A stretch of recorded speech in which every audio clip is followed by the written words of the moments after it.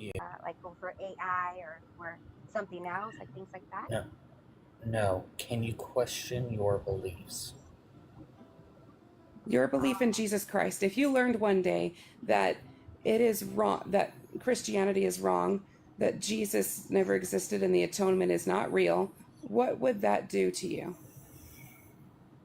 um, it would hurt me, but I would still be happy that I lived my life as, and I'm not neither good or bad, but I live my life loving and just being a part of here and learning as much as I can, whether that's wrong or right.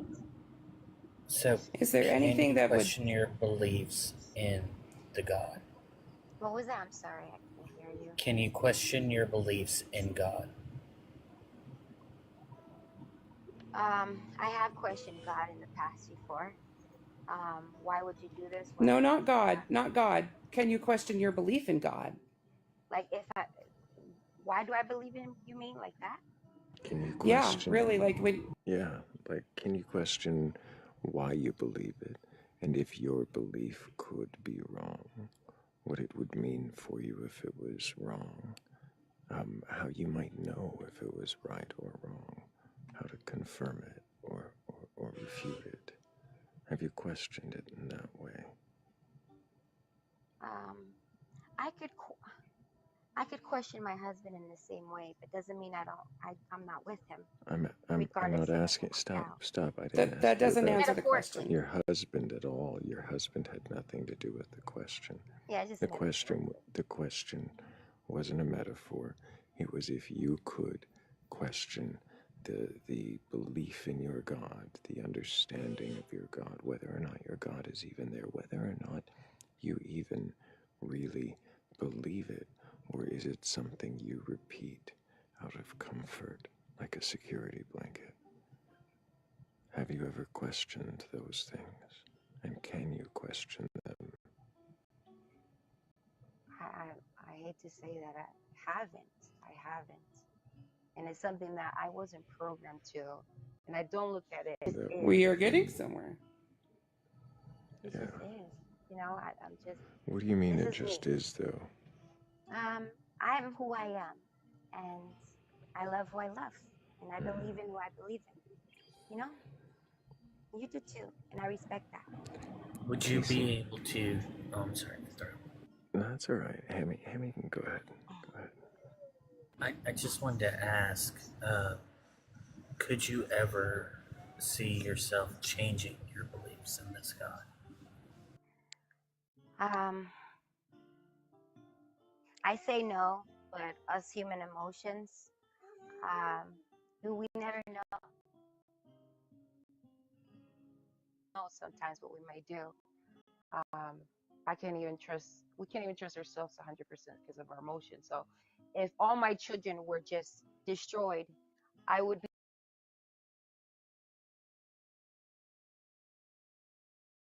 if all my children were just, I Could feel you like he's not the see? one that would do that.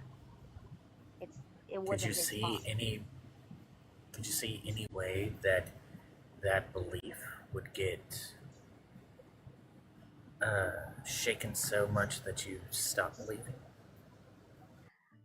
I recently had an accident 10 months ago.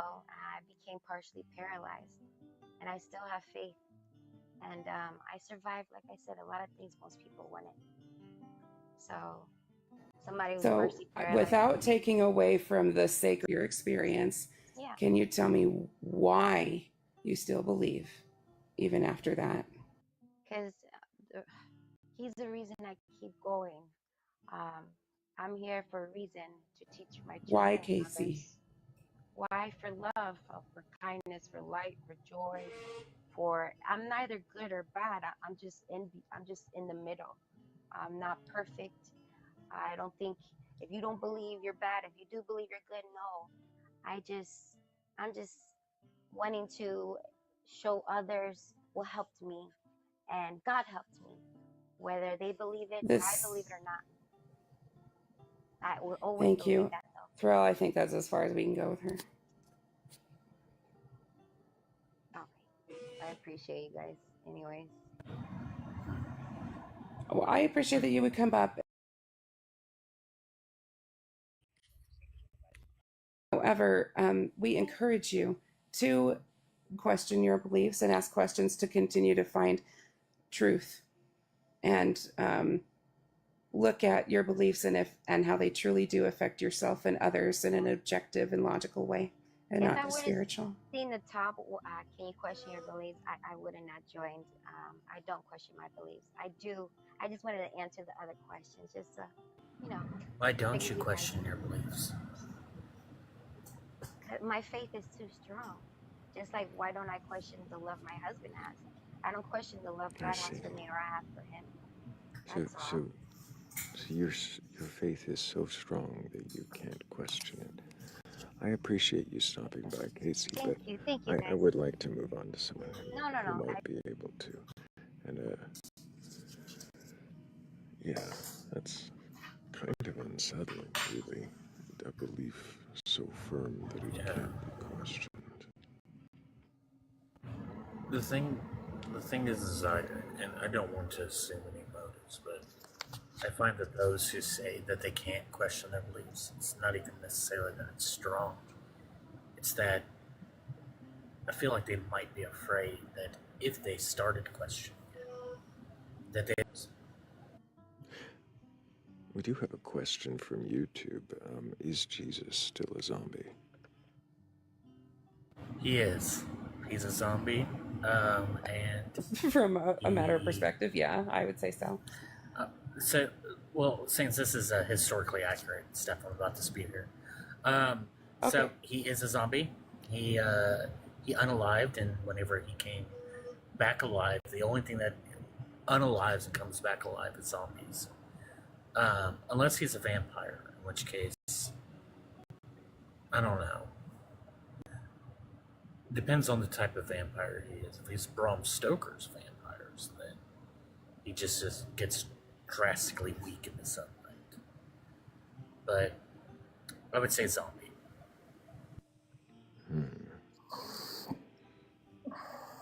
Welcome up 405. Can I get your age for TikTok TOS? Yeah. Oh, Catfish has been up here many times. He's in his 40s. Yeah, Cat's I'm one of my friends. 45. He's been up here many times. I don't remember the name. Do you have a belief in a god or gods higher power or anything like that? Yeah, I'm a Christian. Have you read your Bible from beginning to end? 100%. And you believe it to be entire? Not the second one, not the literal part, not all of it. But entirely true. Yes. So anything that seems contradictory or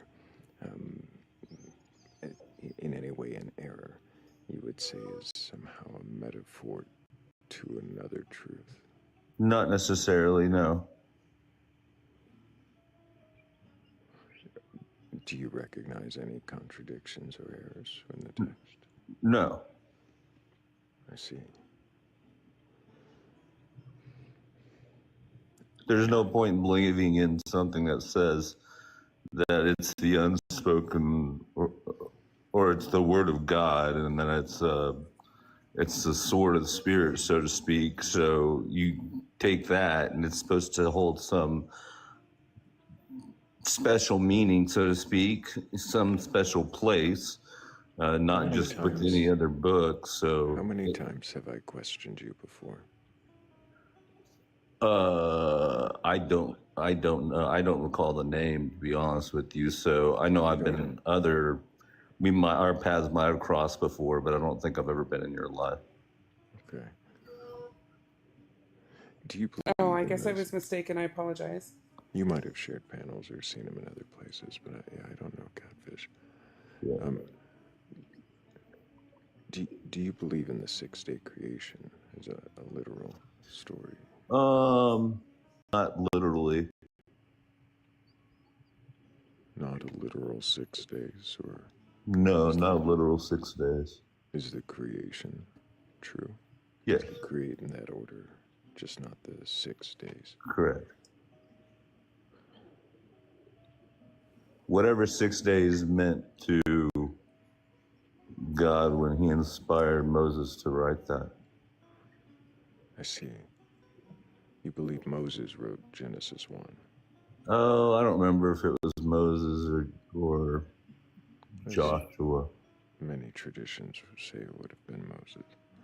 Yeah, I think it was Moses, but I also read somewhere that some prognosticators think that it's Joshua, but Interesting. And you believe in Genesis 2 as well. You believe the Adam and Eve. the fall. That would be Genesis 3. So I believe is true. Is it the one in Genesis 1 or the one in Genesis 2? Explain the one in Genesis 2 for me, if you would. Sure. I mean, I can read it real quick, but... Yeah, Genesis 2:5 is where it would begin. Okay. Where it says before there were any plants in the field. I don't know which translation you're reading, so it'll be some variation of that. Sure. Because the Lord God had not yet made it rain, and there were no people to till the field. Then it says he creates a mist, and then he creates a man.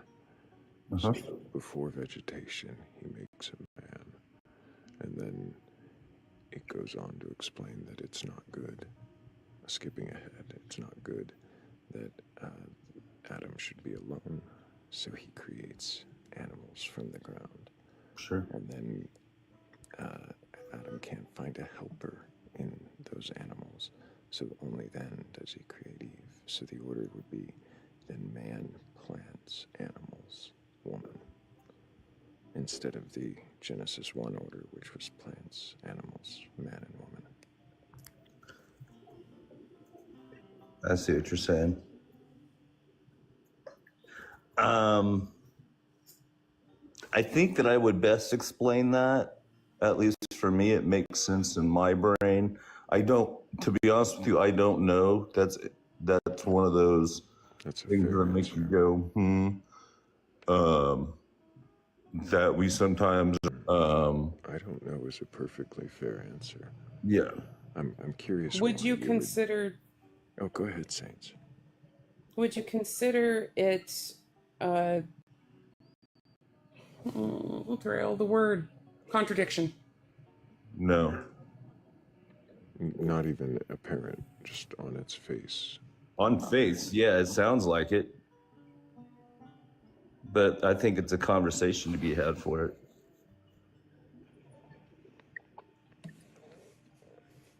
Is it possible that if this contradiction were just as apparent in the original Hebrew, that it might actually be a contradiction? Is there any room that a contradiction could exist within the text?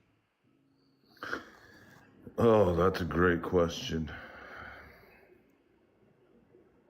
Yes, however, it's kind of like the reason I believe in today's Bible, and I don't go back and try to read from one made in the time and learn that language.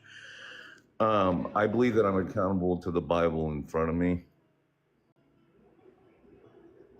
So even if the Bible were changed, bastardized, completely altered, yeah, and the message usurped, you would say that you are accountable to that usurped, changed message by God. God would hold you to this altered Bible. Very easily. That's where it becomes extremely dangerous when that occurs. Why do you think that you would be held to that Bible if hypothetically, if it were completely altered to say something,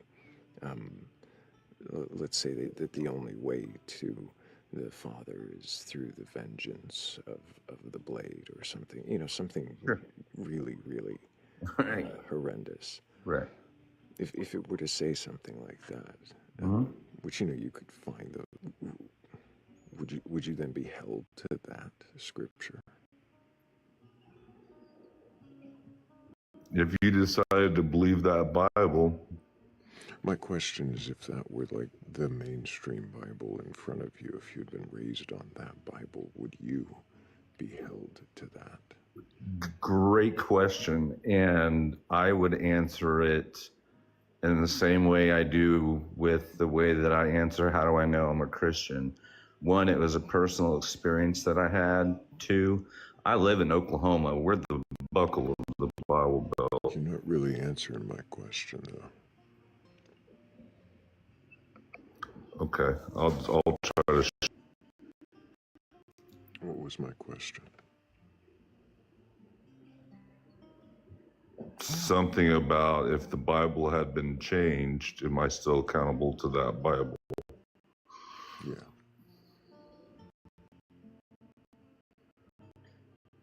I wouldn't believe in that. Bible. I would not believe that Bible. How would you know? Because I would do the same thing. That's what I was trying to explain, is I would do the same thing I did in college, which is study other religions to determine if I believed what I believed because of personal experience and because I really believe it, or am I a product of my environment? That's something that I actually pursued myself. Been Can there. you confirm about that? I know that we have guests that come up. Well, I've studied this, that he did. He did this. Just confirming that.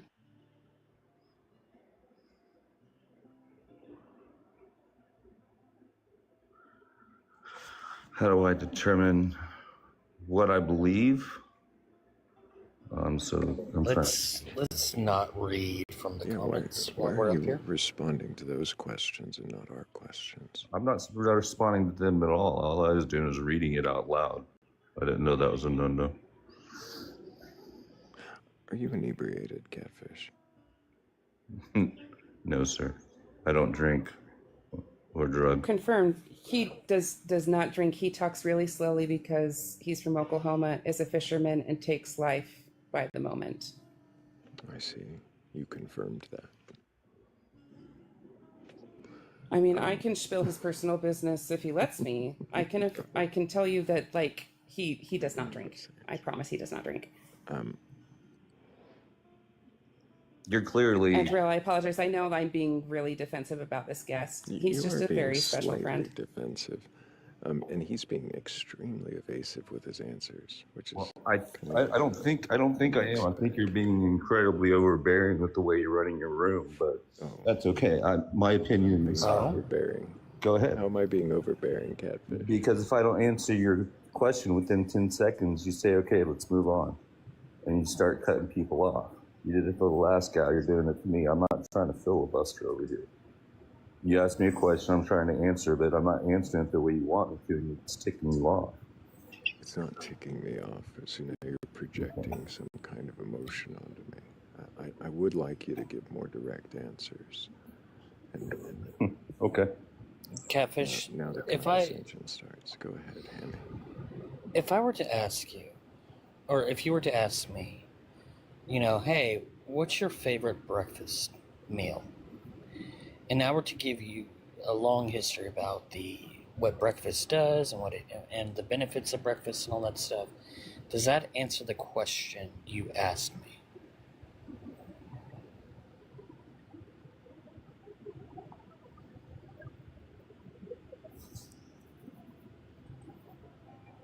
I think you need to go back to the drawing table with your metaphor. No. No. So the thing is that you're doing the same thing here. No, I'm not. You're going around the question. You're not No, answering I'm not. the I question. feel you are directly. as well. Okay, ask me a yes or no question then, so I can't. Ask me a closed question.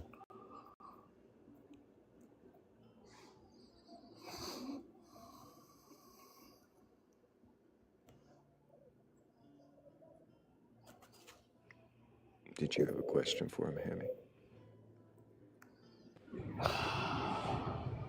Then you're not going to have any. You're asking me to step down. Go ahead. Why is he so defensively postured? Like, we're just asking if you can question your beliefs. Let's start on that one. Can you question your beliefs, Catfish? I just responded to Yes that. or no? I just answered that 2 minutes. I'm asking you Explored now other- again. You said to ask you a yes or no question. Can you answer it again? Yes. Oh, can I answer it again? Because you weren't listening the first time. I'm My answer asking. is yes, I'm I asking can. I'm asking to reiterate because it doesn't seem like you're actually engaging in that way. I have already done that. So you're saying yes, you can. What does questioning your beliefs mean to you? Can you? The core of my beliefs,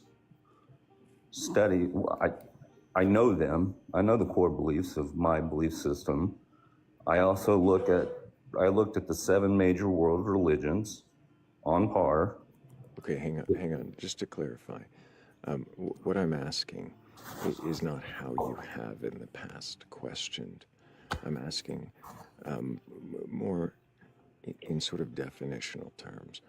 What does questioning beliefs mean?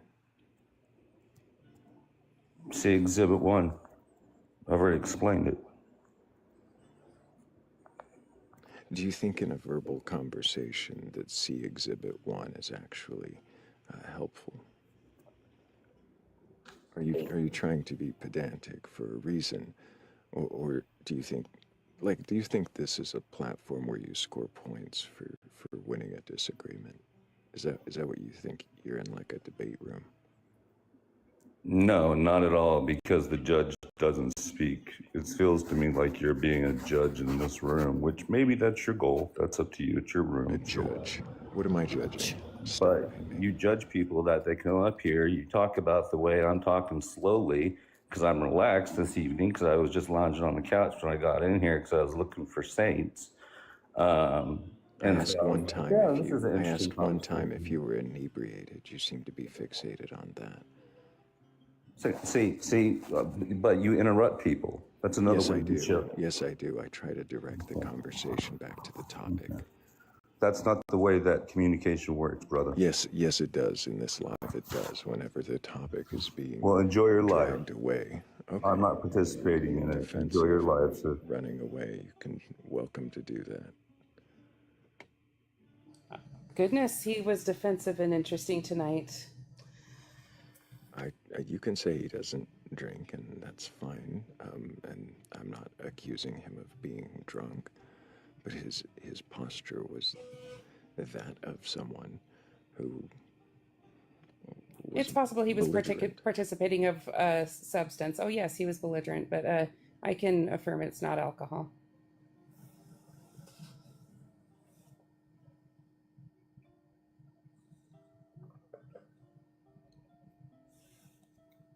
Sorry that didn't work out. I have lots of good conversations with Kat. It's unfortunate he chose to take that posture tonight. He's a good man. I'm sure in other ways he is. Not everybody's, it's not a judge of your overall character, I don't think. Oh, I know. He's just my friend, so I just thought I'd put it out there because that's what friends do. But it seems he cannot question his beliefs. I affirm that. Certainly seems as such. Hello, John. Can I get your age for TikTok TOS? 24. Do you have a belief in a god or gods, a higher power, or anything like that? Yes, I'm a Catholic. A Catholic. Have you read your Bible from beginning to end? No. Why Definitely not at the same time. But this is my second time up. And I've sort of change your profile picture. I did not. Okay, then I just have a very terrible memory. So I was the guy that was staring in the mirror. I'll be honest, John. I throw that metaphor around a lot here. I believe it. So we held up a mirror at some point, kind of loosely. Is that correct? Yes, I think we're the mirror. Yes, I was using philosophy, And then the mirror was sort of this experience, subjective experience I had where like attributing that to God is sort of a leap. Or it is a leap, of course.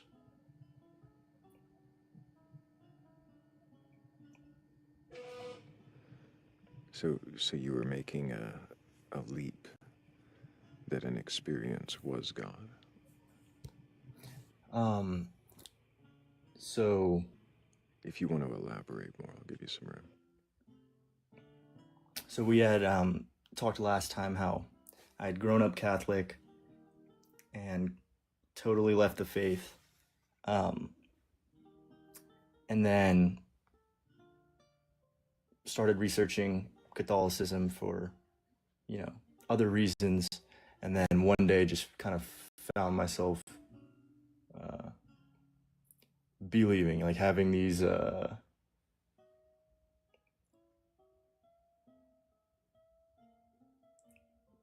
I guess subjective experiences. You can call them feelings, or and that led me to faith. I see. So certain subjective experiences led you to faith. Certain feelings, more than anything. Not even like a supernatural occurrence, not a Ghostbusters kind of apparition, but a feeling around a circumstance. Yes, and that's kind of where we left off last time, was kind of That was the mirror that we held up. recognizing that what I was having, like by definition, right, was a psychological experience. And I was using it as evidence because I found just how I ended up from the ardent non-believer I was and fully satisfied with it, and then somehow ended up back into faith. And then but what I'm struggling with is I'm fine to recognize that it's a psychological experience. That doesn't necessarily matter. What matters is kind of what I attribute it to, right? And I guess in that case I attributed to God, and I'm trying to figure out if that is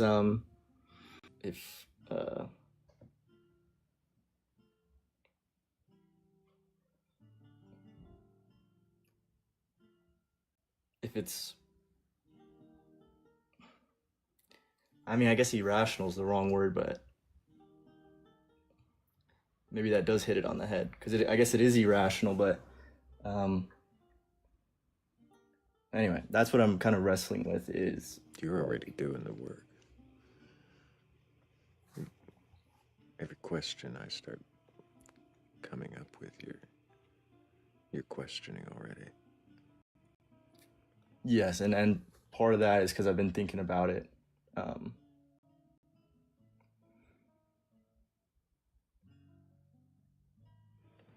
And I guess Why does it matter so much that there be a God?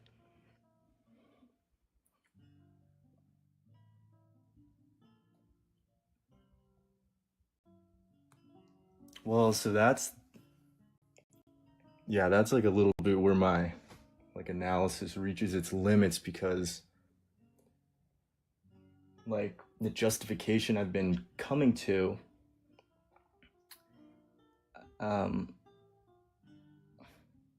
is that I'm free to choose, with my subjective evidence and experience, I'm free to choose, right, a belief. But if you take that to its end, I'm just choosing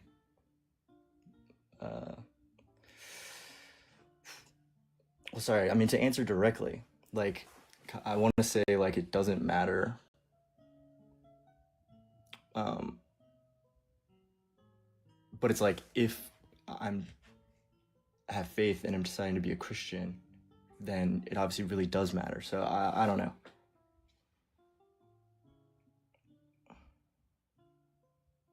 It really matters if there is a God, then it really matters.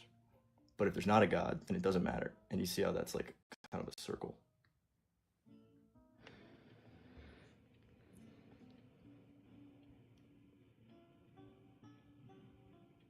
I do.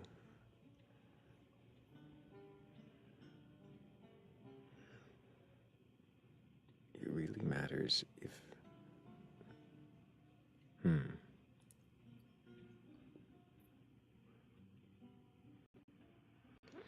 If there's not a God,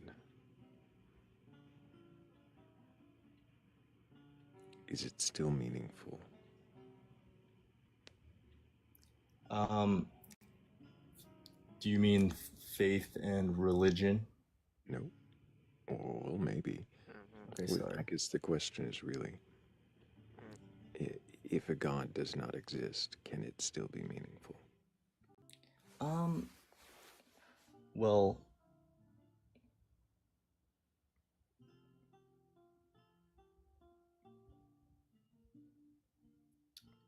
I mean, I believe that life can be, but I'm trying to figure out if I think religion can be, or faith can be.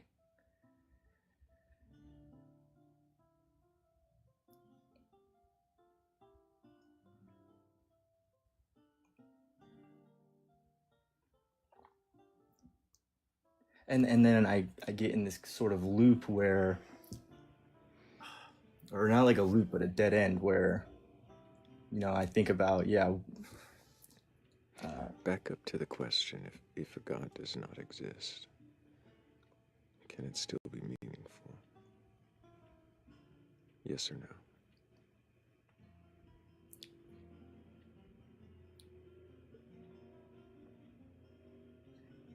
no? It's hard. well, You purely kind of just for answered. clarification is, like, what's the object of that? God. Okay, God. It is God.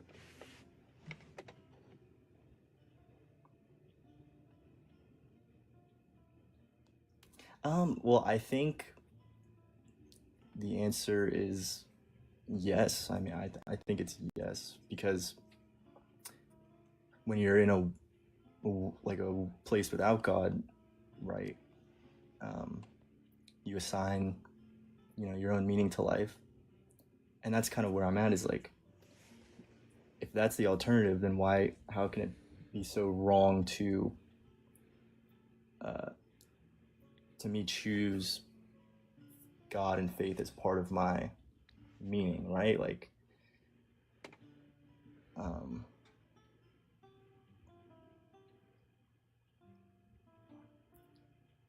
if with no God, I guess my answer is yes. If with no God, you have to find and assert your own meaning to life, then I don't think there's any reason why you couldn't choose A made-up God. Well, I guess I'm tying the religion aspect into it, but God Himself.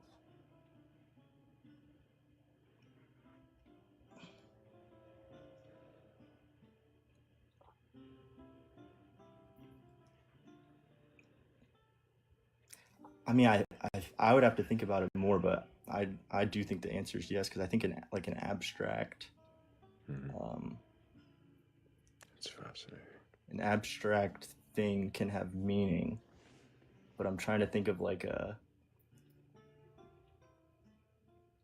like we have love, but I guess and that's abstract, but I guess it doesn't exist.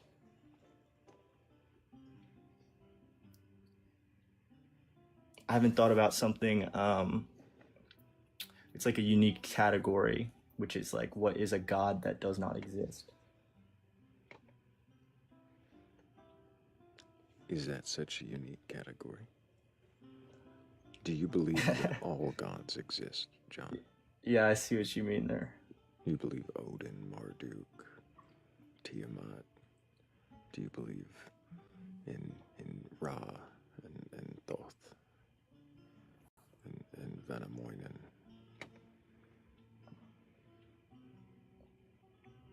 Have you ever heard of reverence for gods as a cultural practice rather than a religious one?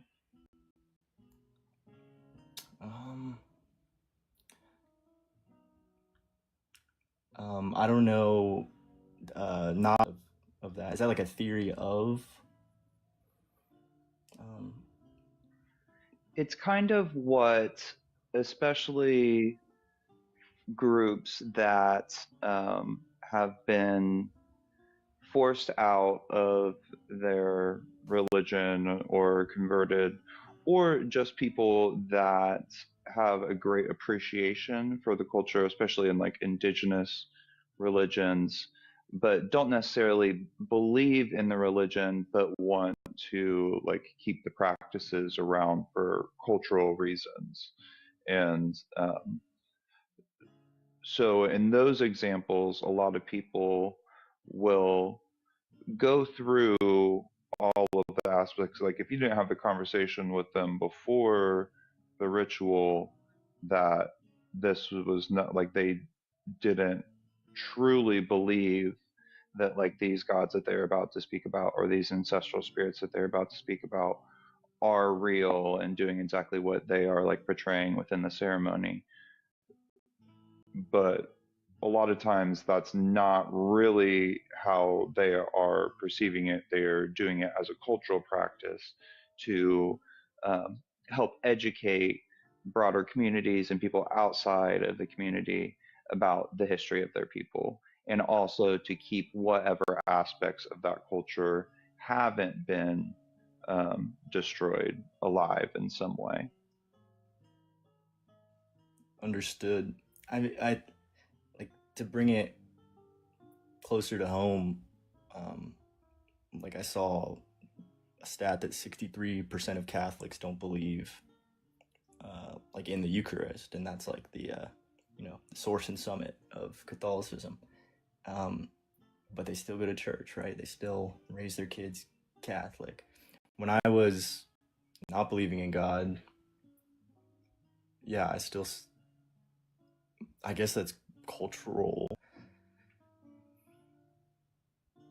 Yeah, there's a lot of people that don't realize it or even give themselves the title that they are just like culturally Catholic and don't really follow a lot of the tenets being given on high from the Vatican, but are just there for the um, sense of community, the awesome food that you're going to get right after um, the ceremony, and like where else are you going to go hear a 3-story tall pipe organ just getting played to like all get out?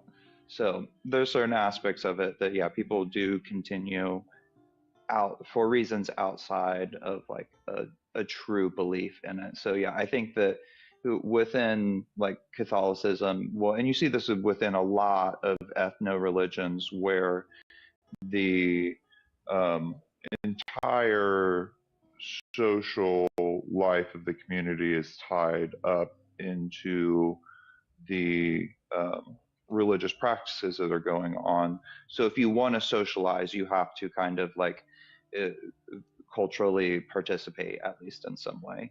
But in a lot of those ethno religions, there's not also the kind of like it's a heaven or hell situation where like you're going to be damned if you're not following these tenets exactly. So that's where you can kind of start to see a, a blur between how some of these ethno religions work and kind of where Catholicism is heading, even though it can't technically be an ethno religion because it's not tied to one people group. It's getting old enough that a lot of people are practicing it more culturally than religiously. But there's also, when you're raised in it, this like fear to admit that to anybody. Yes, and I guess whether it's true or not, I have to well, I guess question, but I felt like I've arrived here. Like the only reason I'm here is because I felt like I was, well, I guess I feel like I am, didn't choose to be there. Um, and then when I came back to it, it was on faith. And I don't know if, I don't know with that example, do the people,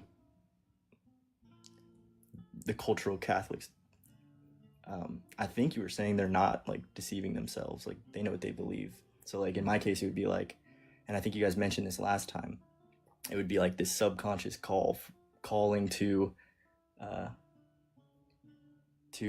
back to a community and back to familiarity.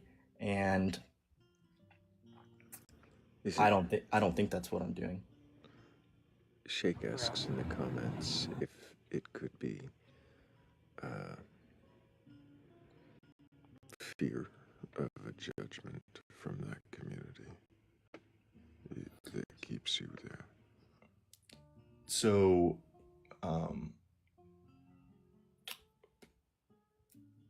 definitely not. And I'm saying that honestly, just because like my family is not religious and my like. Real quick, John, while you think about it, just for a second, Hammy wanted to pipe in, and I think he wanted to drop out. I have an example here. Oh, he had something. See, Go ahead. yeah. See, I take this as kind of like the last episode of The Sopranos, where basically what ends up happening is there's the middle of a conversation happening, and then right as soon as somebody says something, it ends up getting. Thrayle, did you forget? Did I forget what, Hammy? I was going to let you go for it. No, yeah, you were going to let me go for it all the way up until I couldn't continue on because then it wouldn't have made sense at all.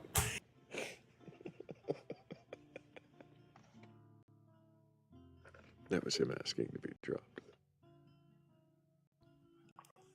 Oh, I was so lost that time until you dropped them.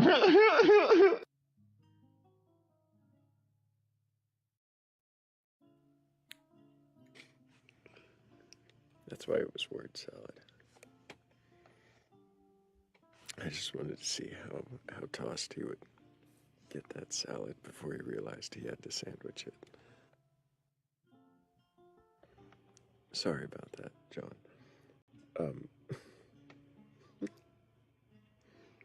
That did make me lose track,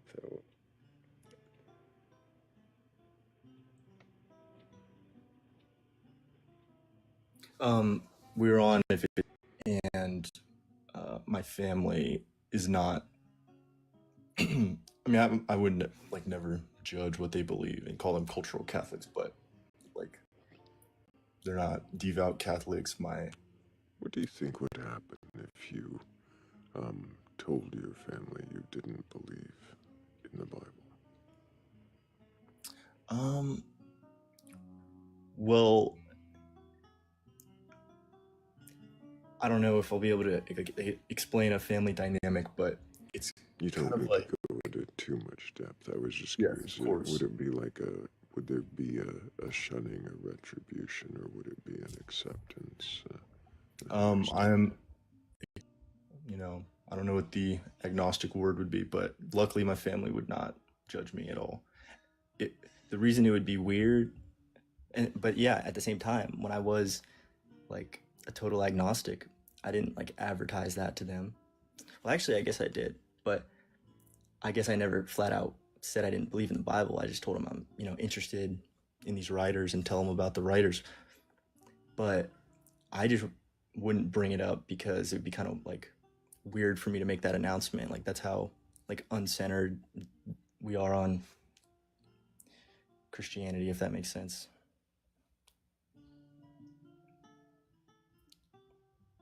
But I mean, I think I could confide in any of them and it would be fine. So you think that you don't feel that you would be judged or be shunned by any greater community beyond your family?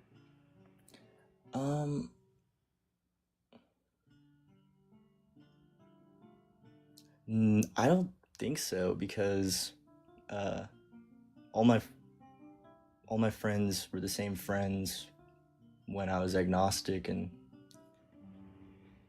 down with all those ideas. Hmm. What what compels you most to believe in Jesus or the Bible specifically? So it was, and I think I'm completely fine with calling it a psychological process, but it's the psychological process where, The feeling. um, well, you know, the feelings are an aspect of it, but the fact that, to at least my conscious mind, without the intention of it, at the at the beginning, without the desire or any goal, I somehow ended up believing, and to me that was extremely improbable. And then, I hear what you guys are saying, because at the same time I had just read all the characteristics of faith and how the Holy Spirit works, so I understand how those things, but that's been my biggest, well, that's like literally what brought me back. And then when I start questioning it, um like there's at least, like, to me, the church and the amount of believers, like, I think there's at least like probabilistic evidence out there. Like, it's like, I know people say no evidence, but there's no, I guess, empirical evidence, and I wouldn't expect there to be. um I don't know, it's, and then, and that's where it comes to the main thing, because, like, I've now realized, right, like, that was obviously not, that could have been a psychological process, but for me to have faith from it, then I attributed that to a supernatural process. Um, and so when I have this calling to faith, because, like, I'd like to think I'm pretty open to, like, reason, or I try to be. Like, is there a definitive, like, reason that I need to resist this, believe, and and If you believe in something that is um, untrue, assuming it is, can that not lead you um, to act in accordance to that untrue thing? yes, and that's where I've been trying to. I mean, maybe this isn't how you should do it, but when I'm trying to figure out if it's like you guys sort of were hinting at last time, where it's just, a totally psychological process, which is completely possible. Am I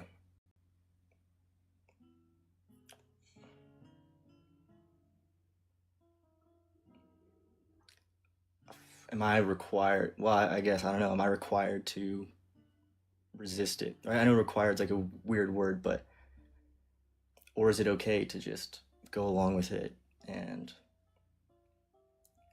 have faith? And I just haven't found, like, oh, and sorry, and so I use, like, evidence, I guess, of my life, and, like, you only have so many metrics. Like, am I more happy or less happy? Am I, a better or worse person from, a third party view? And Can it lead you to be a worse person? yes.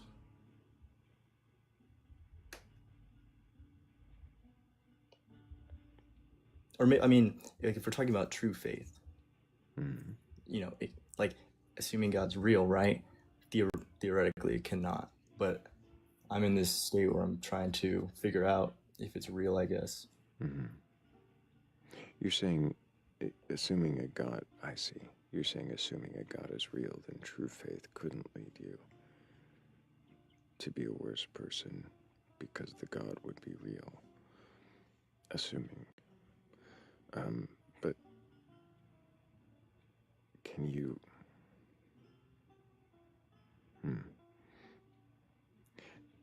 Can you ever... Well, let me ask it this way. If you believed that God was real, if you felt more affirmed in your... would you do whatever you felt it had commanded? Would you follow through with any order given?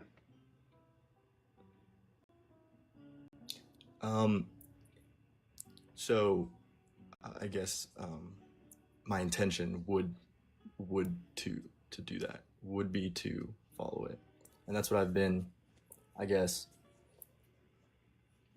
kind of doing slowly but surely, orienting my life to that framework. If you were fully in your faith, would you unalive in the name of God if it told you to? As it had commanded others in the books. Well, I mean, I'm sure you see the problem of that question. No. I'm asking if you fully believed in that God. If you weren't in a questioning mind. Deeply about it would be yes, but I think it's a bit, I don't know if it's called like a truism, but that's like the struggle, is because I don't have that type of faith, right? And yeah, if I knew for sure, then of course. And then you know, we call them martyrs and saints. And I think, I don't know about everyone, but a lot of them probably did have total faith. And then I think what's so interesting to me, and I actually really appreciate that question, are there martyrs who had doubts, you know?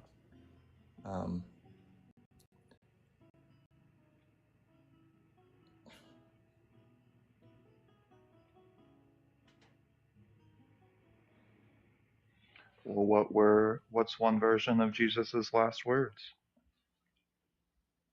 Why have you forsaken me?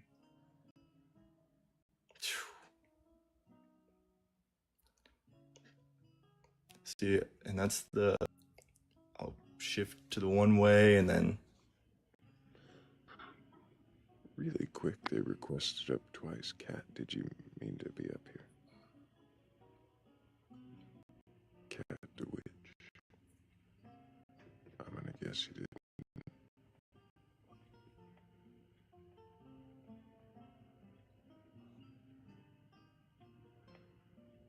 Well, yeah, just to make sure. I'll let you back down to the comments, and of course you can request again.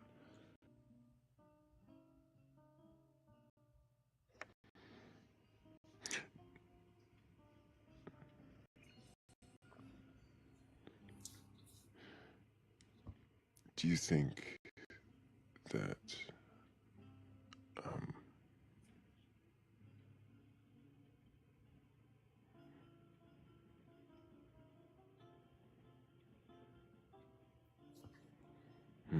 I have to remember.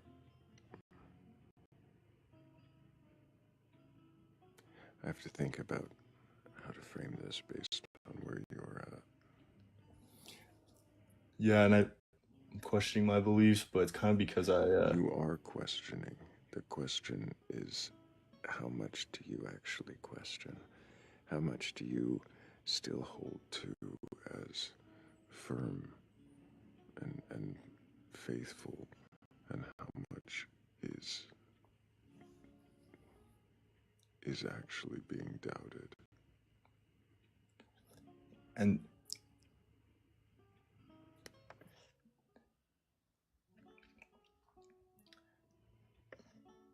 Does it matter to you if... Is it alright if I make just one quick statement and then I'll answer? Sure, John. So it's kind of the cycle that I've been in, where I'm like, hey, I'm potentially doubting this how can I, right? I mean, that's pretty great evidence, and you start questioning and questioning, which is a good thing. But then I'll have Blake when I'm thinking, you know, I'm not a real Christian because I have doubts. And then, you know, we talk about martyrs and Blake drops a crazy Jesus quote, you know, and then it's like, wow. And so, I don't know, does that make sense? It's like going back and forth. I think it does matter if the book is true.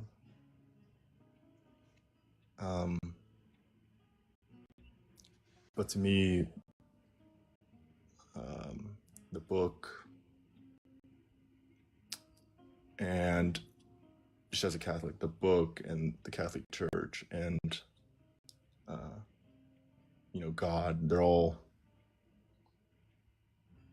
connected. The book, the church, and God are all connected. I should say they are, I don't know, codependent. I don't know what the word. If the Catholic Church fell, then no one would believe in Jesus anymore.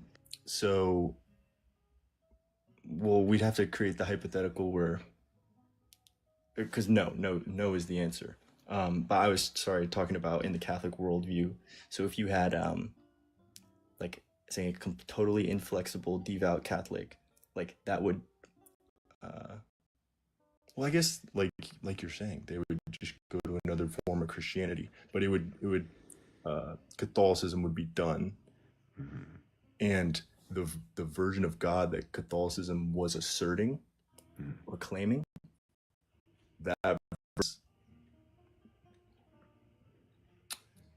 and their well, I guess it would just be their interpretation of the Bible that didn't exist anymore. But sorry, that's kind of a tangent. It is a little tangential.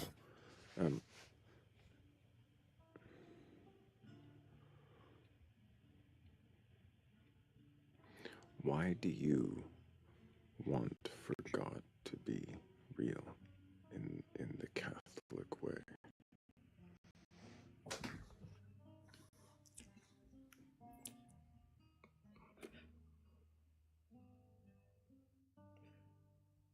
We'll see. I mean, question.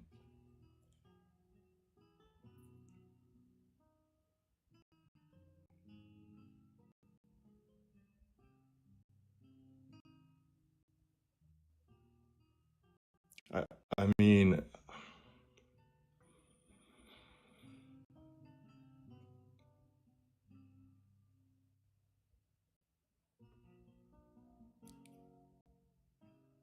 I guess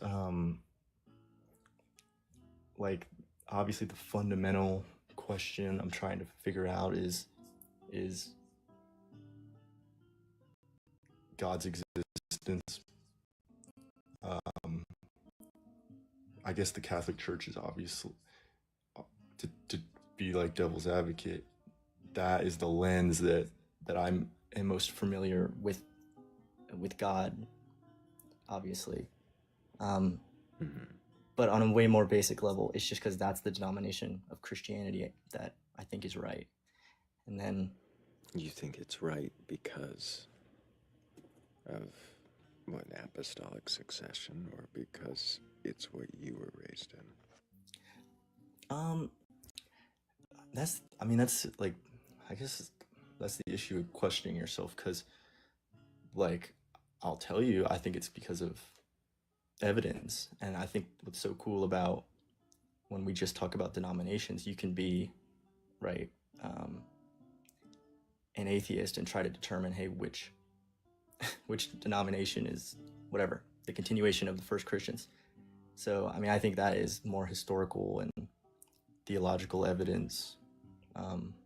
So like that one, I'm making a reasonable decision on based on my current level of knowledge and based on assuming that it is reasonable. Assuming. Yes. I probably shouldn't even like talk like that, but like if you start thinking too hard, you're like, you can't even trust your own, which I think it's good. But you can't, I guess, go your whole life without, well, I'm about to say you shouldn't question yourself. Why would you do that?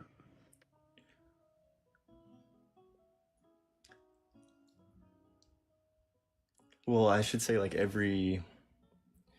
with the church at least, where it's evidence, like at a certain point you do have to, I guess,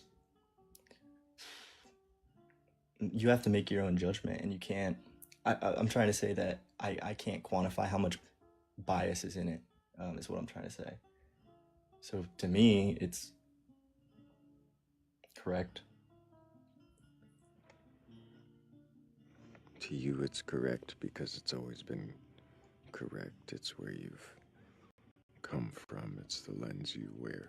It's the parentage you have. It's the community you grew up in. It must be correct because it surrounds you. And so, like my, and like I will ponder on that, but like what, to me, like the reality in my brain is that I've, like to a certain extent, evaluated, the actual evidence, if that makes sense. Like, I didn't come in like kind of assuming it was correct. Well, I mean, I guess I have always had that thought. What if you tried to approach it as though it were not correct? As though you didn't know? You said you've been agnostic before, but in that, did you still assume that a God you just didn't care about acknowledging it? I know people like kind of, people make fun of it, but I was like, I read like Albert Camus, and that's what really... That's right, I remember. Resonated with me. We discussed Camus. So, it's really just not asserting that there's any God, but you're also not asserting there isn't a God. But you do know for a fact that he doesn't affect your life, like whatsoever, at least from your own experience. In what way do you assume that a God affects your life other than the cultural representation of the Catholic God?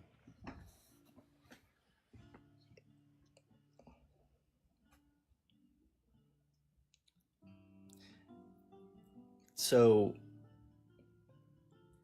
I don't know, this is where I go in loops, because it's like, how do I not use me being like I know better person is so cliche, but it has helped me, I guess, become closer to the idealized version of myself, but which teaches that it does. So I'm kind of in this loop, and then like the only way to get out of it, and maybe there's another way, the only way to get out of it is to say that like you just can't use that as evidence. But I mean, it's real evidence to me. But I guess all that it really is evidence that living as a Catholic, I mean, you get how complicated it is. Someone who has Judeo-Christian values joining a church institution will help them strive to those values, and those are the ones that they value. So it's like, hold on for just a second. I'm gonna have a question. First, I have to thank Duricius, Robot, Heather, Shell, Saints, and Shannon for helping with that previous goal. And if anybody else from a private account helped and I missed your name, well, thank you too.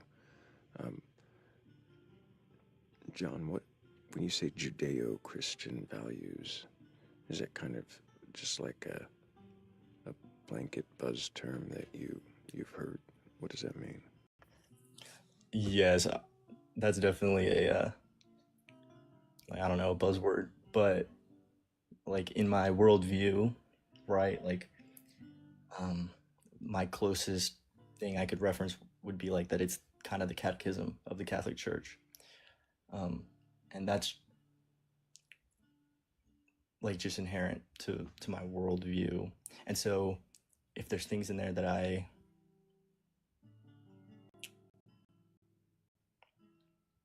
well, yeah, I don't know if that's like a cop out, but I think it is like a pretty correct answer as a Catholic to say that it's, you know, essentially the catechism would be the summary.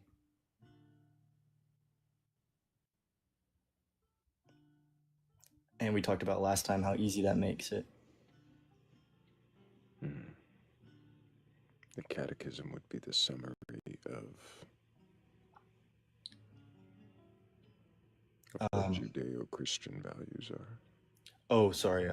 That's what I was asking, yeah. Oh, well, I was going to distance myself from the buzzword. I gotcha. Because I mean, I don't really know what people are referring to because that's very wishy-washy. And I just happen to be in one of these denominations where people use that buzzword a lot. Oh, I was going to say where it's all outlined for me. So we don't even need a wishy-washy word because I can just point to the document. Which document? The catechism. Which values are you supposed to be upholding? Well, essentially, I guess on the spiritual side is to love God. Sorry, truck's going by. So you got to believe in and love a God.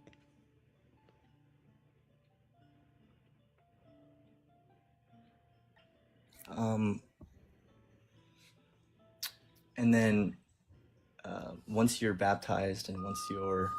You got to get baptized. Yeah, I'm going to... That's a loud truck. Well, it's a good time to remind everybody to tap the screen and share the live. And if you haven't already, hit that repost button in that share menu. Go ahead and do that. That helps get people from your following list to see it in their FYP. Maybe they'll join in and be courageous enough or curious enough to question their beliefs.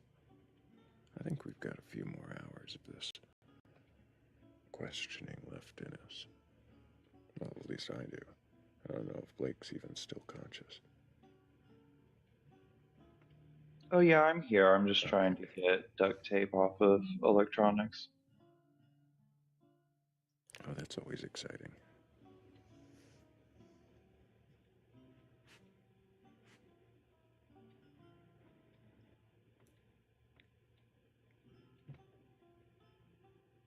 John's still waiting for a truck to back up.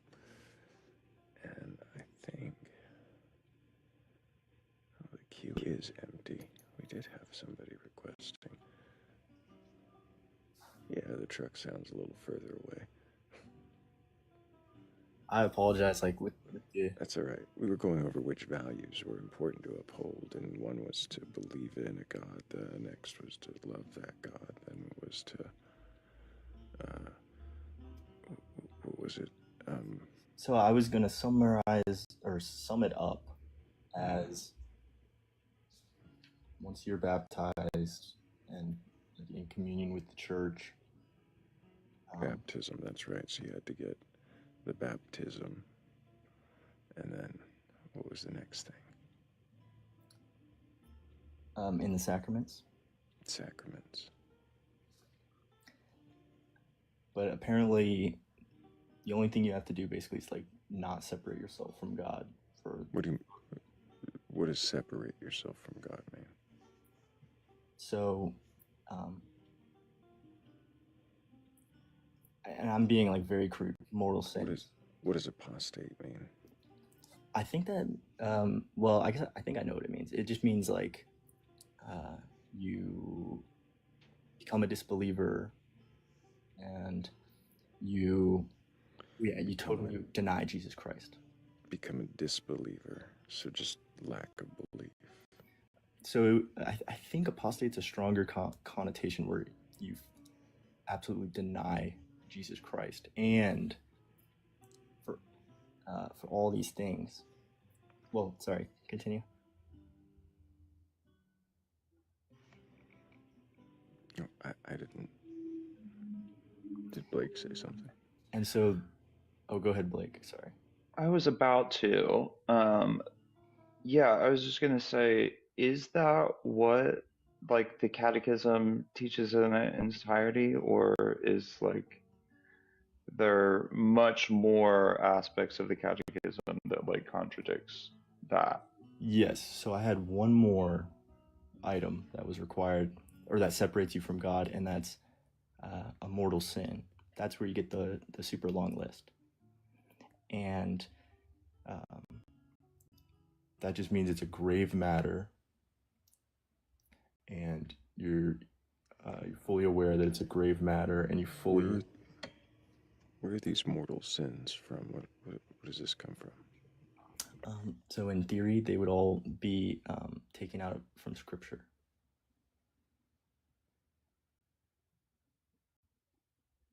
Or they have their seeds. That is what they call it in Scripture. We lost the music. In theory, they're in Scripture. Have you seen in Scripture where they are?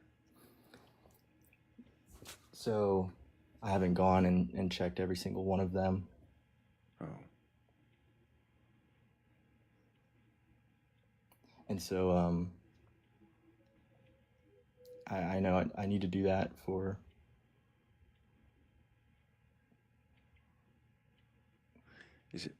Is there any reason why you would follow them if they weren't represented in Scripture?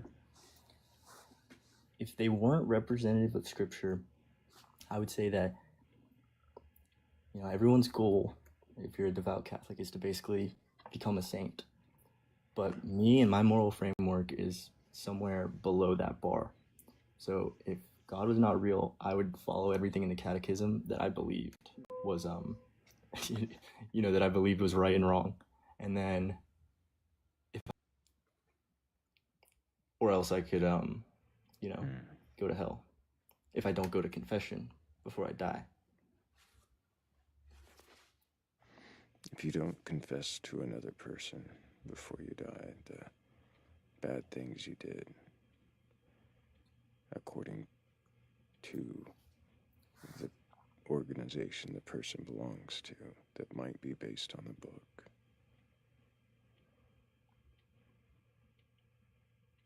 then your mortal soul, what will happen to it? Your immortal soul. Is it mortal or immortal? Immortal. The soul is immortal. Okay. What happens to it? So if you don't confess and you do one of the sins, the mortal sins. So I'll answer directly, but the caveat is there's also perfect contrition, where confessions would be the normative way, but also if you're actually just sorry in your heart and you couldn't get to confession, then we believe you're going to heaven. Or so then the whole confession thing is kind of irrelevant. It's more of a voyeurism thing. Would you be interested in an explanation, a quick explanation?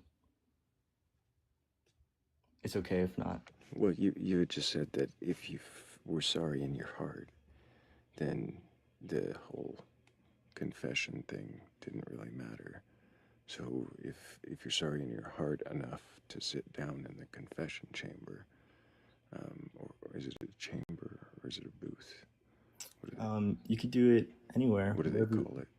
A confessional. I know you can sit in the confessional. So if you're sorry enough to sit down in the confessional, then aren't you, couldn't you just get right up because you're already sorry? Why would you have to tell another human the thing you did unless it was for their benefit? So to go as quick as possible, there's is a little bit advanced, but when I said you can be saved without confession, that's called perfect contrition. So the reason that you are remorseful and I don't know the technical term, but the reason that you're sorry in your heart is because like purely for your love of God. It's not like a perfectly defined thing. It's just something we believe God has the capability of seeing, a perfectly contrite heart. But I can go to the confessional, and if I'm still, say, at halfway through this theoretical development to sainthood, I may only be going because I do believe in God and I fear hell, but I'm not actually sorry. And that's called like, I think like imperfect contrition. And does that make sense? And that can still be, that's what is specifically forgiven at confession.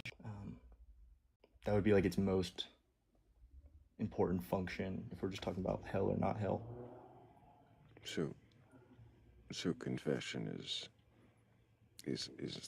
the fast pass, and perfect contrition is like the hard word. Or it's the other way around? Oh yeah, it's the other way around, I think. I see. Yeah. Generally. So, and then, well, what I'm wondering is if this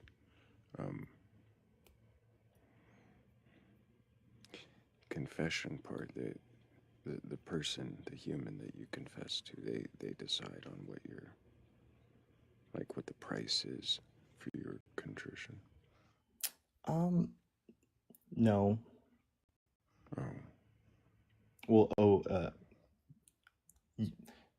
But I think what you're referring to would be penance, and yes, they do decide that, but that doesn't determine whether your sins are forgiven or not. I'm pretty sure the way that the sacrament's written, although it is kind of meant to, he's like your spiritual father, so there's a benefit, at least for some people, to confess their sins to someone who's objective and won't tell anyone and will not judge you. And then objective. Are you sure they're objective? I mean, they have a viewpoint too, right? I think, I think all humans are subjective. I should say a third party. Probably a judgment based on their understanding of morality from that book.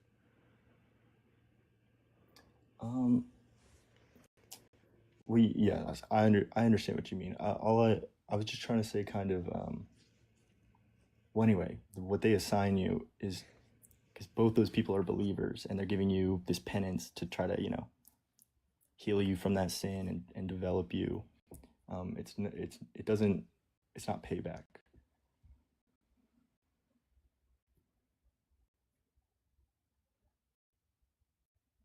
Not payback. It's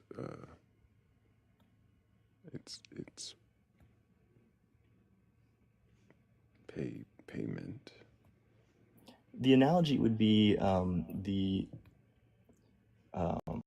I think it would be like getting a prescription from a doctor, but this is your Catholic spiritual Christian doctor, and you don't have to take your medicine, and you're probably not going to die. You should probably take your antibiotics. You can take half the bottle, and that may be like somewhere in the middle.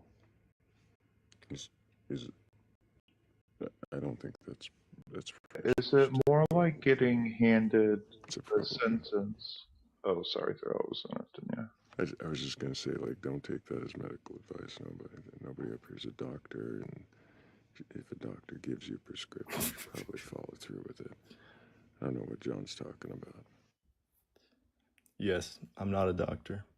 Go ahead. But when you go to confession and you tell your priest what you did, and now it's not even private, you have to do it face to face with them, they then tell you have to do like 20 Hells weekends, Is that not more similar to like getting handed charity um, work by a court than what you were just describing? In your so I'm proud of my prescription um, analogy, but it didn't include like community service, like you said. So for prayer and like whatever fasting and all that, that's the prescription. But when we talk about people being ordered to volunteer at the church, I would have to research that because, yeah, that would be evidence against the church if that's. I've never heard of that, but I sounds like it could be true because that is I don't know. It seems different, but it's not different because it's charity. But yeah, that would be more like getting assigned it by the whoever experienced is your penance is prayer or well yeah, usually it's only ever been prayer for me. And that's just between you and the priest and there's no social pressure to show up to volunteer. But that would be messed up.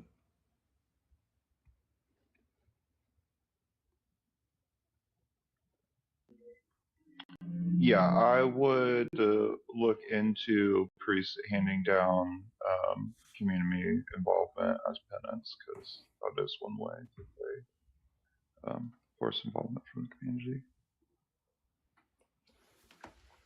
I will. I really do appreciate it because it can do no wrong, you know? Like, Yeah, if you can't make a mean sheet of mac and cheese, you're probably not getting guilt tripped that way. But like, yeah, the aunties get that.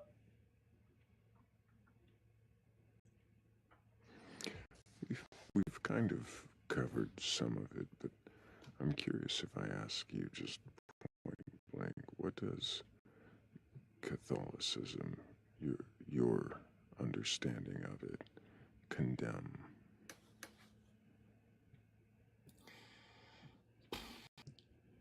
well,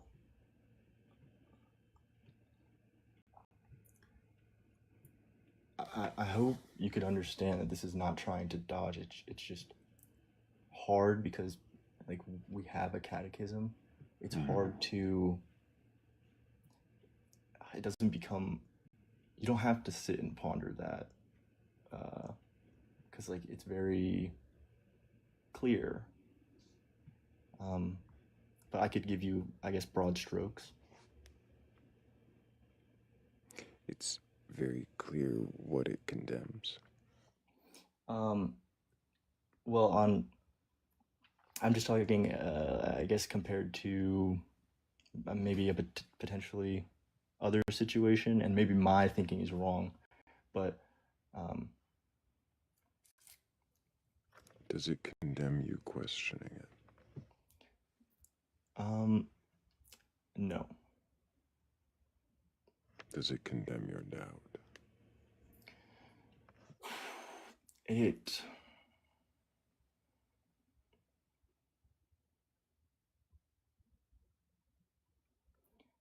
and this is like projection when you read other people, but there's like a quote in the faith section of the catechism. It says like 1,000 struggles and not one doubt. So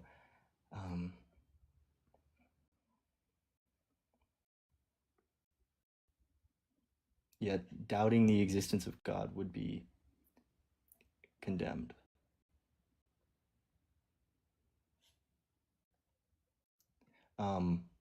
But I think we. Do you, John, do you doubt the existence of your God?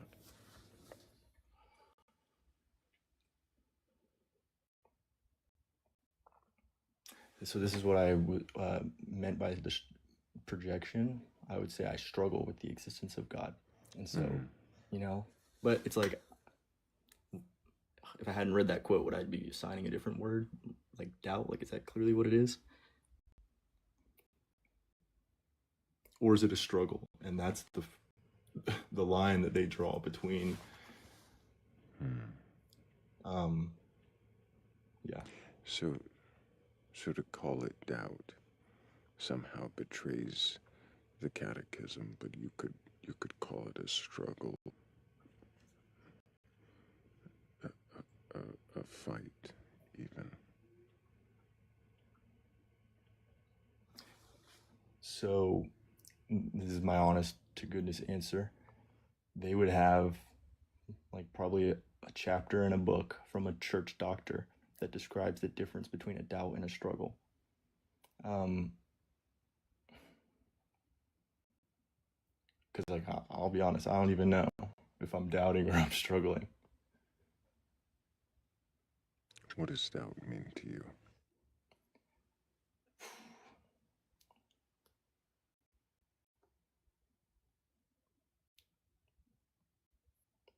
Well, yeah, so I mean, I think it's probably pretty clear, I guess, based on the context that that God's not real, or holding the belief, or yeah, believing that it's possible that God's not real.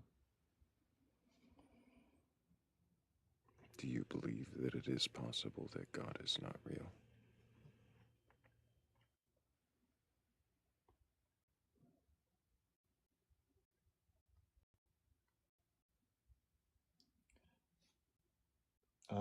Yes.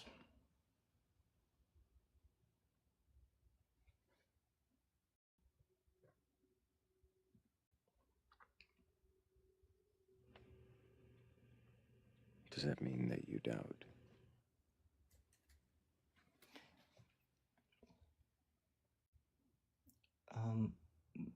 By our working definition, absolutely.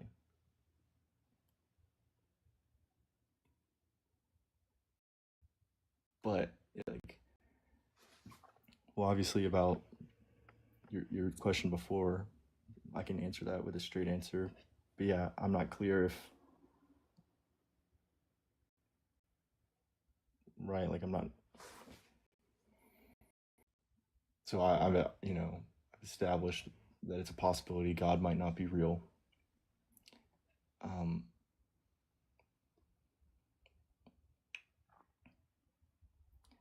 Like you kind of your theoretical next step, if you wanted to be really by the book, right? I would go talk to a priest about that and actually figure out what state I'm actually in, and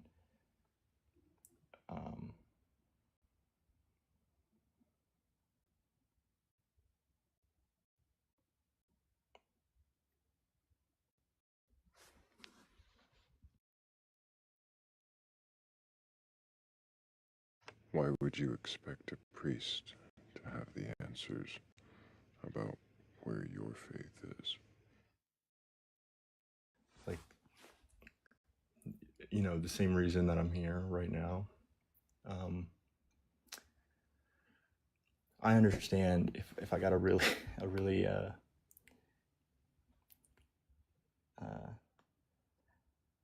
priest with really bad priesting skills, then he might just like yell at me or whatever. But the priests that I've interacted with, and again, it's not the norm, or maybe it's the norm, but not all of them. They wouldn't take that angle. They would talk me through it and ask questions.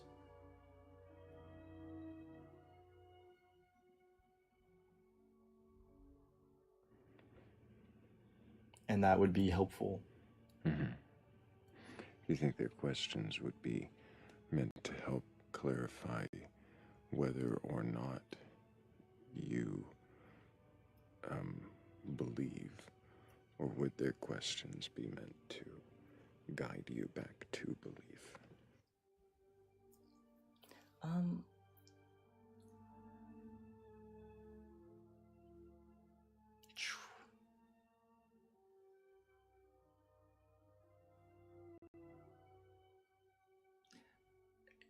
So that's the problem, Thrayle,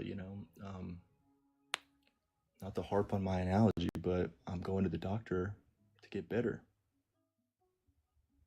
So the doctor has a particular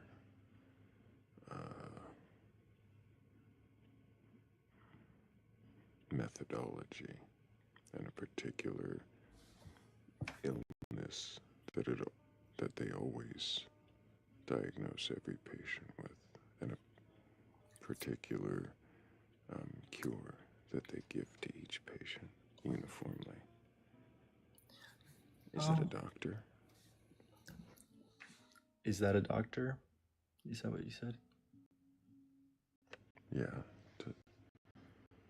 If they give the same diagnoses of the symptoms.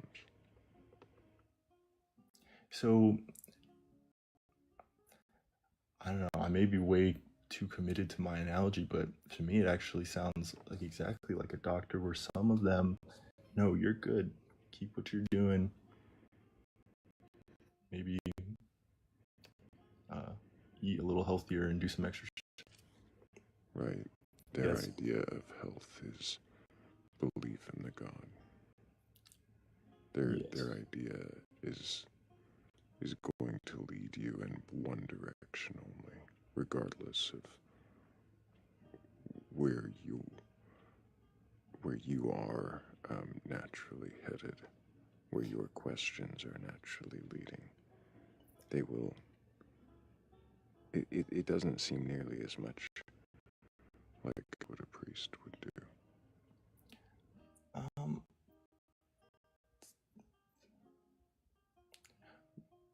So I'm just struggling for the doctors that where their sole goal is not to, with how they don't have a goal. But in your analogy, the priest. Oh yes. So that and see how that taints the analogy. So, the analogy for me is because it's in the two different contexts. Because when I'm in the hospital, and that's what I said, if I'm putting my butt in that confessional, I've kind of already made a choice to. Well, John, where the narrative breaks down is that the comparison breaks down is that you, like, in trying to sort of truth, and whereas, like, the priest wants to continuate their brand of faith versus like allowing you to truly have the freedom to like explore your faith in any way, whereas like the goal of the doctor is to like maintain your health or like minimize your pain or like Yes. reduce Yeah. harm and outcomes. So like if the goal is to like explore your faith, then why go to the person that only has one answer? So I mean, you're totally right. How it.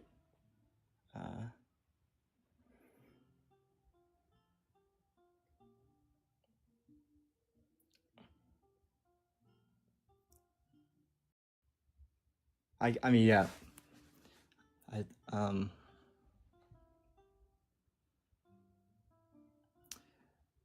gonna stop thinking about the analogy, but It kind of locks you into a certain goal, doesn't it?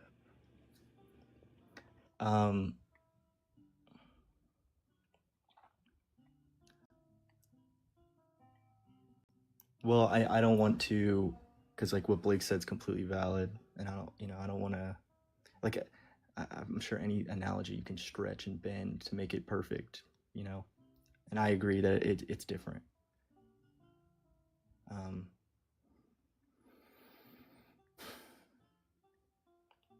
Because a doctor,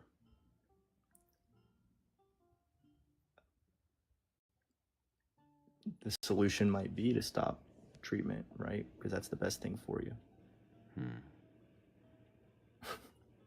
You think a priest would say that?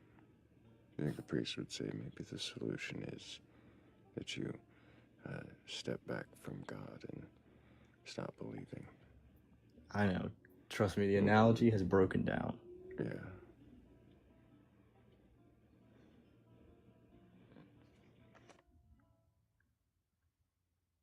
Now, if you are looking for more answers on what your like priest interpretation of like catechism or like the Catholic way is, that makes sense. But if you're trying to do a broader explanation, or I mean exploration or questioning, then that's where, at least in my personal experience, I found that it is very difficult to talk to um, Roman Catholic priests about the problems that you may come across within the catechism or the contradictions that you may come across within the catechism. Have you come across any contradictions? So I haven't, like, this is on my list of things to do, but I want to investigate every supposed contradiction in the church. Like, I think that's the logical next step for me. And like, Why would you need to investigate every contradiction? Would not one or two be compelling enough to? sorry, every if you're a Catholic, if you're a cardinal, there are zero. What I mean is the proposed or the suggested. I don't know, Right. I forget the word for it, but I need to investigate those and I guess make my own judgment and then hope it's not somehow biased, because obviously I'm like, well, that's what I've kind of been trying to get to is I think I keep saying I just need one thing like that to occur and then that'll tip me over. But I'm worried that One I'll see it confirmed as a contradiction. contradiction. Well, you can start by explaining the contradictions in the Bible, because one of the things it says in the Catechism is that it, like the Bible was the way in which God revealed Himself, but as what it really is the Word of God.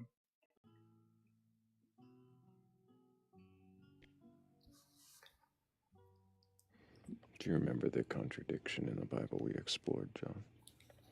Yes. Have you done any digging into that? So I have, and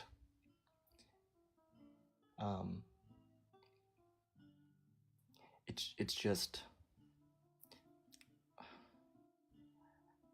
does this make sense? It's like I like, first of all, I search it from a Catholic perspective, you know, which, well, I guess on that contradiction, sorry, I'm back on track. That's just a Christian contradiction, but I happen to use Catholic sources. But there's three different interpretations you can have, and then it's hard for me to keep looking into it because I can just say, oh, well, that one's explained away. But if there's three different interpretations, which one's correct? And those are just ones that excuse the contradiction, right? Are there other interpretations that don't excuse it? Yes, of course. And I guess that's the problem with, I don't know, I guess questioning your beliefs, because I don't have like a hypothesis I'm testing. I'm just taking in all this data, and then, I don't know, both sides have a perfect explanation. And I shouldn't say perfect, but if, say, I am biased to being Catholic and I want to be Catholic, if I want to find that source, I'm going to find it. It's almost like because the church said it, it's not a contradiction anymore. I don't know, does that make sense? It's a closed feedback loop.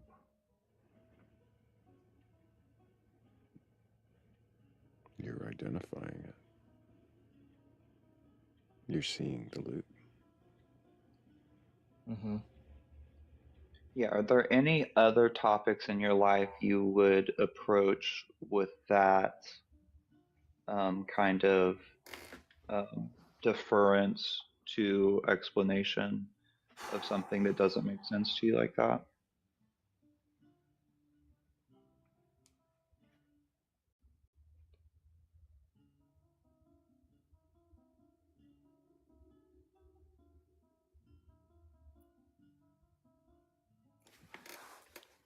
Um,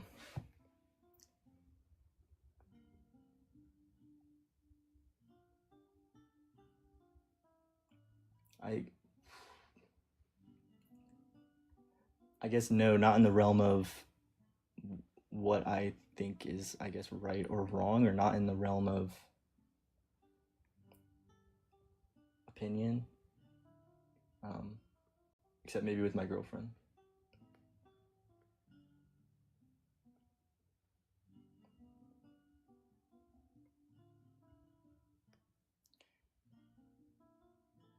If you were to defer to someone else's opinion about the way you should like live your life and have your morals from somebody in a secular setting, and they were asking you to like come to a certain building once a week and you're going to sit down and listen to me talk for an hour, like how would you react to somebody coming up?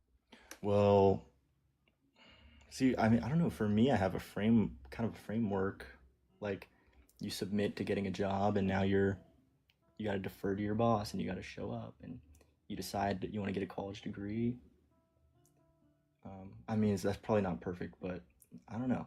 I at least think I have a framework. Yeah, no, I don't mean about like work, but somebody just like comes up to you on the street and is like, I have this great way of life.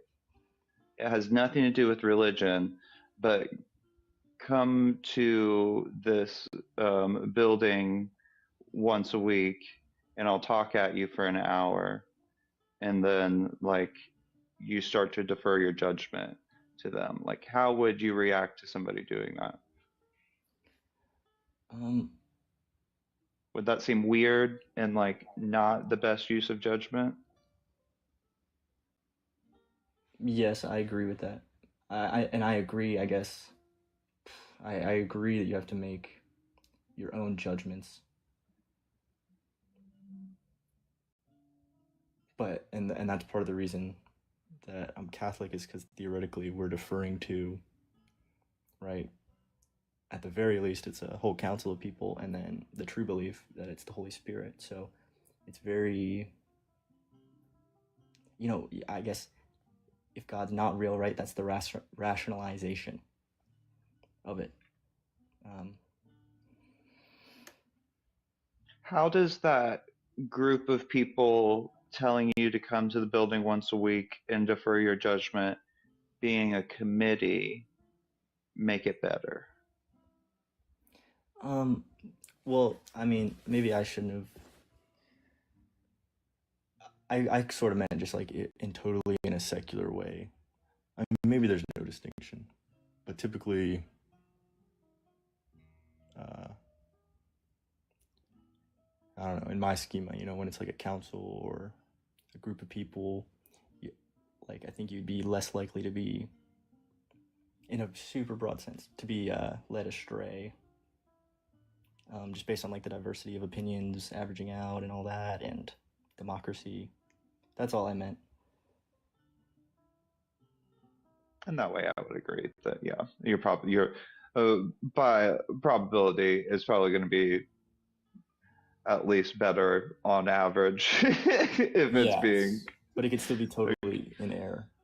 But also you have to think like the committee is not democratically higher ups within the church. Like there are small voting pools, but it is much more reflective of like a discussion and like a feudal knights dining hall than a true democratic process where people are getting like one person, one vote for appointing leaders and committee members. That is something that I have never thought of. I don't even know what form of government that is. It's like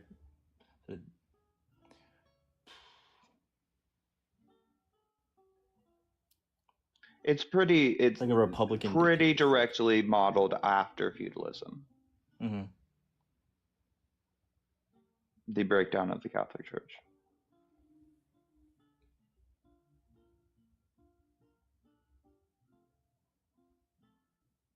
You have regional leaders that rule over and make decisions for larger provinces. You have one person on high at the top.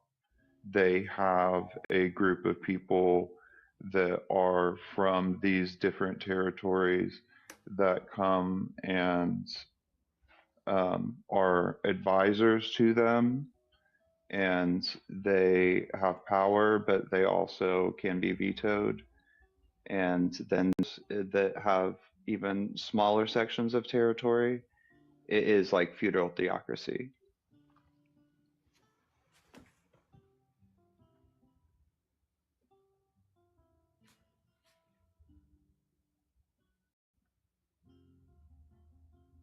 Yeah, I have not.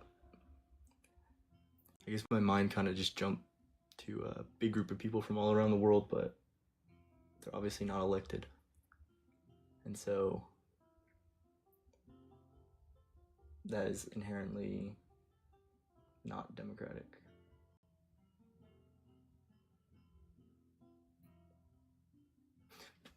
But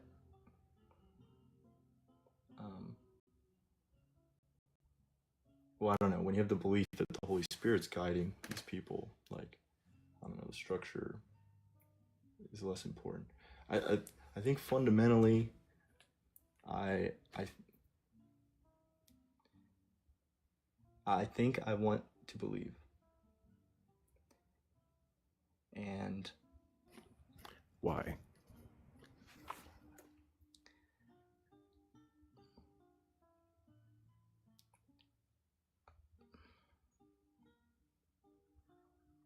well,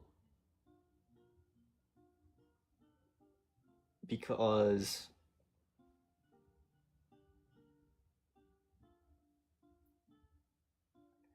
I've developed this faith, but I think, or I should say, because, you know, I believe it's true, but when I say that I want to believe, I can believe something's true and question it well, because I'm just questioning like a fact.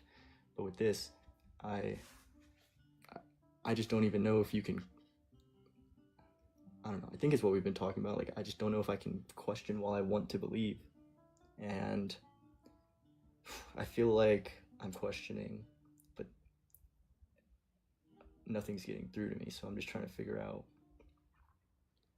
where I'm at. And maybe I'll come back in a few weeks after I try to go through that process. Well, I feel like just saying I want to believe is being very honest with yourself.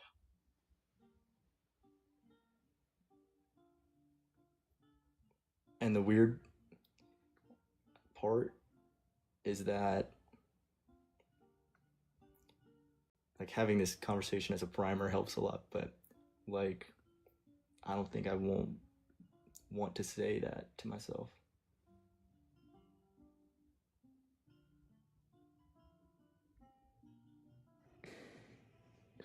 I'm going to ask a question we often ask that Sheikh Zula just reminded me of. Would you rather live with a comfortable lie or an uncomfortable truth?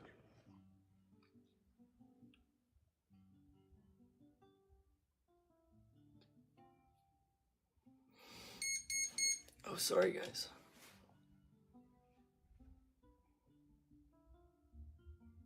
I mean, yes, that's the whole human experience is living in uncomfortable truth. And I don't know, I think I I've thought about this. The whole point of it was that that's living in an uncomfortable truth, and you can draw all these like pretty freeing conclusions, liberating conclusions, you know, without a God. And I thought I was very happy with it, besides when it was, you know, uncomfortable. And then just here's the thing, when I've thought about this, I think it's more uncomfortable that eternal hell might await me if I, XYZ. And so that's what I've kind of struggled with, is like, I think the uncomfortable, like I kind of just reversed it. Sorry, that's hard for me to explain. Mm-hmm. The lie is uncomfortable to you, so uncomfortable that you would rather dwell in it.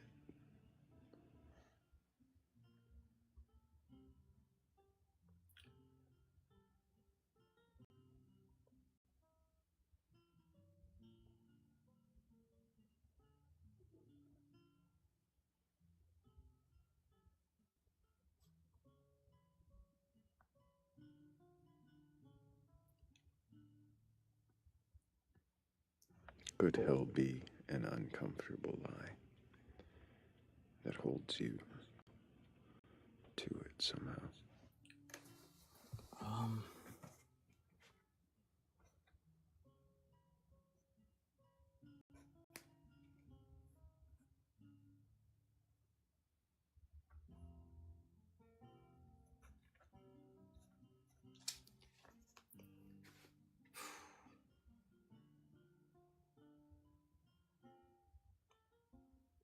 I haven't I haven't kind of gone this far with this reasoning, with saying, you know, I just stopped at saying no, what you're calling the comfortable lie, it's actually really uncomfortable, more uncomfortable than the supposed uncomfortable truth. Yeah. But I've For never. you, the hell is more terrifying than an abrupt end. Yeah, I've never taken it or like tried to draw conclusions from it.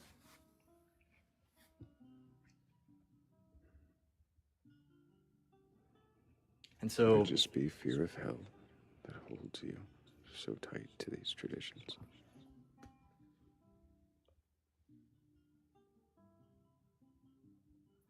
well, and then Thrayle, it only became an uncomfortable. Well, we're assuming it's the lie. It only became the uncomfortable lie once I started believing. Hmm.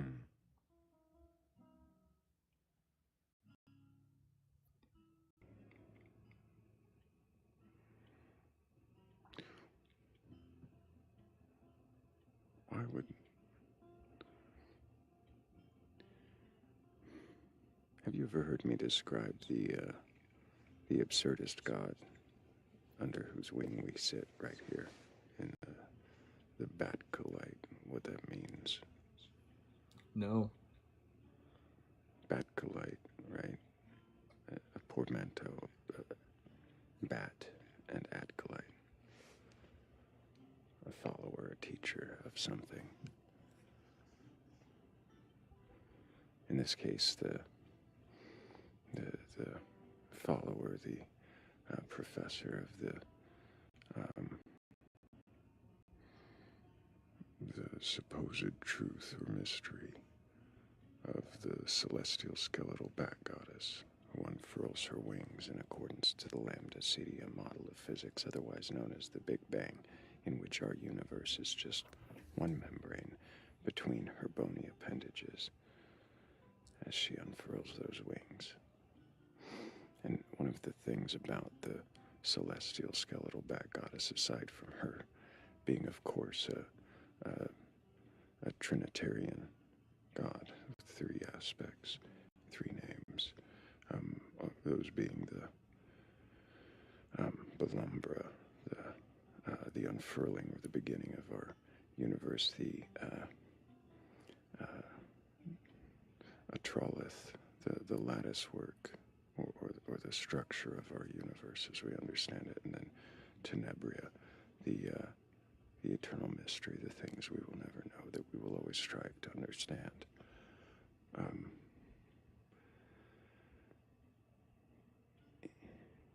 In hearing about this deity, this creature in whom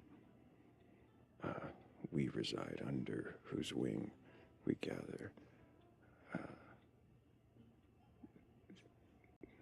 does anything about something so grand, so cosmic, so immense strike you as something that would judge you, that would require your belief, desire your belief, or even care that you exist? The microorganisms that dwell within you, do they note your existence? Do they worship you? Do they try to appease you by believing that you are there, or that you had some message for them? If your God is as grand, as powerful, as mighty as the celestial skeletal bat goddess, why should it desire or require your belief?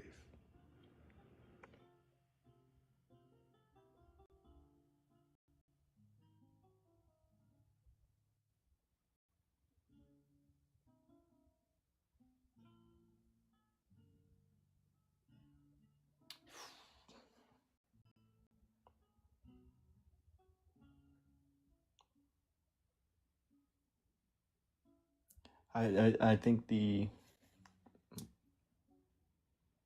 I do feel the weight of the comparison.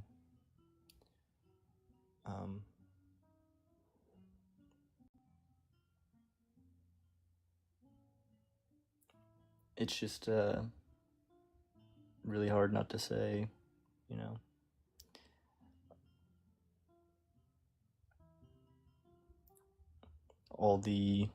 We talked about the loop with the Christian answers. So, I don't know, I have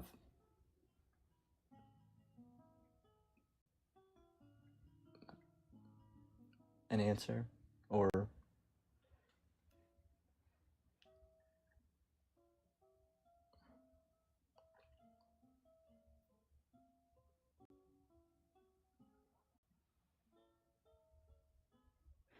Does God thrive on belief? Does it fuel him? Does it give him some kind of, like, are those his calories? What quantity of belief sustains him throughout a day or an eon?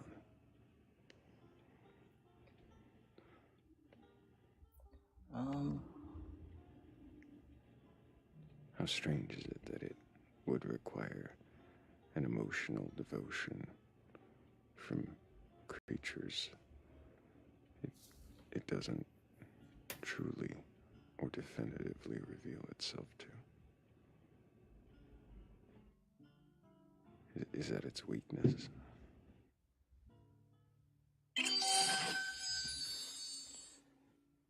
did you ask if that is its weakness?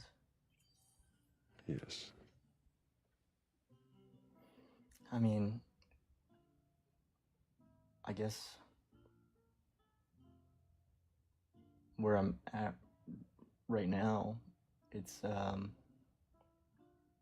like when you believe in a creator, obviously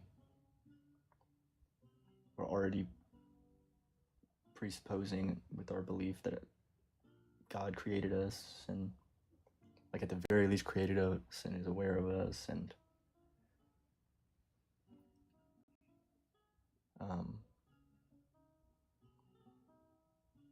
well, I don't know, I guess with the Christian God, it's just apparently it's out of love for us that we are here and that we exist. But also with the hell thing, it's a little bit scary.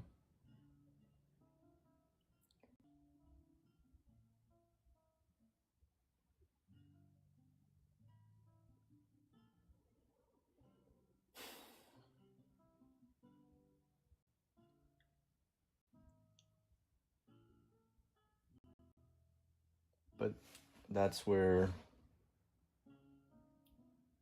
if I believe in a creator, I'm eternally grateful that, you know, that I possess consciousness. Sorry.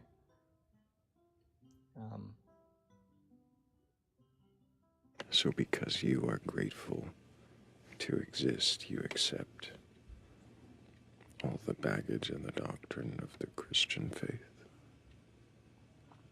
Or could that be a gratitude towards something less anthropomorphic?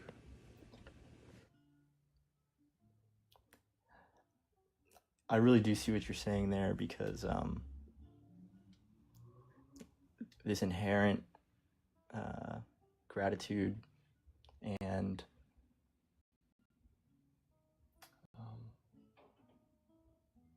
I don't know, this inherent gratefulness that you're alive, and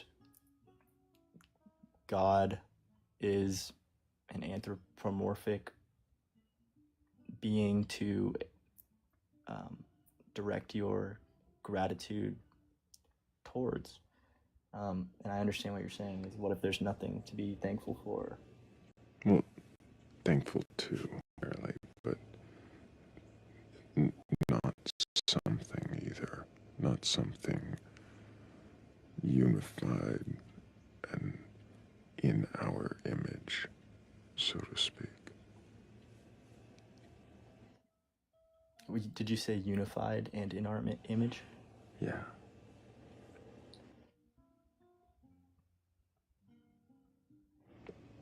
Why do we assume that the origins or beginnings of which we come from is some source of singular composition? And why give it any kind of human qualities? And a quick reminder to the audience to vote in the poll in the top left corner of the screen.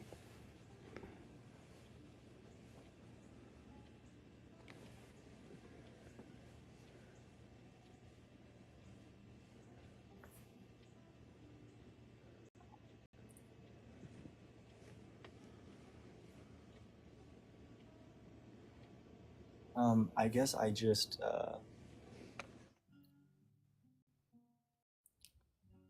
and I mean, it just circles back to kind of, I don't know, broadly what my thoughts have been.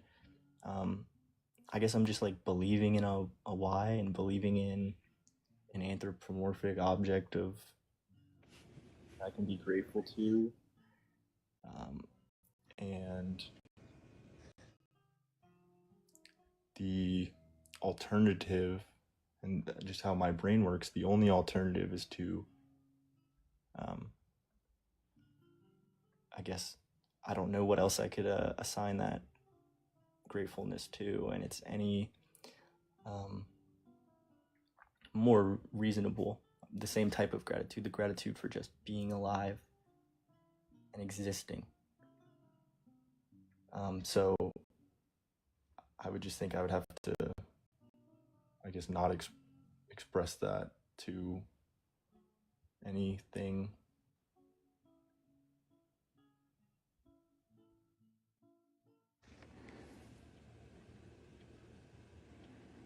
You would have to not express it to anything. The type of gratitude for simply existing.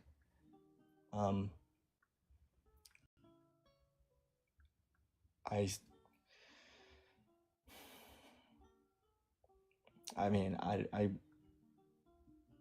like I don't know why I exist, right? And science doesn't know why we exist, and so I don't know. I couldn't imagine a. I'm going to be grateful to people in my life, but I mean, Mm-hmm. for being alive, I guess you could Right. be grateful for the mysterious forces of Grateful. the universe.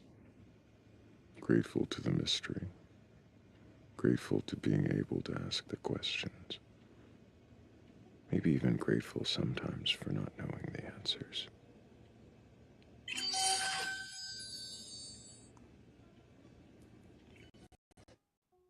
And I don't think I've ever. For having an I don't know to explore, to question. I've never thought about being grateful for not knowing. It's always knowing, whether it's like any philosophy or any religion, you're always grateful for, or I'm always grateful for what I know.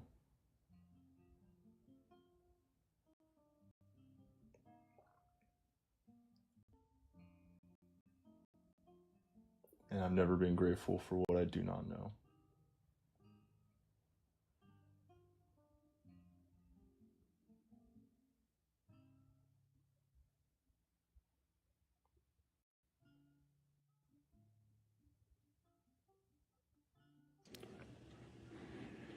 Maybe that's a good stopping point for now.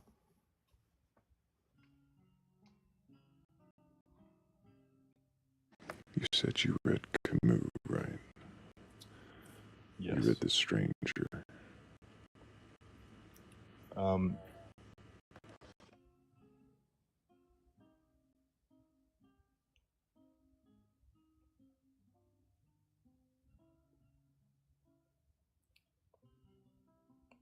How does it end?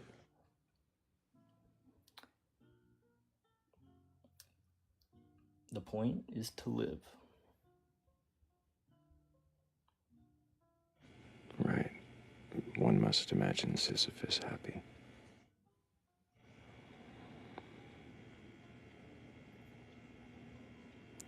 I leave Sisyphus at the foot of the mountain. One always finds one's burdens again. But Sisyphus teaches the higher fidelity that negates the gods and raises rocks. He too concludes that all is well. This universe, henceforth without a master, seems to him neither sterile nor futile. Each atom of that stone, each mineral flake of that night-filled mountain, in itself forms a world. The struggle itself towards the heights is enough to fill a man's heart. One must imagine Sisyphus happy.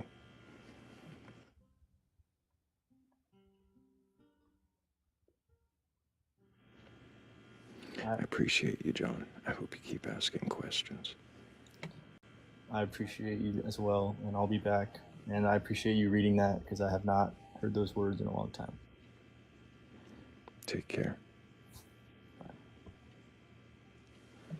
W. John in the chat, he is asking questions, and he's doing a really good job at it.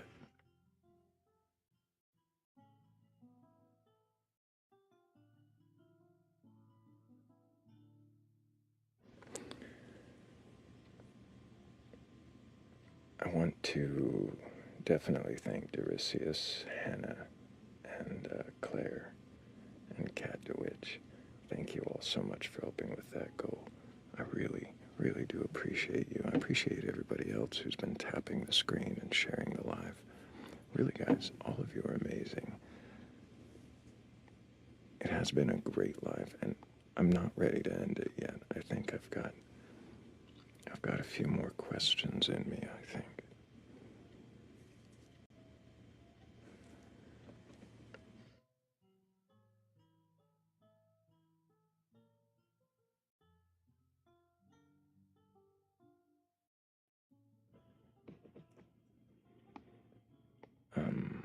I think Five's been waiting a long time.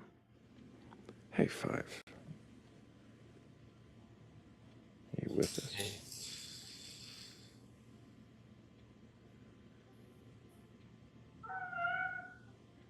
Can you hear me? Yeah, I can hear you. I guess I'm still requesting. You were still requesting. You were up there in that request for a long time, all the way through John. Yeah, So, I was mentioning that I'm being a dad, so I forgot to hit withdraw, but well, that's all right. That's a cool hot spot to be in, I guess. The kids are okay, I should say. The kids are okay. You got a moment, or do you need to get back to them? It's been a while since I questioned Let's give me 20 minutes to unravel. I think they're happy for at least that much time, then I'll be hungry. I gotcha. As the cycle goes. So, can you remind me if you have a belief in a god or gods, anything like that? Yeah, I was interested yesterday, but I think we got to the question about it being a higher power, and that's what I kind of, before I dropped, I tried to go to that direction. Sorry about the ambiance here. That's all right. You were saying you are going which direction? I'm sorry. Like a higher power, like something that's directive towards me, I guess. A higher power, something directive towards you. Yeah, it's contextually comfortable to have something to do from outside of myself. It's a higher power that fulfills a comfort rather than something that you were convinced must be. I definitely can't say that it must be. So, comfort is factorial, yes.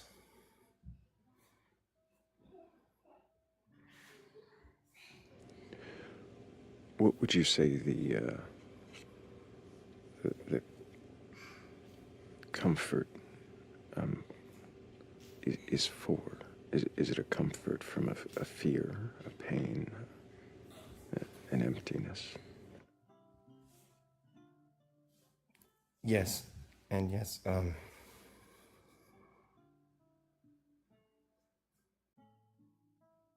My environment has failed to deliver on my faith from day one. I can definitely say that.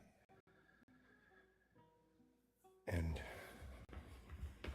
it's easier to have a belief to ascribe to that failure than like internalize it and say it was me, because I can't say that my circumstance is me alone.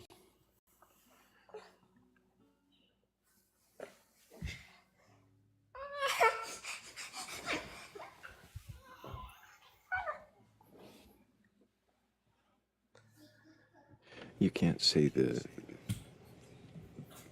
circumstance is you alone. I'm not quite sure how that answers. What is the fear that this comfort is assuaging? It's social. The fears I've developed have personal nature. I've been highly socialized in my background. Not permittably either. Not permittable. Yes, the unpermitted socialization, I think, is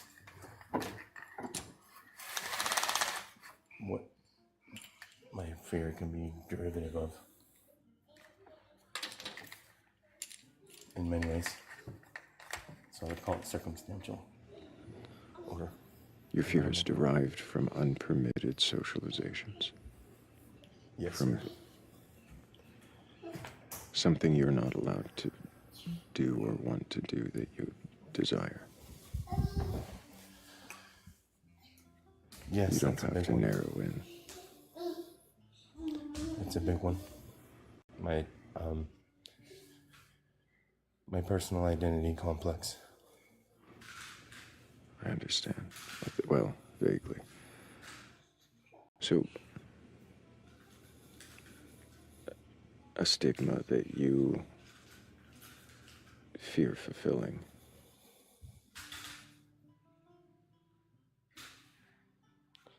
Yeah. In some cases, it was physical enforcement. I have a cultural, religious background that it doesn't have a lot of leeway in its propagation.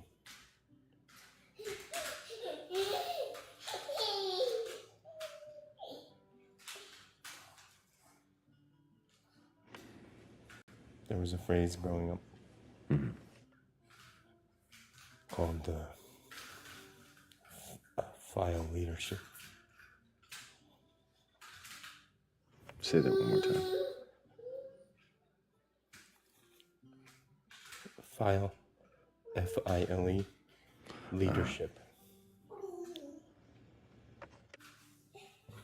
Excuse me as I revisit some emotions.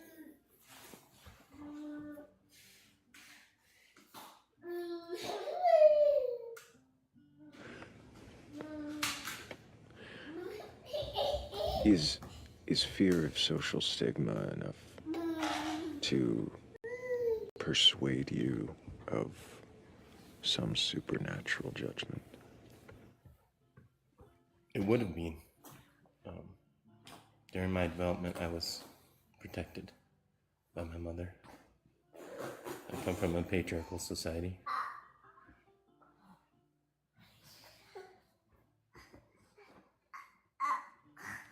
However, my mother stepped away.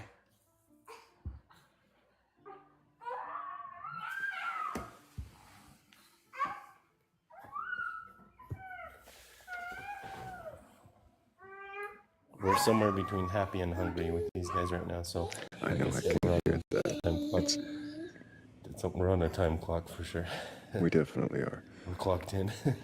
Five, does it matter to you if your beliefs are true or not? Or is it more about the social consequences?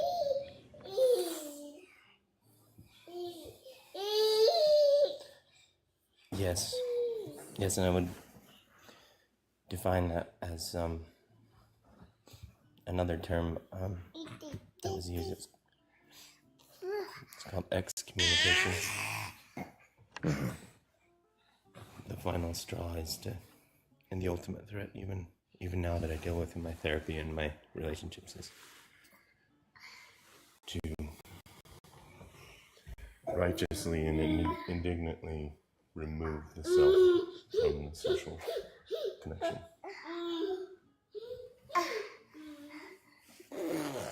Abandonment complex.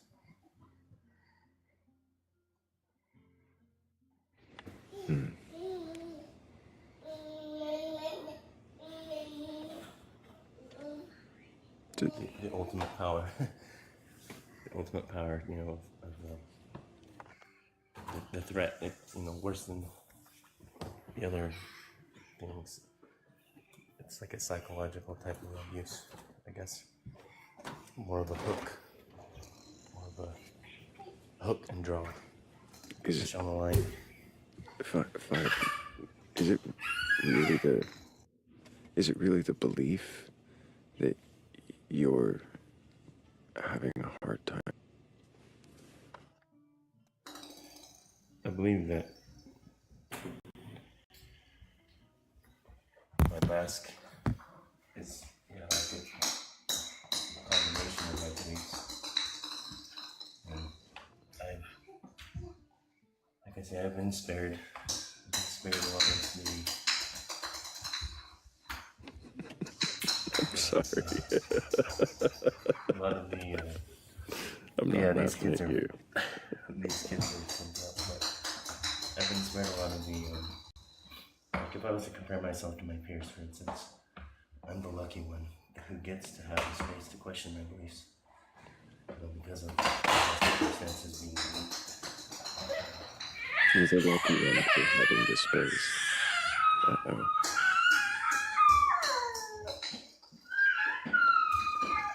Five. I think I want to give you more space to question your beliefs when it's easier to hear you. I'm going to go ahead and mute you for a second just because the bouncing toy or whatever it is hilariously distracting from finishing my thought.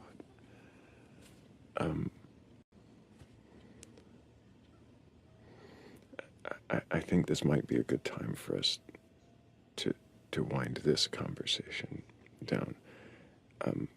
I want to ask more questions. I want to probe deeper, and I want to give you space to question. And I'll remember, at least, that that's where we need to go the next time you come in. But I'm going to give you space for the kiddos, so that can be where your focus is. But I appreciate you asking questions. Well, beginning to. And I hope I get to ask you more soon. But I think, just for the sake of my sanity, yeah, we'll move forward.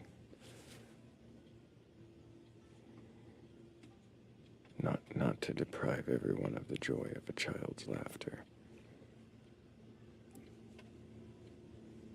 But I don't know how many more times I can hear a plastic ball bounce on the tile floor.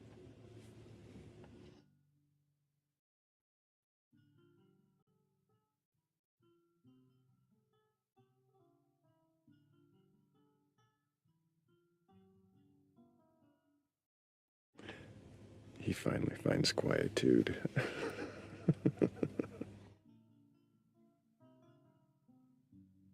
I have a cat to witch in this request. Did you mean to request up, cat?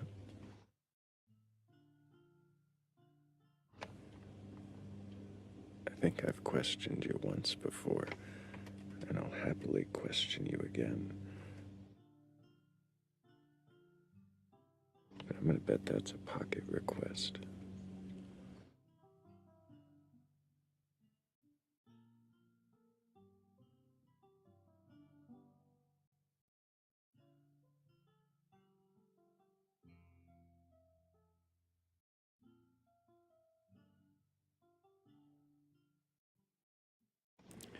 It's a little early for the end to be nigh.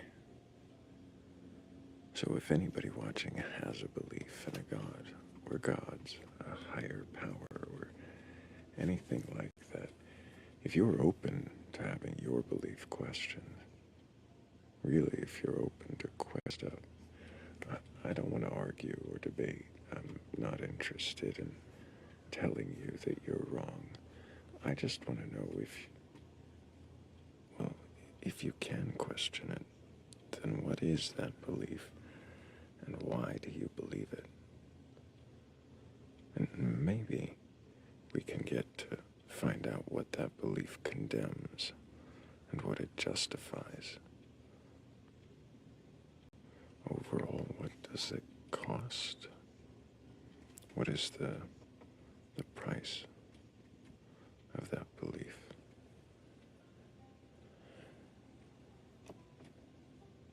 G7, you were requesting up for quite a while earlier. Welcome up. Can I get your age for TikTok TOS? Oh, You made it. I'm 35.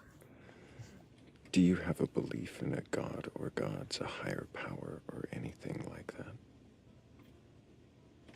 I'm not quite sure. I think maybe God is just existence itself, and that we all have the same spark within us. What do you mean by spark? Light.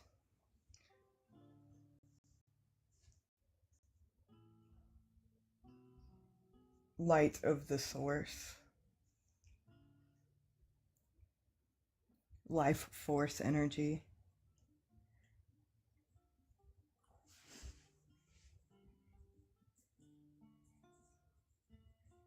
You said light of the source, life force energy.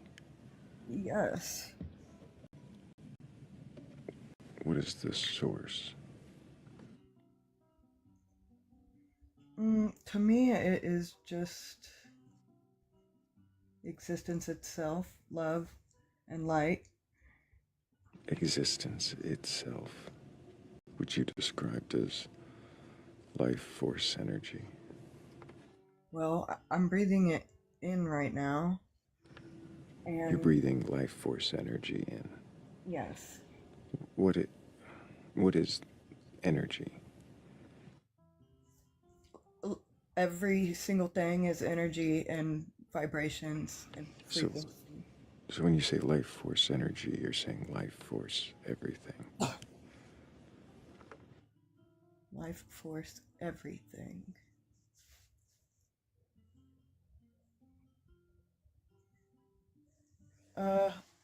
For some reason, I understand it better when I call it life force energy. But energy, you said, just to clarify. Life force everything. I think less people would know what I was saying. You think more people know what you're saying when you call it energy?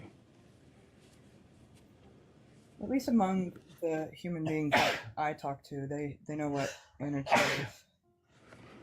What is energy? I suppose I could also just say life force, and they would get that as well. Okay. So life force, what is life force energy?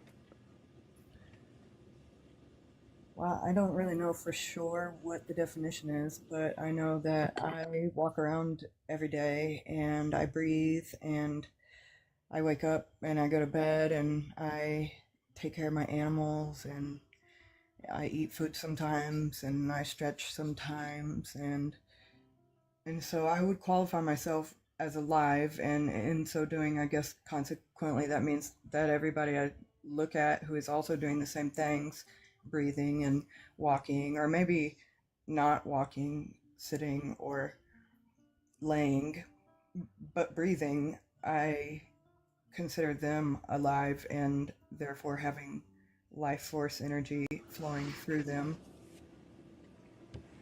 So life force energy flows through living things, but like rocks wouldn't have it. For some reason, I think they do, although they don't walk and breathe, but rocks would have life force I energy. like to hang out with rocks, and I'm holding one right now, and I'm not quite sure if it's like the same kind of a sentient being that I am. It obviously doesn't walk or breathe, at least in the way that I understand breathing. Why would it be this life force?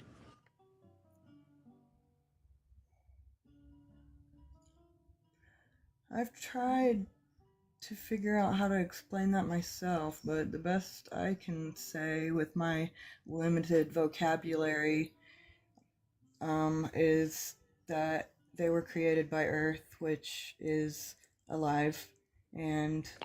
Why do you think the Earth is alive? Because it does breathe and live and grow like we do. Well, You're saying like we do exactly. So not. I should have said she. She does. Oh. But I don't think so she breathes and grows like we do. She does. I actually... Is it Is it love like growing us? plants, and my house is covered in them, and they're all thriving. It's saying that the Earth has oxygen, or not even just oxygen, but air that moves around on its surface. Is that the same as saying it breathes like we do?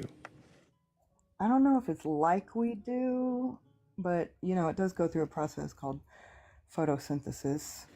The Earth goes through the process of photosynthesis, or the plants Not that grow exactly upon it? just the earth as a whole, but every single individual plant. Do all plants go through photosynthesis? I don't know. Do they? I don't know is a great answer. Yeah, I don't know. I would consider them all alive, even if they don't all go through photosynthesis. So what is life? Oh God, I would love to know the answer to that question. And if you know, I would love for you to enlighten me. I'm For not here me, to give answers. yeah, I believe life is subjective for every individual. For me, it is simply to be me. And other people might say, I think it's to have a family, or I think it's to be a good person, or for me, it's just to do whatever I want whenever I want.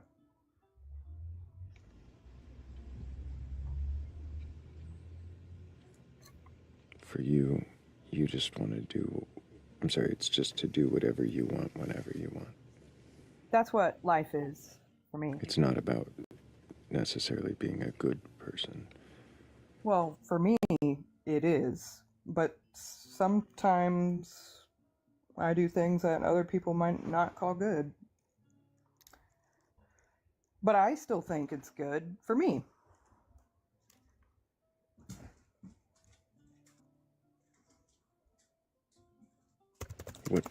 What makes anything good or not good? If it resonates inside my being and I like it,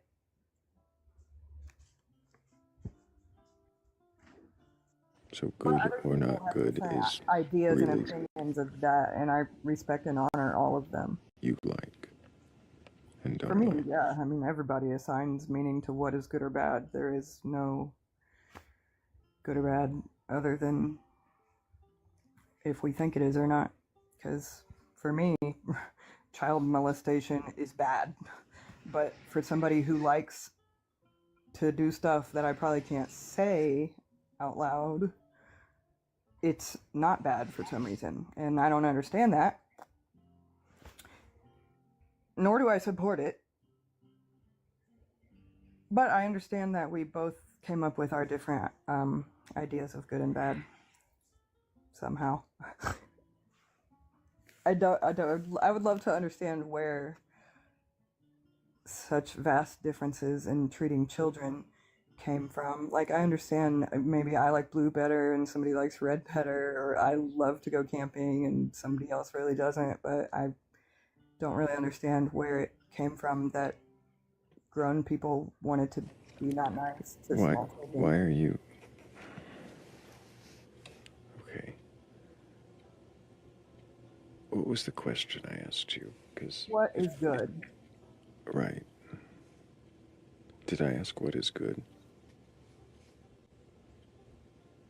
Or what makes good, or something like that. I'm not quite sure what words you used. I'm just trying to relay the message that I perceived that you said.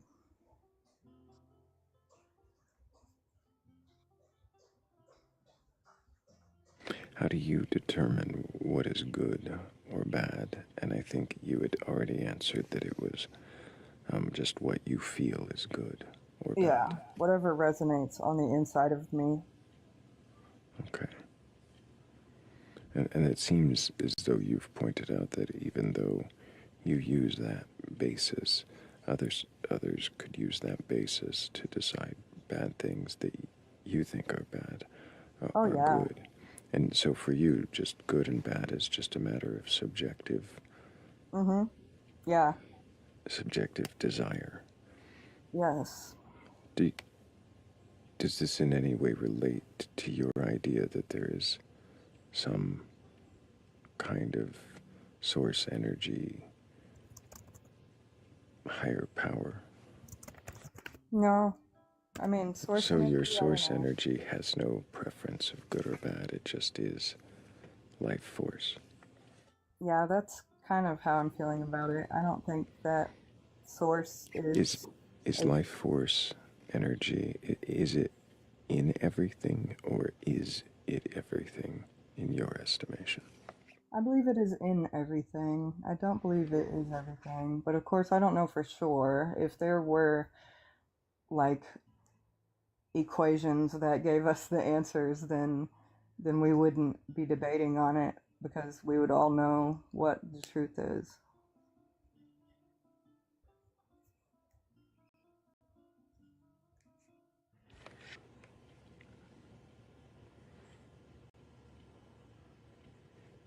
Did I ask you if it matters if it's true or not? No. Does it matter if it's true or not? What exactly? Does it matter if what That there exactly? is a source energy that No. created all. I mean, sometimes I feel like it matters, but sometimes I don't, so I'm not quite sure. How would it matter?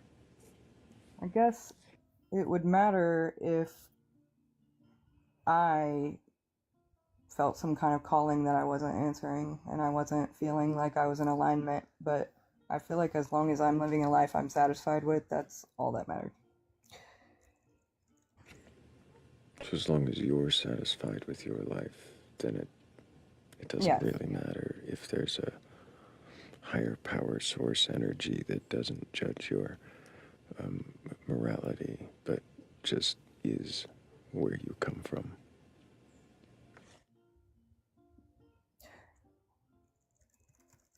Yes. Did I misrepresent your beliefs in any way, or was that mirror accurate? I think it's accurate, at least as I mean by the things that you said, giving that I just met you. Fair.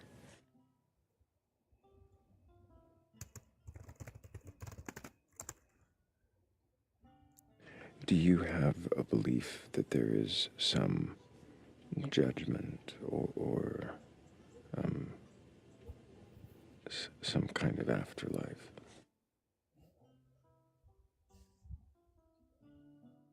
Yes, in a way, I do. In what way? Well, I believe that my soul is eternal and my flesh dies, but the energy lives on. And I don't know exactly what that looks like.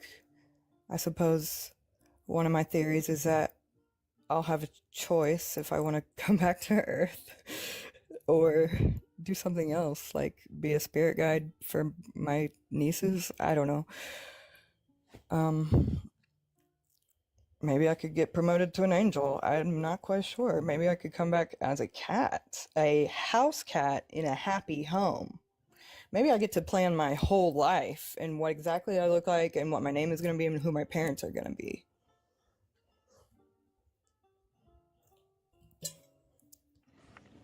So you want there to be something. You want there to be an No, afterlife. I don't necessarily want there to be.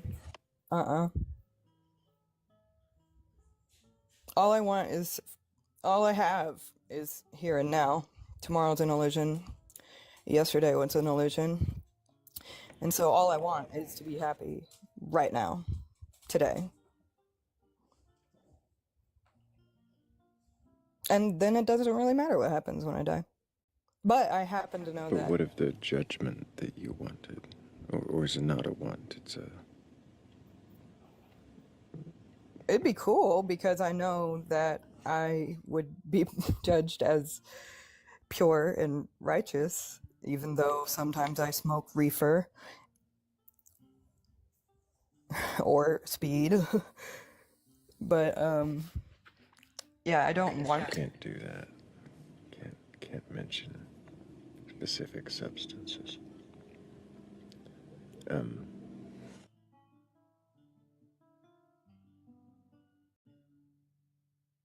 I appreciate you. I do, G7, coming up to answer the questions as best you could. Can't go down listing substances like that.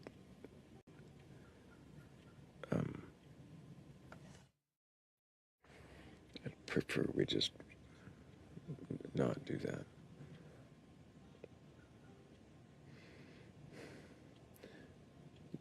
You could probably request backup and we could continue, but it sounds to me like you don't really know what you believe, but that you believe something energetic is there and that there may be some reincarnation. And I understand. I don't know how to question what you yourself don't seem to firmly hold, but seem to present more as a maybe this or maybe that. And if you don't hold it, then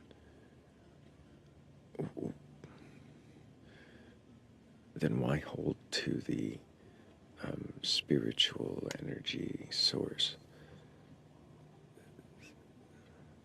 What does that do for you? Is this comfort from a fear of nothingness, a fear of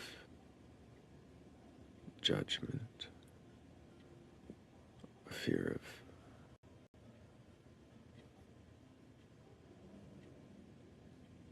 of something else?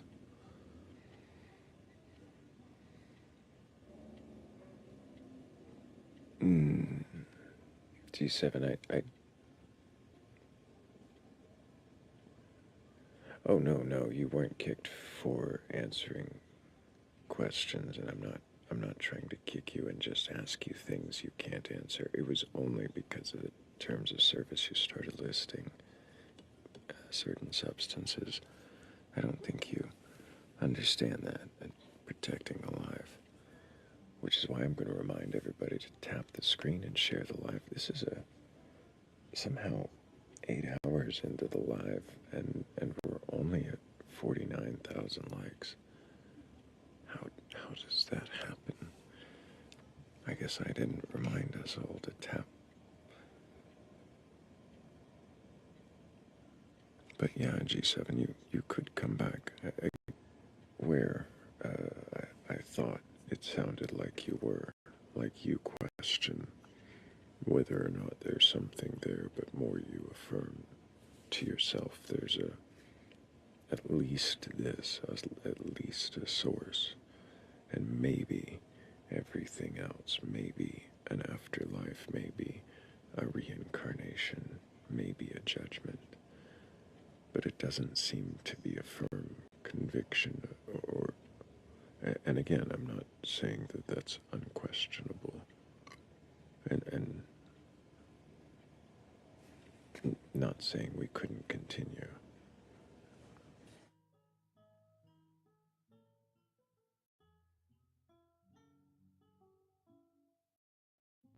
What do you mean? What is not firm? Unfirm. Unfirm. That's the definition. Unfirm. You're back, G7. I'm back. Thank you.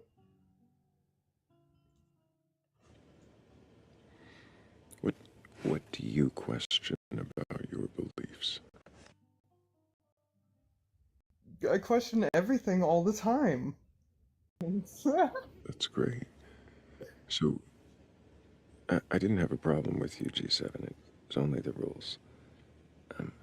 So, what is the harshest critique you have of your own beliefs? The harshest critique I have of my own beliefs? I guess the harshest critique I have of my own beliefs is that I believe the path to the greatest fulfillment is going within, meditating, following everything that expands and excites and ignites me in every now moment. And sometimes I don't feel like I do that enough. I'm sorry, sometimes you don't feel like you don't do What enough? You Uh, don't. Follow my greatest joy or expansion or go within to meditate for an hour. So you're saying the harshest critique of your own beliefs is that you don't practice them hard enough. Yes. Is that really a critique of your beliefs or a critique of your devotion? I guess that's a critique of my devotion. What is a critique of your actual worldview, the beliefs themselves? A critique of my beliefs?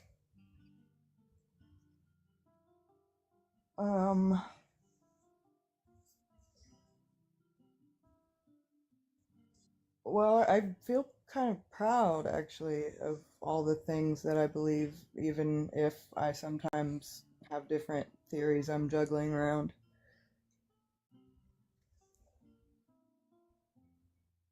Does that mean you don't have questions about what you believe? Heck yes, I do. What is a question? How do you question your beliefs? Well, whatever question I may have in whatever moment, I ask myself, and then I ask something I consider my higher self, or even my spirit guides, or even a particular angel, or even my grandfather who passed away. Is that, I'm sorry, is that questioning your beliefs or is that questioning the entities that you believe in? I'm saying that I will ask my higher self the question, or I will ask the entities I believe in the question, and then I Is that will be silent and go with so? it So, and wait to, for an answer. I'm sorry if it seems I'm cutting you off, but it's it's almost like saying, and pardon if this sounds demeaning, I don't mean it to be, but it's almost like saying, well, I believe in Santa Claus, but I can question my belief in Santa Claus by asking Santa Claus. Well, I don't really question my belief in angels or my dead grandfather or my spirit guides because I've met Why? them.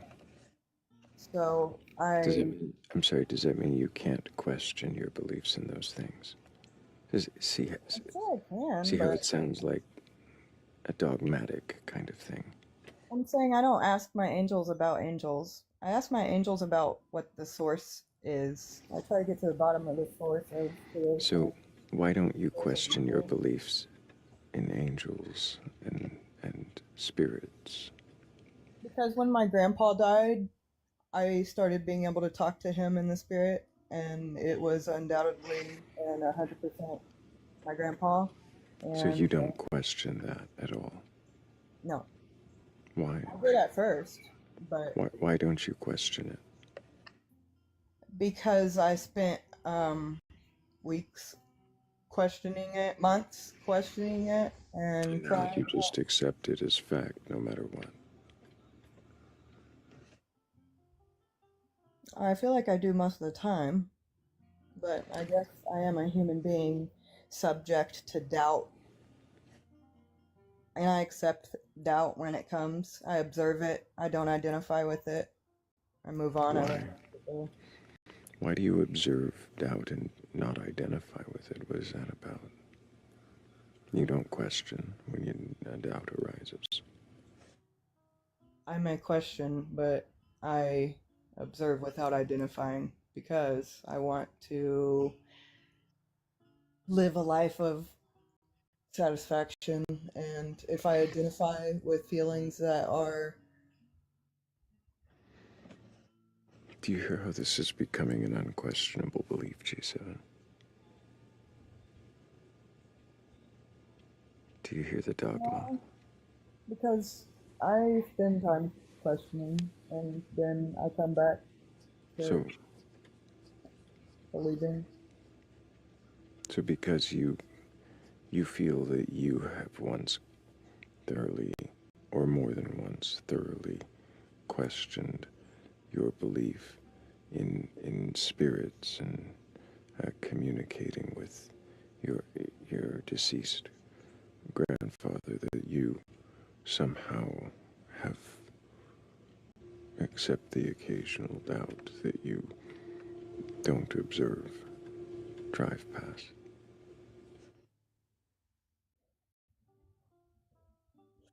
What's the question? I accepted not questioning because I questioned so much that I got tired of questioning. I mean, is that what you're... Are you saying that's what happened? Because that's not what I said. Well, that's why I asked for clarification, because I don't understand completely. I was trying to repeat back the way I understood. That you...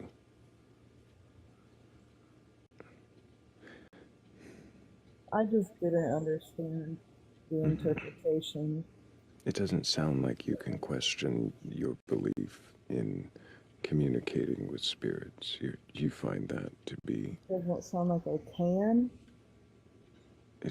It sounds like you claim you have once before, or many times before, and now you don't. Is it something like that?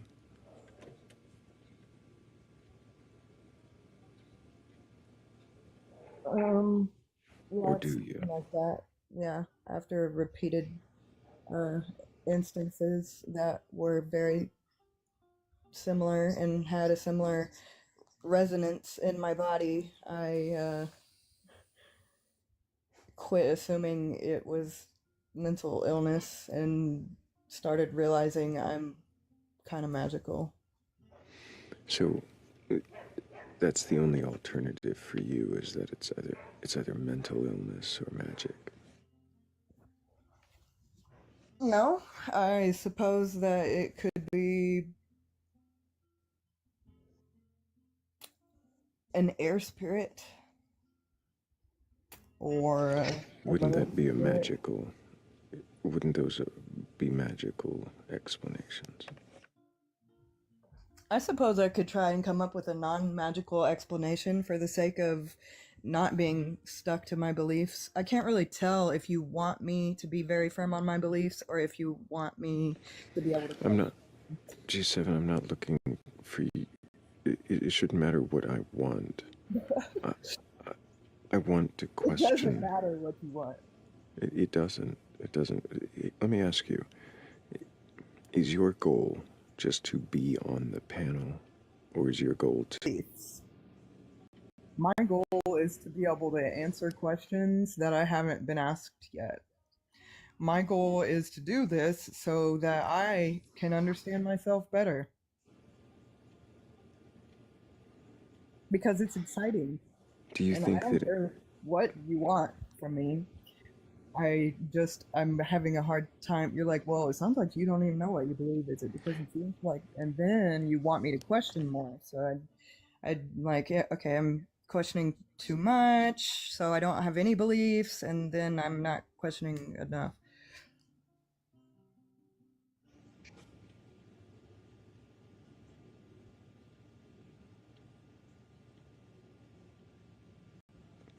You sound a little confused. Perhaps that is my fault. I am simply asking if you can question these beliefs, and as I hold up the mirror of the way you... This is actually what I do all day, every day. Sometimes get lost in it, excitedly.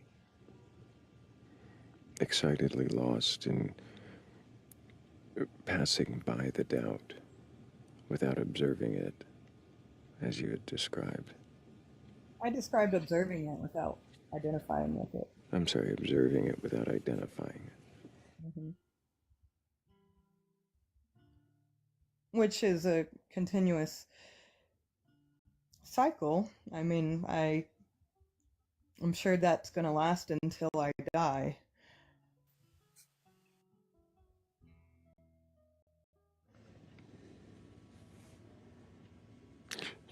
Can you...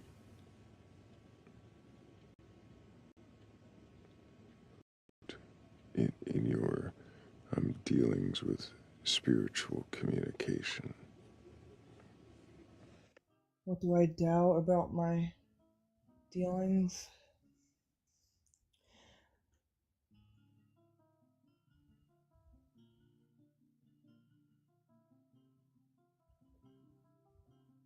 Sometimes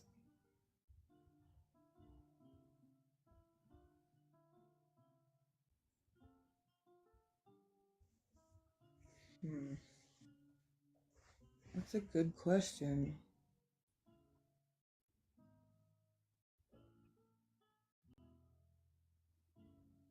Sometimes I doubt in my ability to repeat the success that I felt like I had. Maybe success is a weird word to use. But after I have those experiences, I feel all like clapping and cheering and vibrating, just like so excited, on top of the world. I'm like So really you doubt your consistency, and then when you have a success, you feel self-congratulatory. Yes, and not only do I feel self-congratulatory, but I feel Good. Hi, Thrayle. Thank you for having me up in G7. Good morning, Candace. I've been listening for a little bit, and it's been intriguing. G7, would you be able to give us some more understanding of how you believe and know these entities to be real?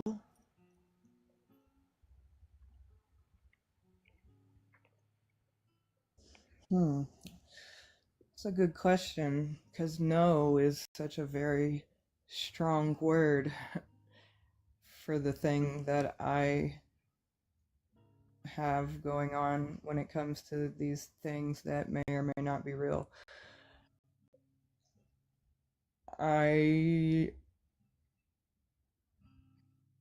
So I communicate with my spirit guides, and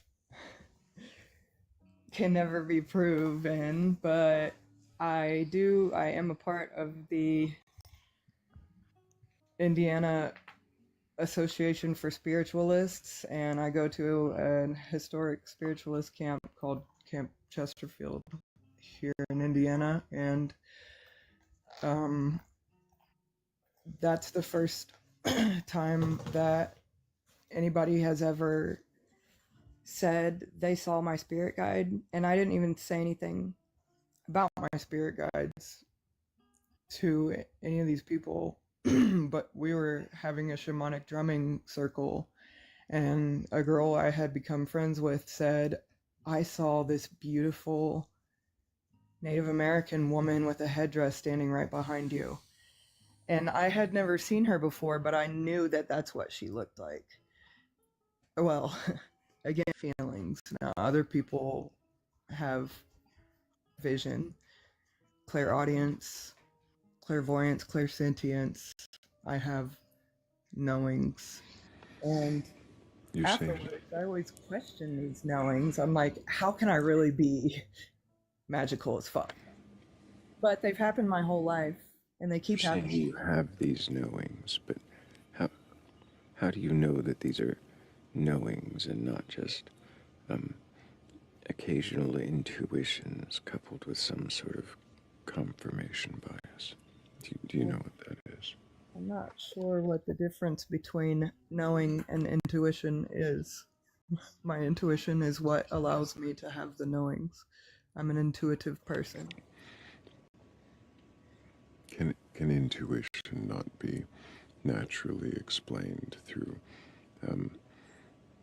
evolutionary and experiential causes?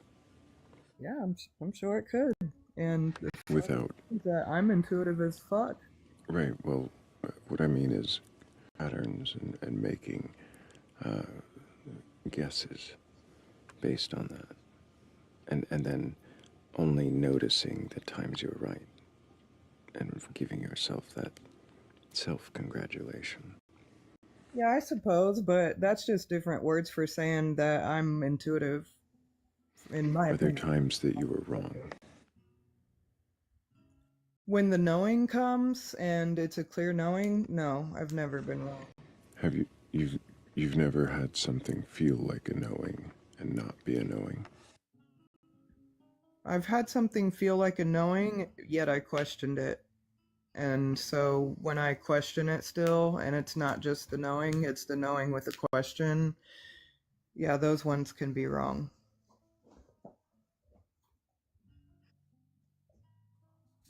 So none of the knowings without a question have ever been wrong? No. How would you know if you've never questioned them? They always turn out to be right. I didn't have to question them, but it came soon anyways. I would question and find the answer. But of course, if it was something like, I bet it's 75 degrees in China right now, like, that one's not the same as, I think my bunny rabbit is upstairs right now sitting in my plant chewing on it. Like, I'm always right. Well, couldn't that be because bunnies like plants? Yeah, it could totally be because they like plants. And I could totally have guessed that it was the that are sitting on the floor in reach of my bunnies and 20 more of them hanging from the ceiling. Well, we know they wouldn't be able to get to the ones in the ceiling, but I had a bunny and I used to let it free. Aside from the poop he would get everywhere, he loved this one potted plant in my kitchen. And he continually went for that one. I mean, I had them all over the living room where the cage They're was. so silly. I love them. My bunnies like Yes, every single one. Do you yeah, hear, do you hear sorry. what you're doing? Well, Do you hear what you're doing, G7? I'm getting hyped up about creatures. Yeah, I have No, autism, stop, and they've stop, always been my stop, special stop, interest. stop, What? stop, Excuse me? stop. Why do I need to quit? You asked me a question, and I'm answering it. I'm asking if you hear what you're doing. And Yes, what I you heard just said somebody is you're talking getting about hyped creatures, up and I about got really creatures, excited. and that's not what you're doing. That's What not am what I you're doing? doing at all. You're arguing and interrupting. Oh, okay. I concede that that might be your perspective, but also from my perspective. It's what you're doing. Oh, Candace okay. was speaking. You started interrupting with a contradiction of how it Candace, I'm so alternative. sorry if I But interrupted you're you. I see how can't you're stand doing. being See interrupted. how you're interrupting me now, and just shouting rudely. This is why I don't think you're actually here to question your beliefs. I think you're just here to sit on the panel and kind of seek attention, which is why you were trying to conform to either firm or questioning belief before, because you wanted to play act, to be up here, but not to actually participate. Which is why now, when I'm calling you out for doing a rude behavior, you're performing more to do that rude behavior even louder and more rudely. So if you actually can question your beliefs, you can sit in the comments and figure out how it's done by watching another guest actually attempt. Yeah, that was a little hard. Thank you, Thrayle. I was trying to see, like, get her to see that, we can't always say it's the spirits telling us something when it's something that's common sense. Just a question, could it be common sense or could it actually be your spirits?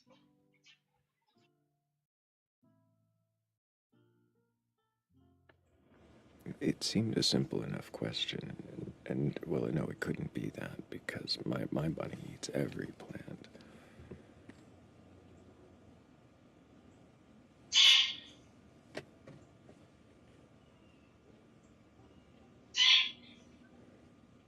Hello, Mama Gut Necklace. Can I get your age for TikTok TOS? 33. Say that again. I'm 33. You said 33. Yes, my birthday is in September. Do you have a belief in a god or God's higher power or anything like that? I think it's really cool to sit here and learn everyone, though. Did you hear the question I asked you? Yes. Do you have a belief? Define belief.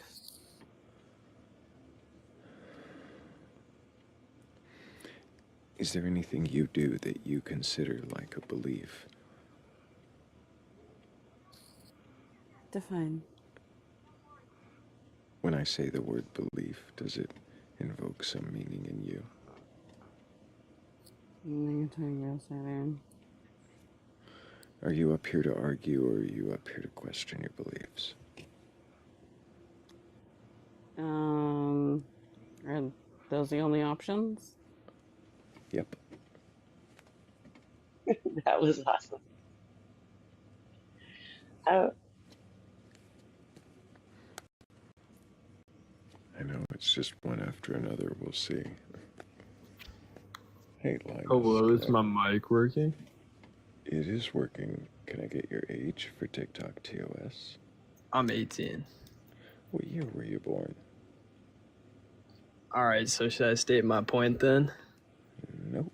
If you can't answer what year you were born, then you can't answer questions. while he comes up here, should I state my point? We're here to question your beliefs. If anybody has any questions about their own beliefs or you're willing to question your beliefs, that's what we're looking for.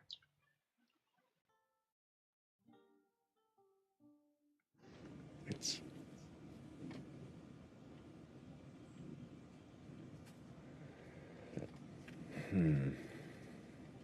They think I don't know what belief is because I didn't define it for somebody. That's sad.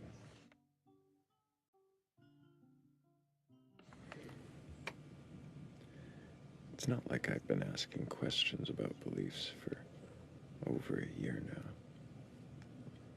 Yeah, or that you've become very professional at getting to the root of people's answers, which I find just absolutely incredible.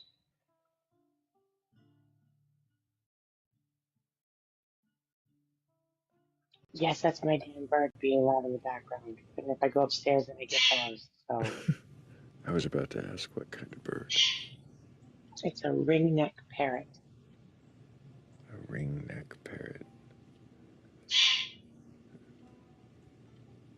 Yes, and he used to talk, but then he got mad at me and he stopped talking. So now all he does is squawk.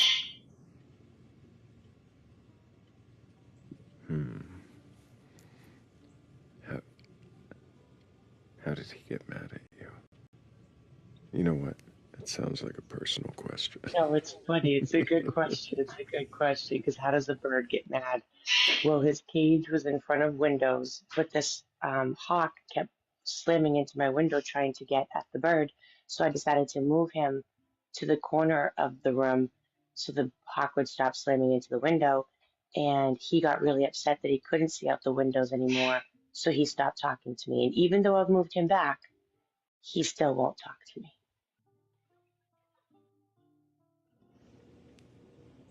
So just because he got moved from the window, and he's gonna hold that grudge. Yep. He did this once before where he got stuck in his cage and he didn't talk for months, but this is the longest he's ever gone.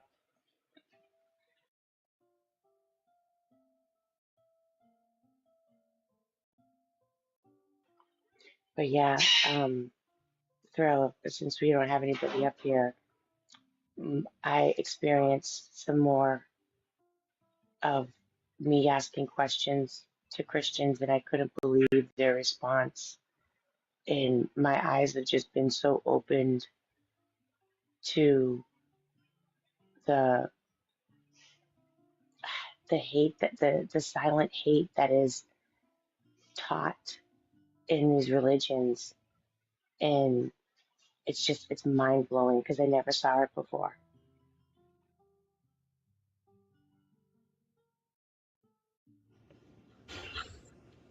What are some of the questions that you've been asking? I asked about stuff that's in the Bible, like could they explain it to me? You know, how is this interpretation? Why does this make sense this way? And you could only explain it away by doing this. And that I could not believe the anger that ensued afterwards. Like they were like, "This is the answer, and you're just not willing to accept it. You just don't want to believe it." And it had to do with um,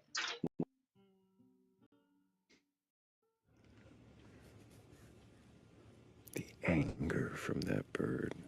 I think it just needs a bigger window. sorry, I'll go upstairs.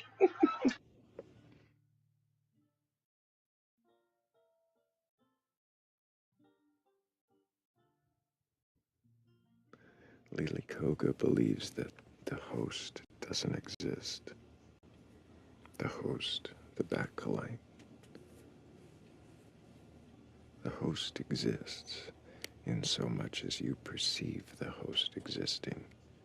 The Batcolyte is whatever aspect the celestial skeletal bat goddess or its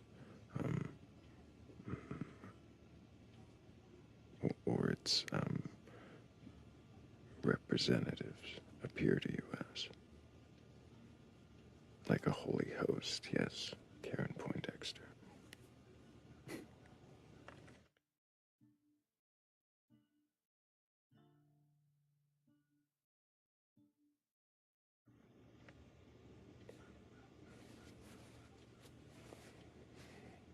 Yes, the skeleton, the goddess, and the holy host. Something I find so intriguing is when I'm listening to you, getting people to question what they believe and them realizing that they've never actually truly questioned why they believe something. And something that directs the course of your life, something that is weighing every decision that you make, should be something that we should look into. We should question why we so easily apply these rules of what we say are laws in life or laws of the Bible, and yet they don't. They just blindly believe it because it's what it's been told. And I was in that boat too, so it's like, it's crazy to think that people get so upset just by questioning.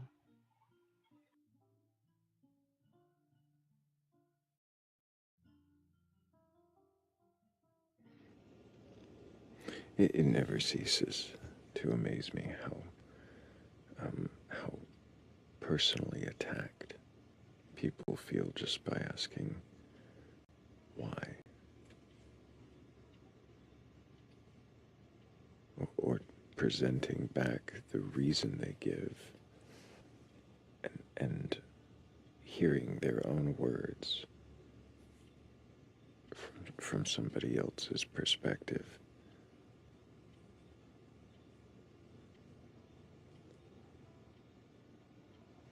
You know, I used to say, God said it, so I believe it, that settles it. Like I just had this blind trust because this God created everything. Who am I to question him? So I get where the ignorance is, because you're just, people can be so indoctrinated not to ask, you know. But it's scary.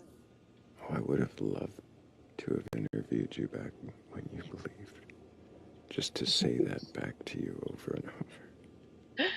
Right? It sounds so crazy now. Like, God said it, I believe it, that settles it. Like, that was a slogan of mine. Yeah. I always find it whenever they sit there and like, well, why wouldn't he be real? Or why wouldn't I believe this?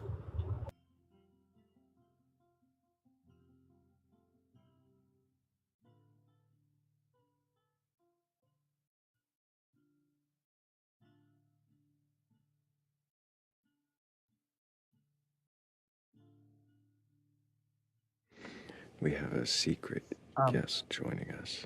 Hi. Secret, can I get So your like, age for TikTok TOS?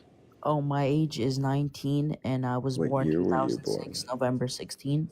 I see, and do you have a belief in a god or gods, higher power, or anything Yes, like actually, that? I'm Christian, and my denomination is Orthodox, and my brother over here. Can you slow down just a little bit? Huh? You said you have somebody else with you. How old's that person? It's my brother. He's like about the same age. Or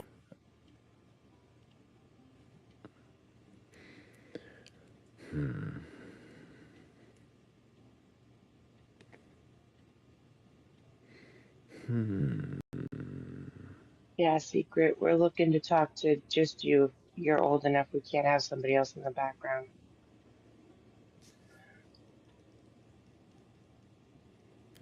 I didn't. Yeah, it's Yeah. so hard to tell, so I get it. Better off to protect the live. Although, I don't know, there was a live that I went on, and the prompt was atheists shouldn't have children. I thought that was so hateful. I have heard people say things like that. I've also heard people say that they aren't human. I've heard people say that they don't or shouldn't have rights. It's it's pretty it's pretty terrible the way that they can classify and demonize and vilify certain groups and get away with it. Yeah, the getting away with it is the huge point. Like, for me, that's hate speech. Yes, Tiny Science was on there too.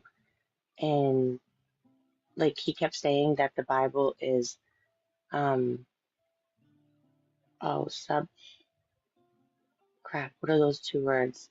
Where either something is subjective or objective. He kept saying the Bible was objective. And so it's like, what is your proof on the Bible being objective, an objective truth? And he couldn't give one. He kept skirting it, but like his thing for not for atheists not having children is because they teach children there's no soul, that they were an accident, they're just a group of cells that accidentally came together, like all this horrible stuff. And I said, any parent that teaches those things to their child, I think is a form of abuse. Like those are horrible things to say to a child. And I have not met one atheist that would ever treat their children like that. Atheists love too. It was just, it was sad. It makes me sad to see the hate and the meanness that an individual can have towards another person, another human being with feelings and emotions like that they don't care about. They don't care how they hurt others. It's just, I'll never understand.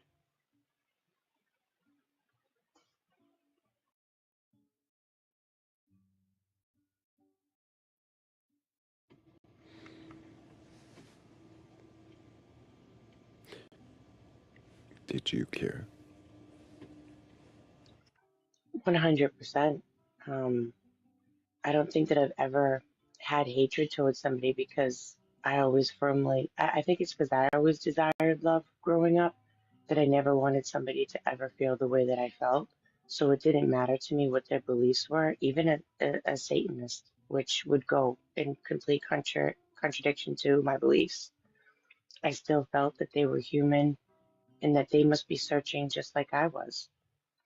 So although I didn't agree and I had that same, mind of love the sinner, hate the sin, um, I still couldn't be the way that these people are towards others while claiming to carry the religion and banner of love. It's, yeah,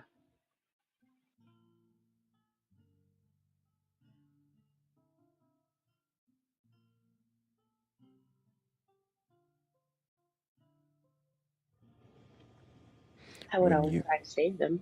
I would always try to save them from themselves, like I thought they needed saving. was there anyone or anything that you condemned when you believed?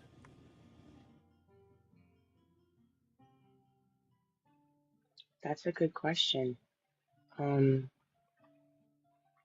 to be totally honest, which I have a huge regret about, and so please don't judge me on this because this is the old me, is I did have judgments towards like gay and lesbian because I felt like that was wrong and outside of what God's will and how they created them to be.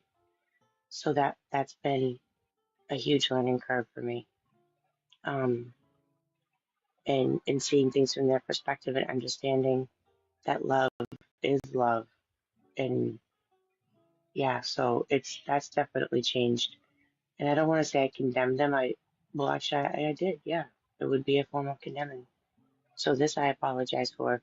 If anybody was on the receiving end of me saying their lifestyle was wrong, I do apologize. I don't think I ever did it on TikTok, but in the world, I apologize.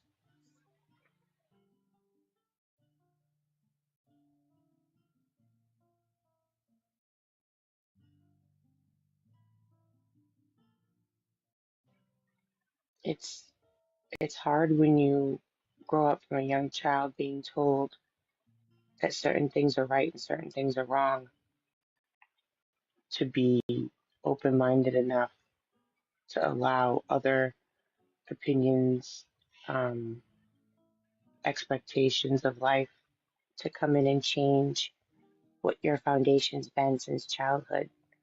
So I'm not making excuses. I'm just saying it took me a long time to get there. I hear you. I understand. And I had gay friends. They knew that I still loved them. I just didn't agree with their lifestyle, and we would leave it at that. But now, oh, Billy, and now we know why the bird won't talk to you. Yeah.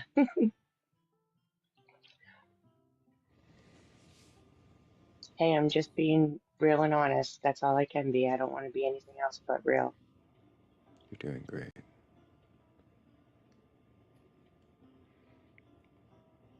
So,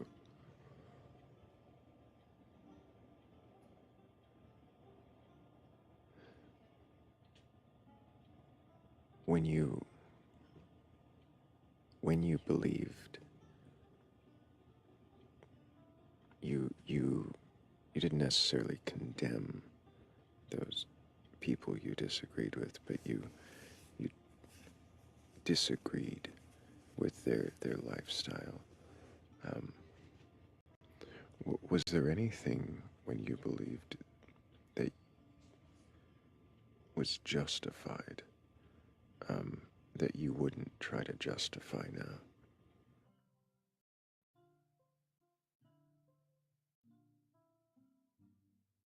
Hmm. That I really have to think about. Um, I justified thinking that I knew better than others because I knew the Bible. So I must know more than they do or know how to live. I'm not sure if that's a good answer. Um,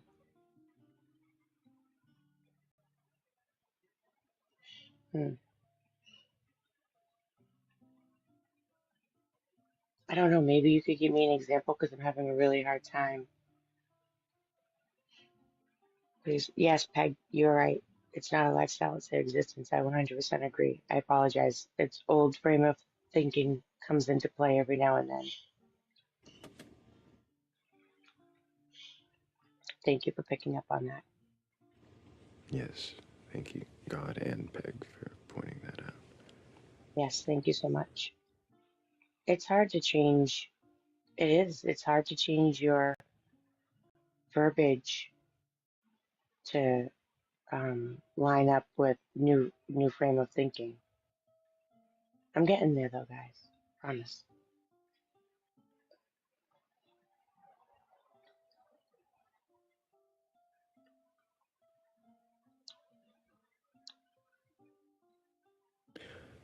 Really quick, I'm going to thank Amoria for helping with our gift goal. I really appreciate you. And if there is anybody who has a belief in a God or gods, a higher power, or anything like that, if you're open to having your beliefs questioned, well, go ahead and request on up. I'm not here to debate you or burgle your God. I just want to know what it is you believe and why you believe it. I wonder,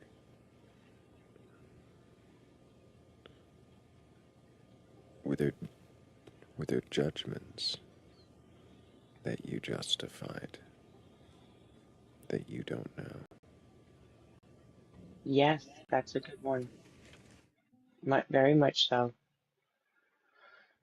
Extremely so. Yeah.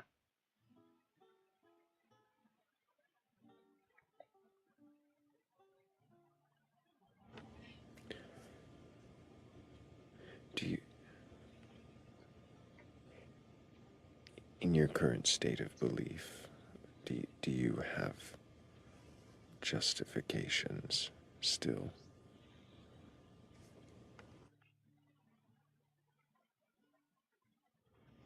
No, I think that I'm coming to a place where I don't need to justify anything about anything because everyone's life is different and we're all on this journey together. So it's like, why hold any judgment or justification for my actions or someone else's actions? Like, if the intent, I'm trying to get what I'm thinking. If the intent of a person's heart is true and not to hurt somebody else, then it doesn't need me to. I don't know if that made sense because I'm kind of confusing myself.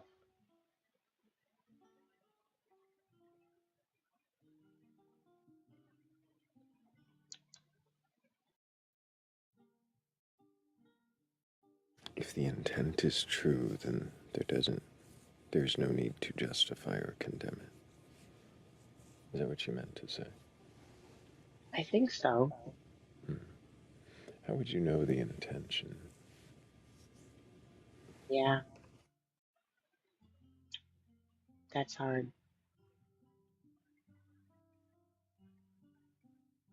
I guess by their actions. So you can justify or condemn actions. I guess, but it would just be what measure of how I guess it would be the method in which you're measuring those things. That would be the question to either condemning or justifying someone's actions. And you How have do we measure well, that was what I was about to ask you. it? Yeah, How like that was my first question. How do we measure it? Like what gauge? I guess we could use, social norms, laws, our own, I guess that's what people do is their own preconceived notions of things.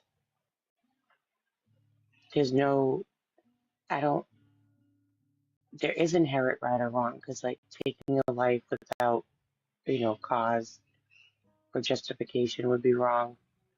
According to who?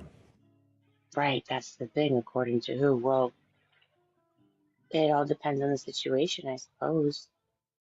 We have to take each situation individually. So the situation is the determiner of right and wrong. Oh, Thrayle, I don't know. This is something that's been bothering me too, because how do we base right or wrong? And, without, I always use the Bible as my compass. So I've been kind of lost in this. Like, I guess it's been a personal thing with using love as my guiding tool. But love was measured by you, as experienced by you. Yeah, true. But I kind of always felt that if people loved the same way that I love others, this world would be a better place. Right. If. Yeah. I never want to intentionally hurt someone, regardless of whether or not I've agreed with them. I've never wanted to have to be right just to prove somebody else wrong. Like, just think of others as yourself and how you would want to be treated and how you'd want someone to respond to you, even if you're not perfect, but you're trying. And if people were more merciful and less judgmental and tried to put themselves on the other side in someone else's shoes, it would greatly change the way that we interact with one another.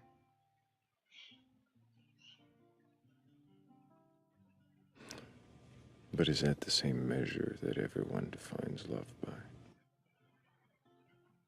No, I suppose not. Then using love as a standard for morality. I mean, it might work for you if you deem your standard of love as moral, but it might not work universally. True. So, Thrayle, what standard would you use to go by? And I'm asking like sincerely, like not just because you asked me, but like I'm curious. Like I would love to understand or have some more knowledge in my pocket to be able to make my decisions. Ultimately, the standard you go by is going to be the one that you choose, which will make it subjective. So no matter what, whether it was by the Bible or if it's some described natural law, as some people might call it, or empathy, or harm reduction, right?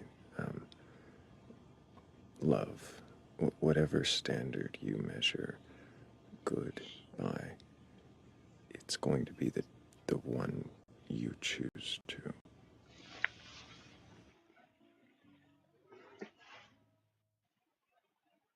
Well, then I think I like my standard. As long as you recognize that it's yours and it's subjective, it's dependent on you choosing that standard. Could we say that objective standards would be the laws that we live by? Because it's hard to just say that I can only gauge Why my does an viewpoints objective standard need to be objective? Why do you need one to exist? that I'm doing it right. Right, according to who? Well, it falls back on me not wanting to end up hurting somebody else because my standard wasn't a good standard.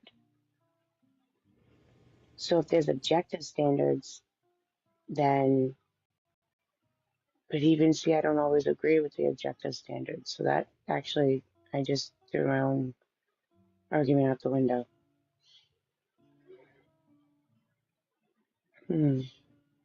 So yeah, all the standards would be subjective.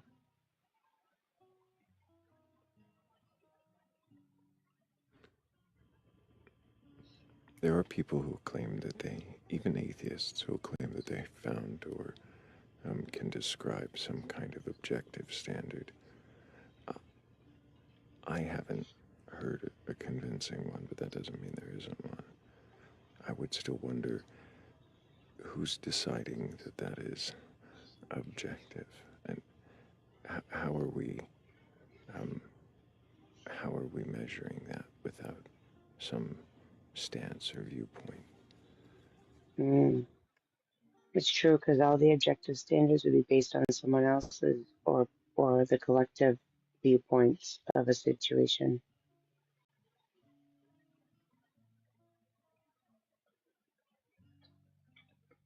And we can't go by laws because laws change, from country to country. Because And, they're descriptions of the selected standards that people use from their viewpoint.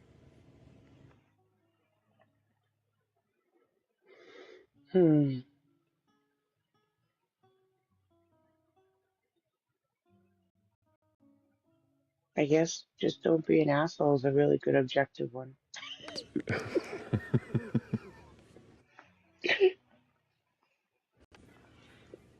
But that is my subjective viewpoint.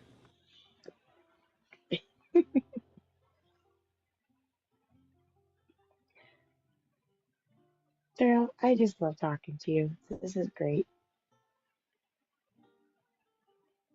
Well, I appreciate that. I like talking to you. You're doing really well at questioning and really showing how asking questions has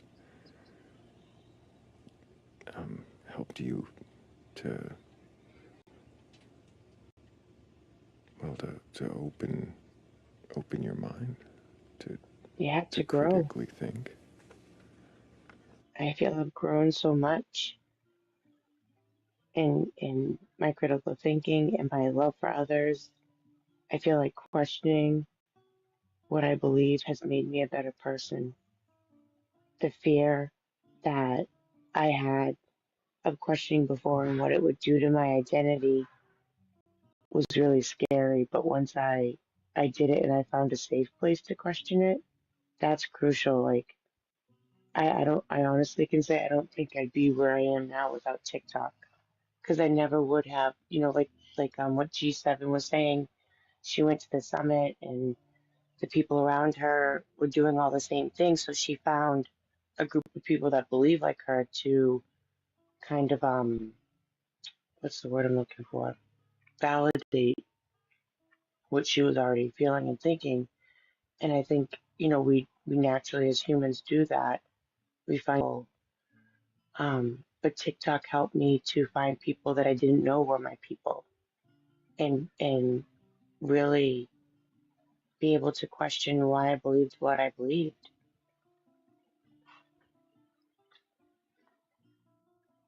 I'm really glad you found that. I hope more people find that. Me too, but I always get kicked and I hate getting kicked. That's the worst feeling, man. Um, I don't like the feeling of rejection, so I don't like kicking people either because it's like, let's just have a conversation. Like, let's talk about it civilly. We don't have to agree, but be open to hearing another person's heart. Mm-hmm. I've admittedly only trolled from the comments in in other lives of believers, and not really trolled, but questioned Mm-hmm. them and aggravated them with questions. But I haven't gone on panels in believers' lives because I I don't uh, I don't expect really to have a welcoming conversation in the ones I come across, anyways. Um, but I have been on one panel before, well, one live recently of somebody who I think I disagreed with, and it was only about whether or not cereal was a soup, and Mm-hmm.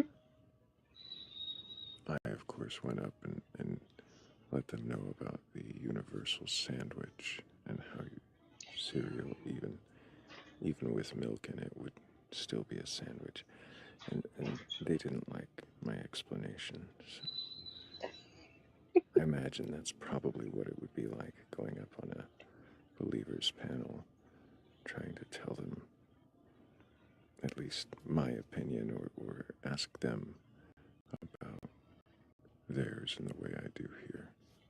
I don't think it'd last long.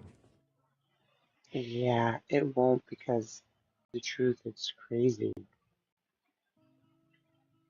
They can't. It's destroying everything in their worldview and the amount of pride and it's not just Christians either. Although I haven't come across any Buddhists that I felt were as prideful as I've come across Christians and Muslims. With how much, and I'm not saying that in a negative way. It comes out negative sometimes, but they have so much pride in their belief system that it has to be the 100% truth. It's hard to crack that, Mm-hmm. Yeah, they can't fathom being mistaken. I have seen some. Oh, there's a Hammy. Yeah. Hammy. Yeah, it's why I've seen a lot of the Christians up here. They've come up here and said things like, if you can disprove this one thing, then I would stop believing. And I'm just like, is that really all it takes that your faith is so insignificant that it only takes one thing and it all comes crumbling down?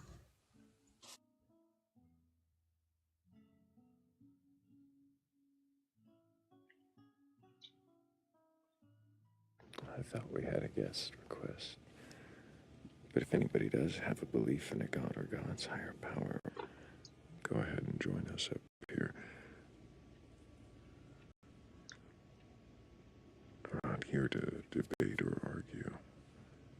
I don't want to burgle your God or prove you wrong. I don't want you to try to prove yourself right. I just want to know if you can question.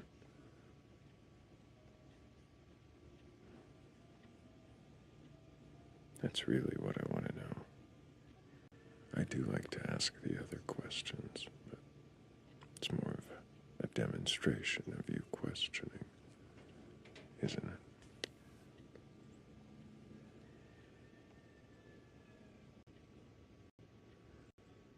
I want to prove you wrong, so... Yeah, you do. Why do you want to prove everyone wrong, Hemi?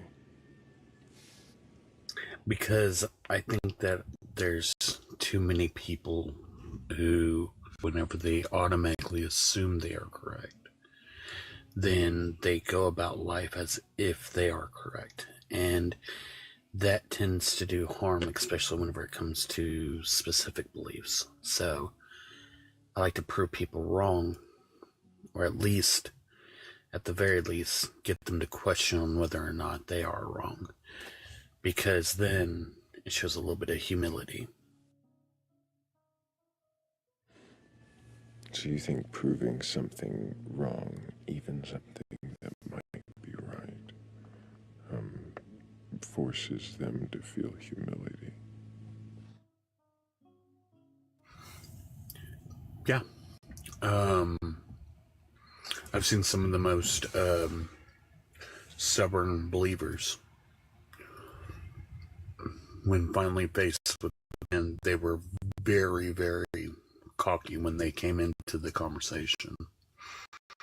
And whenever proven wrong about something, their entire tone shifted, and they went to me for sure.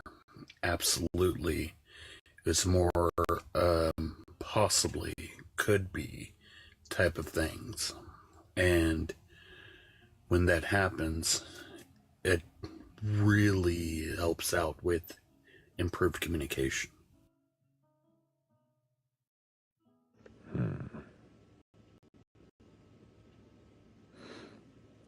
Good morning, Magnus. Did you come to confidently extol the message of the Paladins, the gospel of the Paladins? The Pleiadians. And yes, I've come to tell you that someone up here is a Pleiadian in disguise. It is not I. It is too Hammy. He showed me his schmeckle last night. It is Hammy. Like, what's a Palladian? A Pleiadian are one of the progenitors of human life on the Earth. They come from a planet called Pleiadia. They're at war currently with the Reptilians and the Greys. Sir, I showed you my schmeckle in the utmost to the people of Earth, and you know this. Wait, so you're serious? No. I'm not just positive. I'm HIV positive.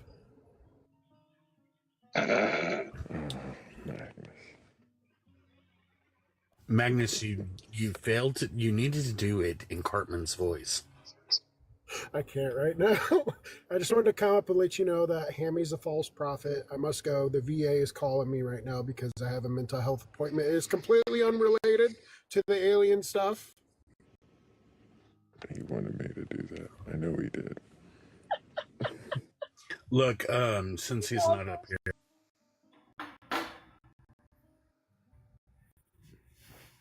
Appreciate you, Magnus. The cookout, can I get your age for TikTok TOS?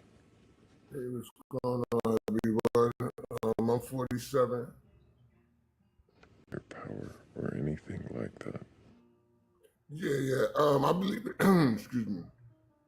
I believe in a creator myself. I don't believe in like the biblical aspect of God, per se, but I do believe there is a higher power.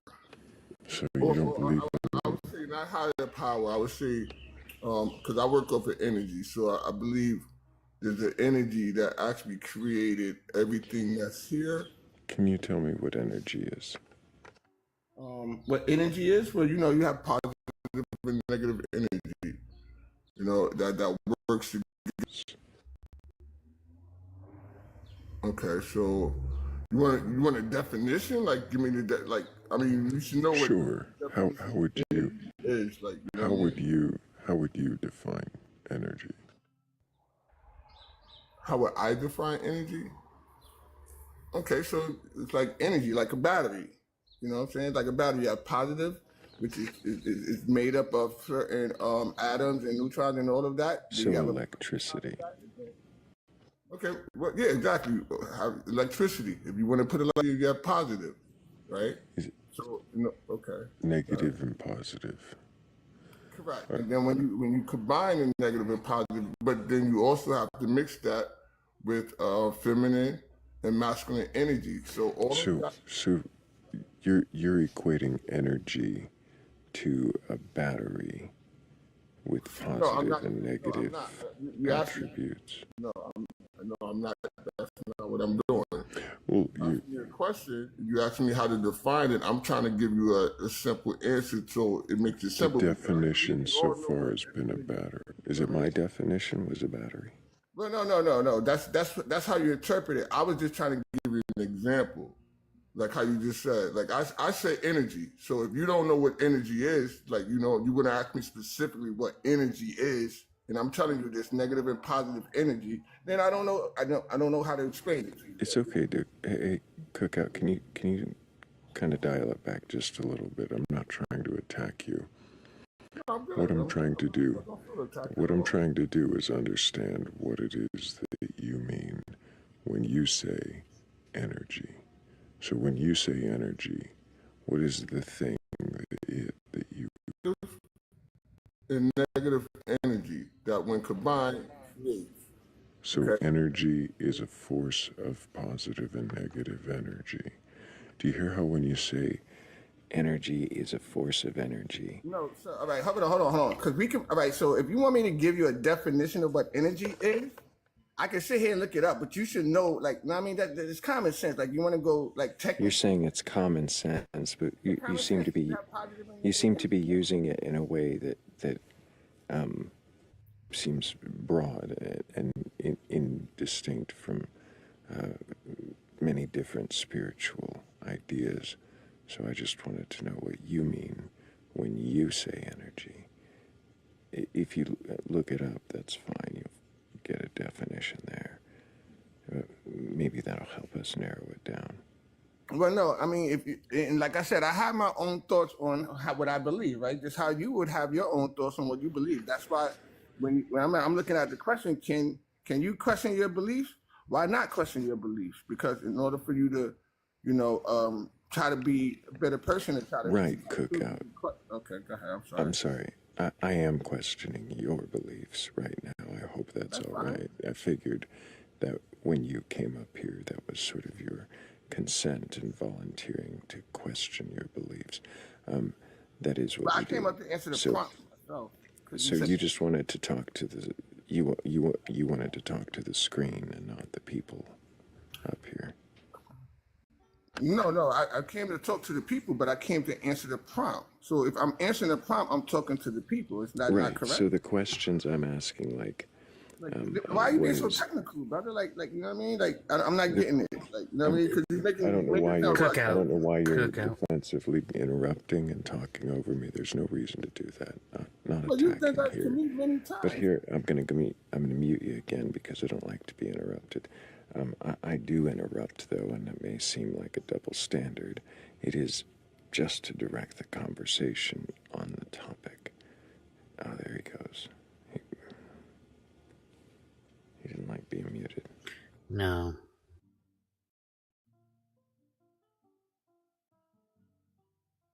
And I'm sorry, but even if he looked, it wouldn't have helped him because he's talking about, like, since we all know that he would have looked up the ability to do work, and then he was teaming that up with male and female. Positive and negative ability to do work, male and female ability to do work is a little weird.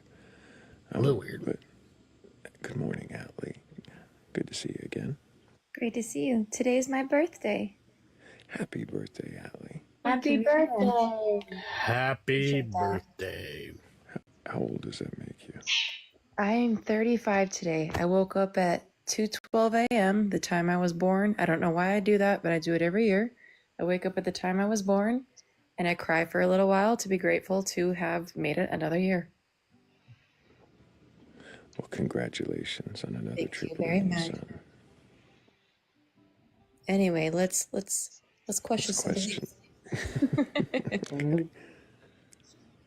Well, Grace, can I get your age for TikTok TOS?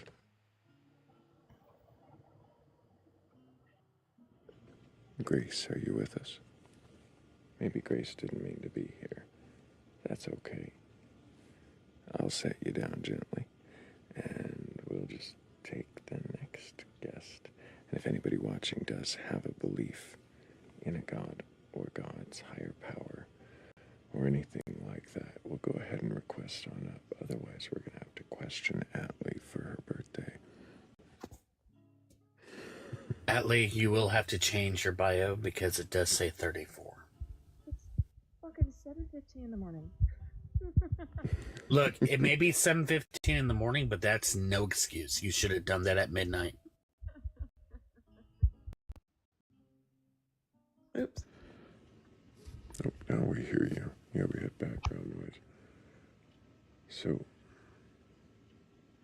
Atlee, remind me, I've questioned you on your beliefs several times. You lack belief in any gods, or do you I am assert an no atheist. gods exist? Mm-hmm. So for you, it's a positive claim that no gods exist. In some aspects, yes. I think when I initially came to that conclusion, it was sort of a difficult transition. Mostly the part of the afterlife and there not being one was really the hardest part for me to accept, but it's just illogical. And so now that I've overcome that, and this was 10 years ago that I came to that conclusion. Now I do view it as a positive aspect in that it's a sense of freedom.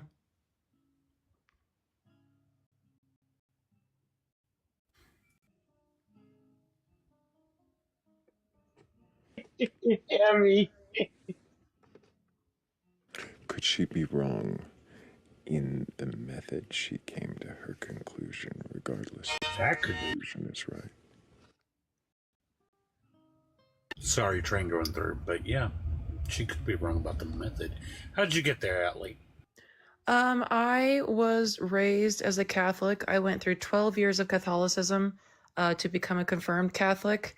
And that was not by my choice.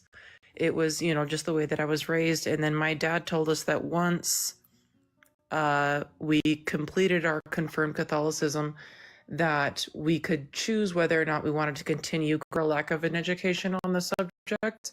It was just a personal decision that none of the Hebrew Bible I can poke a lot of holes in it, is what I'm saying. So how'd you rule out all the other gods? I wouldn't necessarily say that I did, because I'm not educated enough on the subject to say that I can necessarily rule them out. I can rule out a Christian God, absolutely. But I couldn't really speak on the other topics because I'm not educated enough on this subject. That's where she's wrong, Thrayle.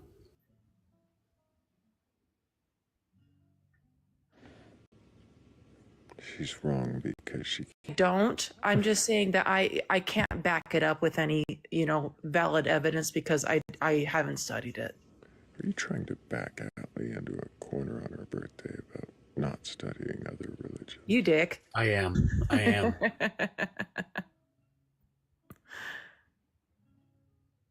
No, that's okay. I love being questioned. That's why I come to this panel. It's absolutely fine. And I won't speak on a subject that I am not educated on.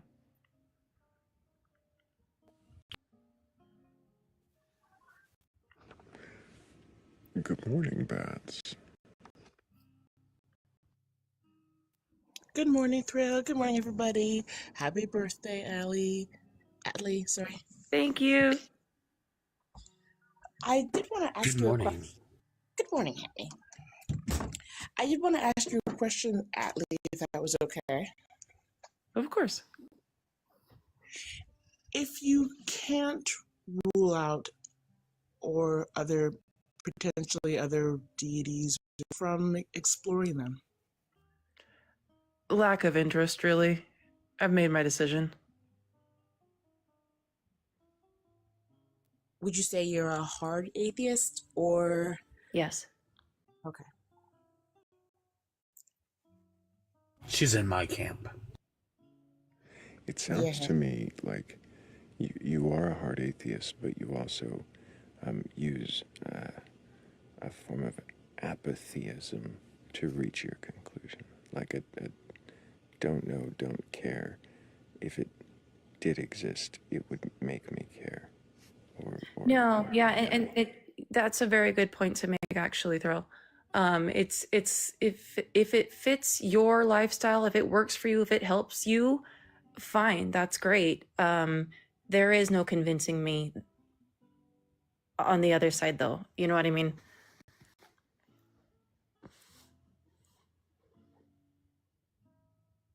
Well, I can't question many things with her since she's correct. Well, thanks, Sammy. Is it because her conviction that there is no God resembles your own so much that it's difficult for you to find questions to ask? Yes'm. Yes'm. I have a question. You said your dad, said up until now, and then you could make your own decision. Mm-hmm. How did your dad or parents feel about you and your sisters, or just if you want to talk about your decision to not stay in the faith? They really didn't care. My dad told us, he's like, the only reason that you have to go through, the obviously we were baptized as babies, so we didn't get that decision anyway. But so my dad said, your grandma wants you to go through Catholicism. And so he's like, just do this to make her happy. Learn about it. I want you to learn about every religion. Do whatever you want. Stay away from the Mormons. Outside of that, you need to do this to make your grandma happy. And so once you're done, you don't have to do it anymore if you don't want to. And we got to decide.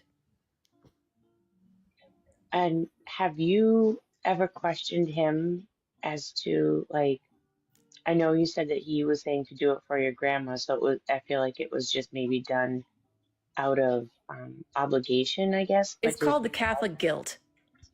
Yeah. So have you ever asked? What would your grandma think? Exactly. Yeah. But like, have you ever asked him why he was willing to self only just to appease his mom? I really haven't. And the interesting thing about that question, I love this question, is my father wasn't allowed to take the sacrament because, like, the body and blood of Christ, because he was married in the Catholic Church and then divorced. And so he was no longer worthy, quote unquote, of taking the sacrament. And so every time, Sunday church, my sister and I would go up and take the sacrament, and my dad would have to sit there almost shamingly, unable to receive that. And so I haven't actually talked to him about that. That's a great question, and I probably will ask him. I just want to say I'm sad for your dad. That's horrible. Like, yeah, that you can't even participate in your own religion because they don't believe, Yeah, they don't agree with your decisions. yeah, you're no That's longer crazy. quote unquote worthy because your marriage didn't work out because you got married at 18. Like, Jesus Christ. that was funnier than I thought. Jesus Christ did not get married at all. I didn't mean that to be Bad that Catholic. funny.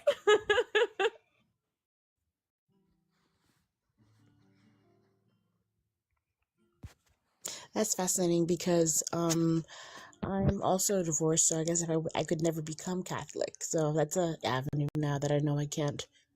It would only be if you were married in the Catholic Church and then divorced, then you're no longer worthy of the sacrament. If you weren't married in the church, then you are still, eligible to join and receive sacrament. But It's because you're married in the true church, and it means your marriage should last. And if it doesn't, then, well, get out of here, shameful sinner. Yeah, you sit there in the pew while your kids go up and take and drink wine, basically. I'm 8. Wow. 8, getting a little tipsy on the Jesus blood. Yep, sip of the blood of Christ every Sunday, and a really unflavorful cracker.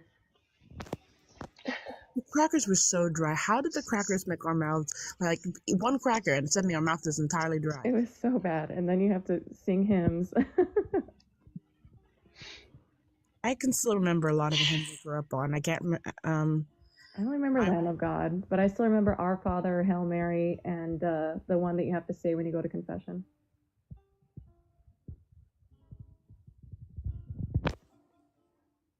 I was raised more or less Baptist, so it was a lot of praise God from whom all blessings flow. It is well with my soul. If you spicy thing, you. What about washed in the blood of Jesus? Amazing Grace was a big, like, everybody kept on choosing Amazing Grace for some reason. Not me included, probably. It was a song that John Newton, who did this, helped with the abolishment of the slave trade in England, had an impact on, apparently, from John Newton, who wrote the song. Who abolished the slave trade in England? Yeah, William Wilberforce helped abolish the slave trade in England, was very influential in that. He actually wrote letters to Thomas Jefferson and so forth. William Wilberforce was the one who was the biggest push for the abolishing of slavery. And he knew John Newton, who wrote Amazing Grace.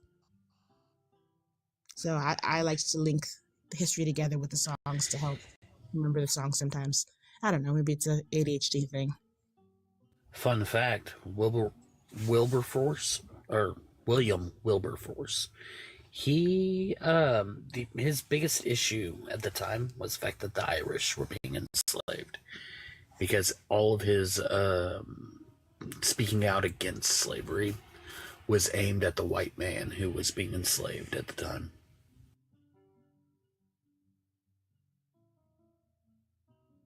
Well, when your audience members don't necessarily agree on what is exactly human or not, sometimes you have to appeal to that side of them. So I can see how he would want to use, okay, well, they don't care about these people, well, maybe they care about these people because they're the same color. So he created a sense of empathy, which probably helped, because at that time in history, Black people weren't viewed as human.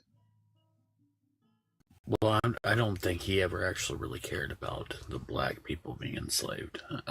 It was mainly the whites who were being enslaved at the time. And then the Christians who did it here in America, the only reason why they were started to become against slavery is because they had taken all of the slaves and had forced them into Christianity, and then they felt a little bad about enslaving their fellow Christians. I'll have to reread some of his letters and see if I can find that. Yeah, it's interesting.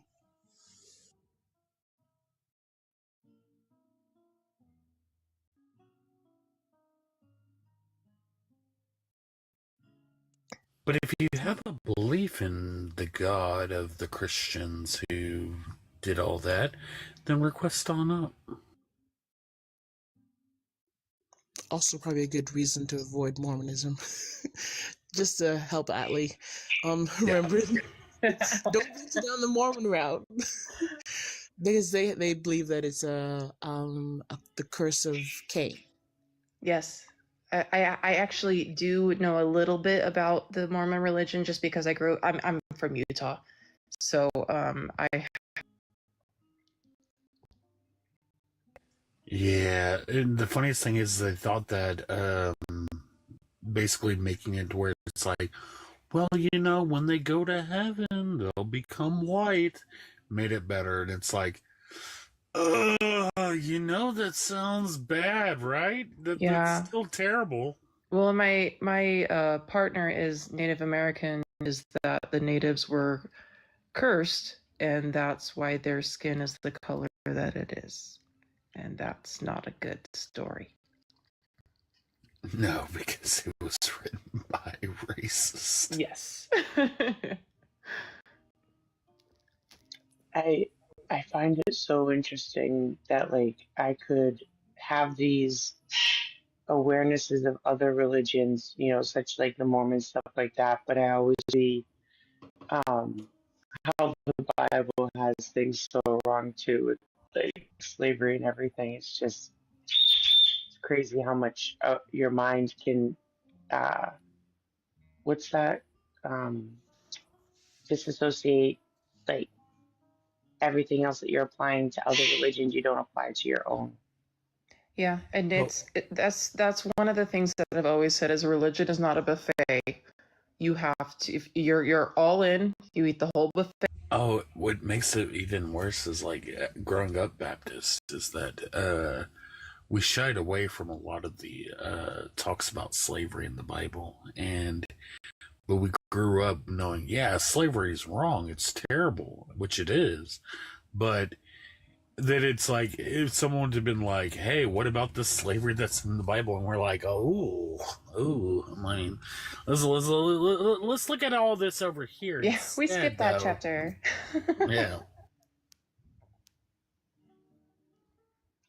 What I also think was funny is how like the Bible tried to twist it and say that we're a slave to righteousness. Like we have a choice. We could either be a slave to righteousness or a slave to...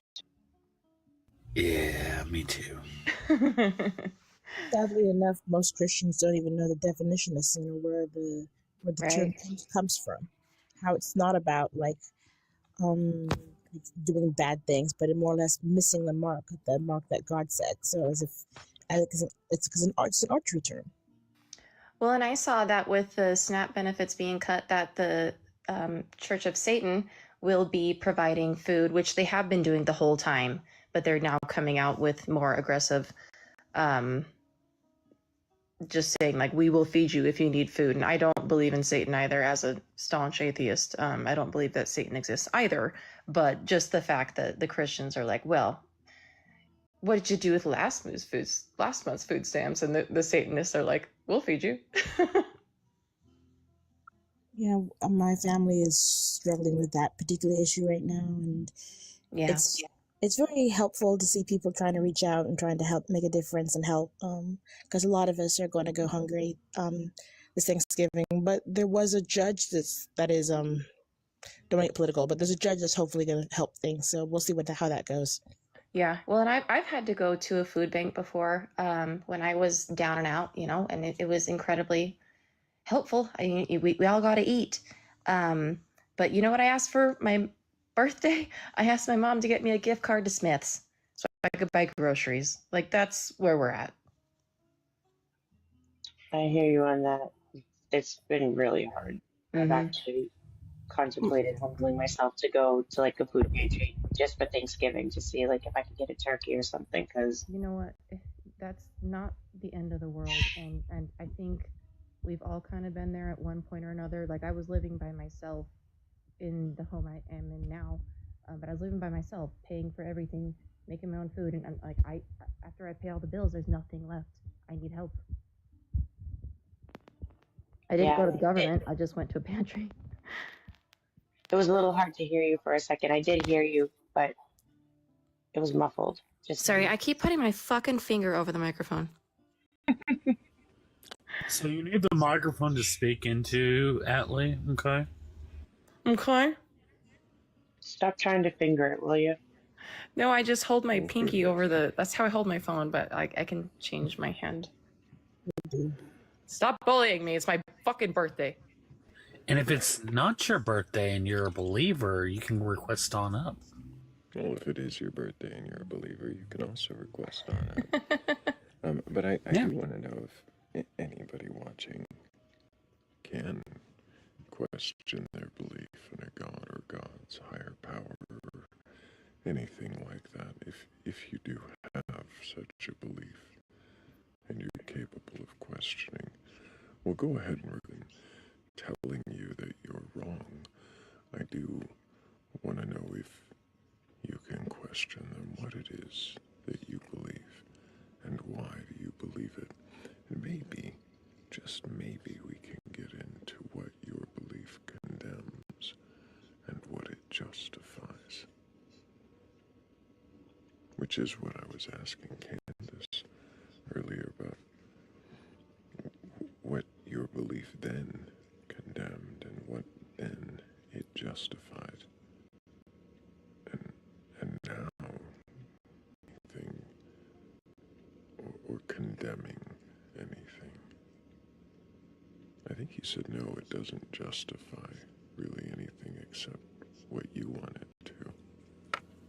Mm-hmm. That's such a like thought-provoking question.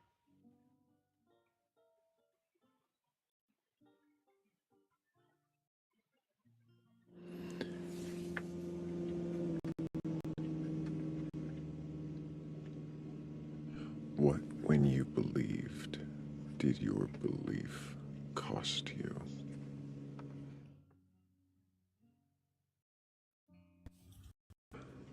The most recent believer, although I have burgled a few of Bat's gods recently too.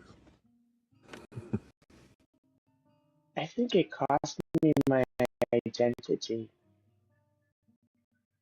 I couldn't be me because I had what Christianity looked like. So I wasn't free to, to be me, to love who I wanted to love, or be around who I wanted to be around, live my life. Yeah, and it cost me also a lot of joy, thinking back on how I thought I was always messing up and so worthless, because that's what we're told. You're worthless. Unless you're pleasing God, you're worthless. I'm non-denominational Christian. Oh, wow. Quiet Light asked what's my belief now. I think I would be categorized as an agnostic theist,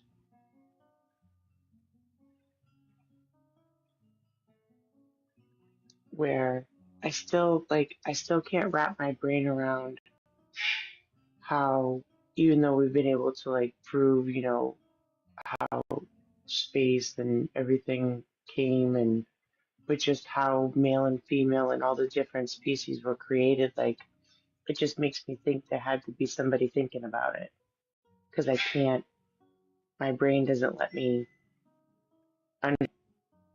to be so intricate in how everything, oh my goodness, this damn bird, how everything works.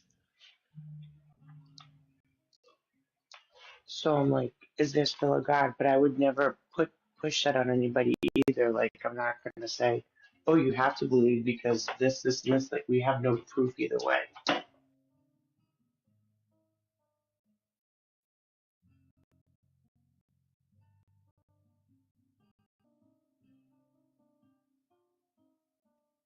What kind of If proof would it take? oh, sorry, go ahead, Bats. I'm sorry, I said that we have no proof either way. What kind of proof would it take? I actually haven't thought about that too much, just because I'm not sure. Like, I've had what I would call like spiritual experiences myself that lead me to believe there is some type of spiritual realm with like what people would call energy, which I couldn't even define myself what that energy is. It's just something in a different dimension outside of our physical self that is operating somehow. Um, I feel like to prove there was a God, he needs to demonstrate in a way that's tangible that he exists or that she exists. I keep saying he because it could be a she, it could be non-genderish. It could be a spirit that doesn't even look like a human. They could have just thought us up.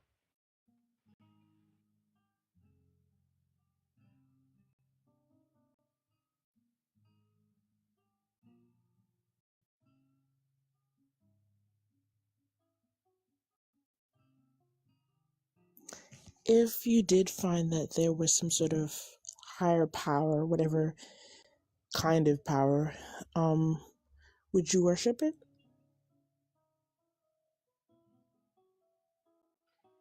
Hmm. Um.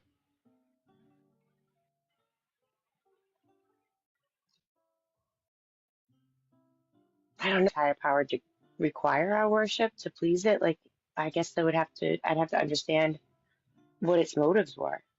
What's its goals? Is it worthy to be worshipped? At this point, I don't think it's worthy of anything. I feel like it set a bunch of confusion in motion and just left us to our own devices, to our own demise.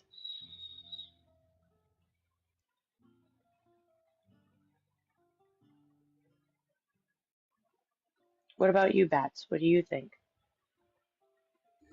I think I have similar beliefs to you very much. I've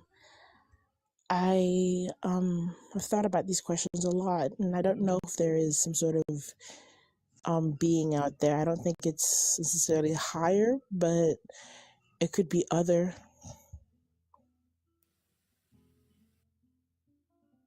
True, true.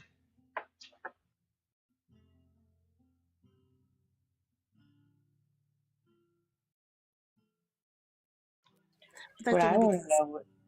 I'm sorry. Oh, go ahead. I was just saying, but that's only because I've had some experiences in my life that are unexplainable with my knowledge of science, which is very limited. Just my brain and the misguided memories of a child, but even the other day I had an interesting experience where me and some other person had the exact same hallucination, which kind of creates a lot of doubt. I guess, like, okay, we both, and we both tested each other to try to see, okay, so we're answering each other's questions, like, okay, what did it,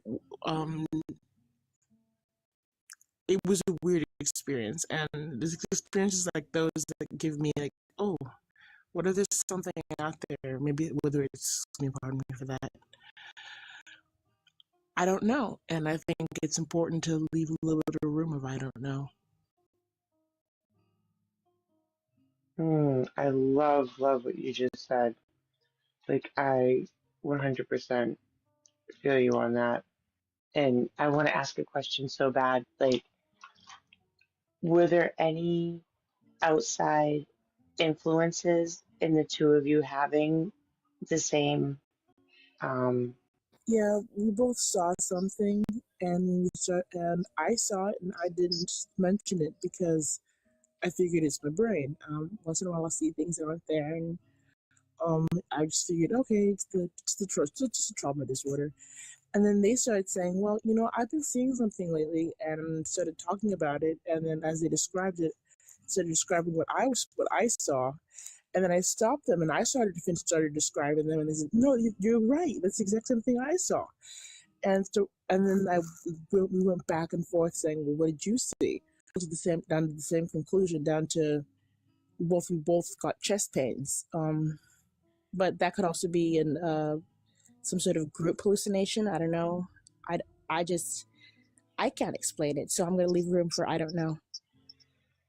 Yeah, I think I was going to say earlier, I always wonder why people can't have these conversations, but I think it's what you just said. It's the fear of the I don't know. It's so hard for people to say they don't know. Like everyone needs to have an answer, a definitive, something to lay their foundation upon.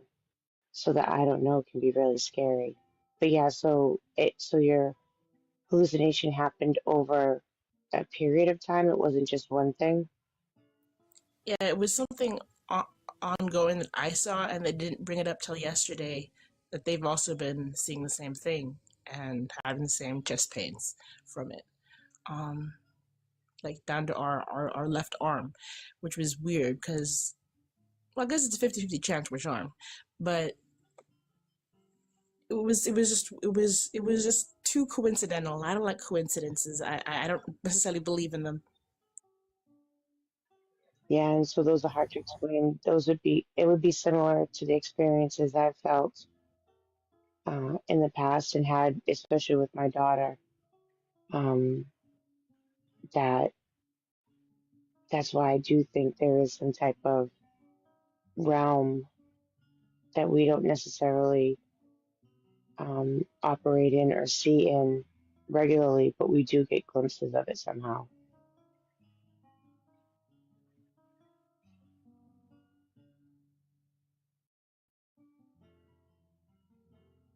Thrayle. Yeah, here. Yeah, I think I'm gonna go ahead and go to sleep. Always. Always. Take care. So you're up all night, but it's my night. So is it your day? Where, if you don't mind my asking, where you're from? Oh, I'm in Texas, so it's all Oh, night. you're in Texas. I've been trying to get to Texas. My daughter lives in Corpus Christi. Oh, that's down there, way at the bottom. I'm more north. Yeah, you're just a night owl. Mm-hmm. Yeah, I'm just up all night. I've always been a night owl. That's cool. Not really. It's exhausting because everybody wants to do everything in the day, and I just naturally sleep during the day and stay up at night. I'm sure there's some underlying reason that is worth questioning. Well, I love Texas. If I could get there, I would. I'm in Massachusetts, so it's cold. I don't like the cold.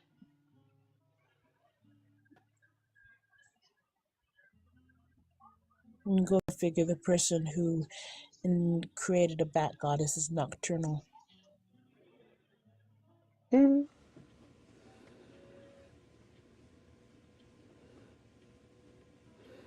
Who says I don't sleep upside down? Well, considering that you probably get a massive migraine from it, because our human bodies aren't designed for that. I would hope not, but if you were, that could sound more fascinating. It's true. It'd probably give me a migraine. Make me dizzy nonetheless. I get dizzy. Hanging upside down was a form of torture, so I definitely think it'd be hard.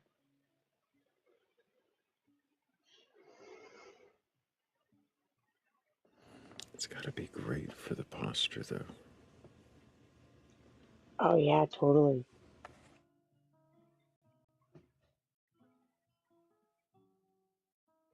The line, that's fine.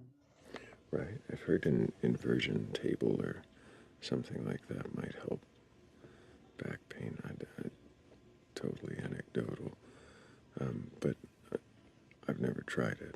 It might be worth it. I've seen one of those, and just always have another person around in case you can't get back up, because they need a safety thing. Yeah, I have one, and I actually like went to use it once, and I was like, nope, this thing's too freaky.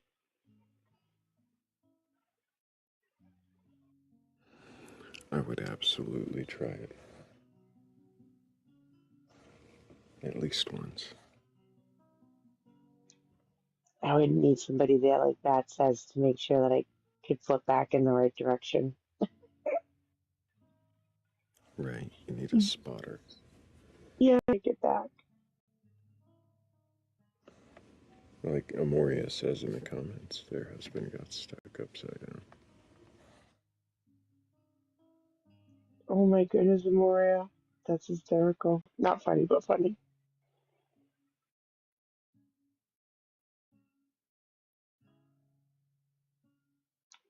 Look at that, Thrayle. We've only been on here for like an hour. We've almost gotten to 100,000. That's awesome. That is Yeah, guys, awesome like because the we were at ride, like the 50K ride. an hour ago. Yep.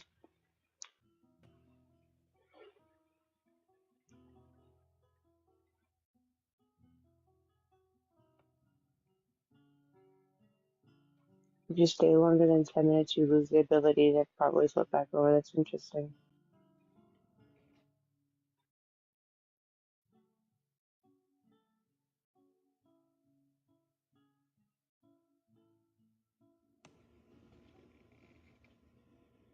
Hey, Thrayle. Oh, I'm sorry. Oh no, what's that, Bats? I should probably head out now because I have to help my daughter with some things before school. But I really do appreciate you having me up, and it's always a pleasure questioning beliefs. Absolutely, Bats. Appreciate you being here. Thank you. Take care. Bye, Bots. Have a great day. Have fun with your daughter. I always cut people. Didn't mean It's to okay. there. Something I did notice as I began to go on this journey is like I started to love my kids in a different way too. That was something I wasn't expecting. That just when she said something about her daughter, it reminded me like I saw my kids differently. I don't know how else to describe it. It was like I loved them more. It's the weird fine tuning. What's fine tuning? Oh, yeah. It's I'm going to call it this. It's your assumption that everything seems to be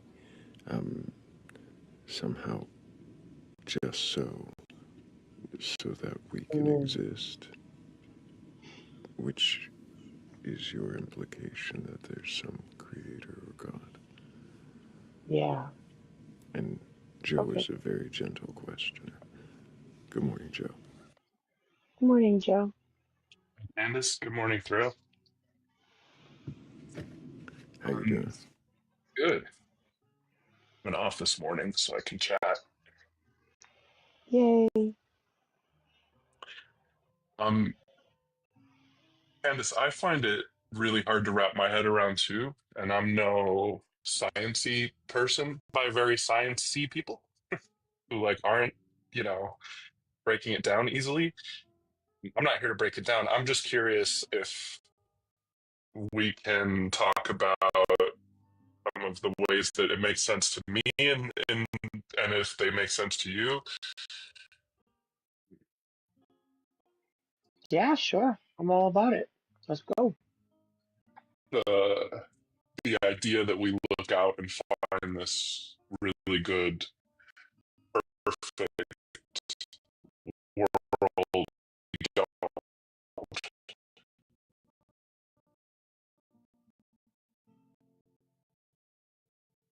Look out the life and see it perfect, but it's really Different universe. Not. It's not. It doesn't actually care if you survive.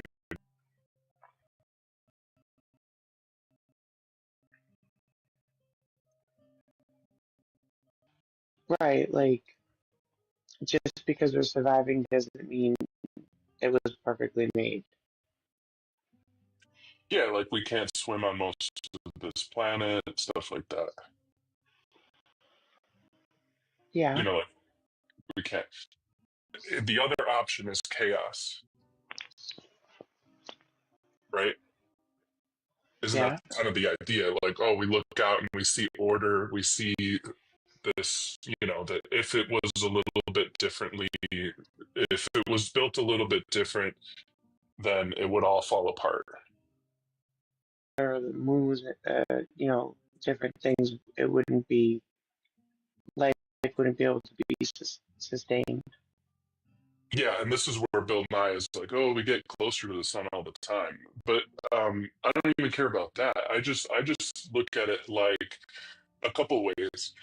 So it would be crazy for it to come out the way that I predicted or all in order, right?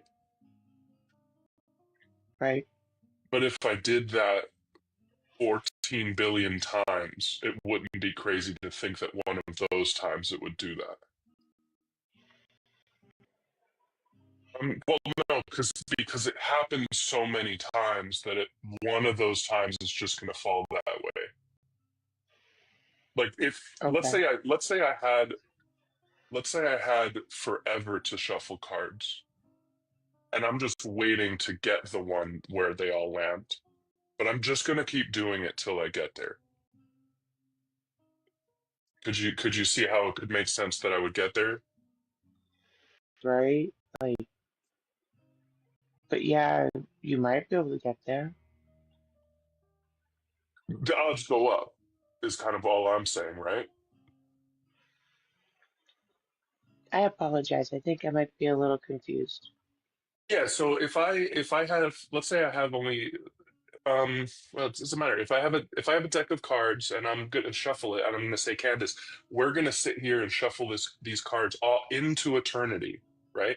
We're gonna shuffle them forever, and we're only going to stop if they land in order. Okay. Do you Oh, think that we'll ever get there? Okay, that's what you're asking. Minuscule to get 52 cards in order after you've been shuffling them? Yeah. I mean, they'd be low, but you think it's inconceivable that we would ever be able to stop? Yeah, that doesn't, I don't think that we would. The Hmm. the chances are so unlikely. Okay. Yeah, I mean, I think that's kind of reasonable. Actually, we would get there. Like, if we never ever stopped until we got there, we would eventually get there. But I get that that's like part of the hard to wrap your head around thing. Um, so for me, the thing that makes it simpler too is these factors. Like, there's two big ones for me. It's going to be gravity and surviving. So for gravity, bunch of stuff bumps around, pulls itself together, and then once it is where it is, it starts looking like order to us because of gravity. Does that sound like kind of Because of reasonable? because of yeah, because of gravity things are being put into place. Yeah, and then they like stay in place. So like stuff smashes together, it pulls even more tight and looks like a ball to us. That's kind of why all the planets are balls. That looks like a ball to us, but it's really just stuff pulling itself together. And then because it kind of uniformly pulls itself together, it like balls up. But stuff pulling itself together, and then other stuff slightly pulling at each other becomes this solar system. Mm-hmm. So into a tub full of water, but the stuff wants to be together, it's going to start like wanting to be together and then clump up. Right. Just like when like you have a drink that curds, like if you don't drink the car bomb early enough, right?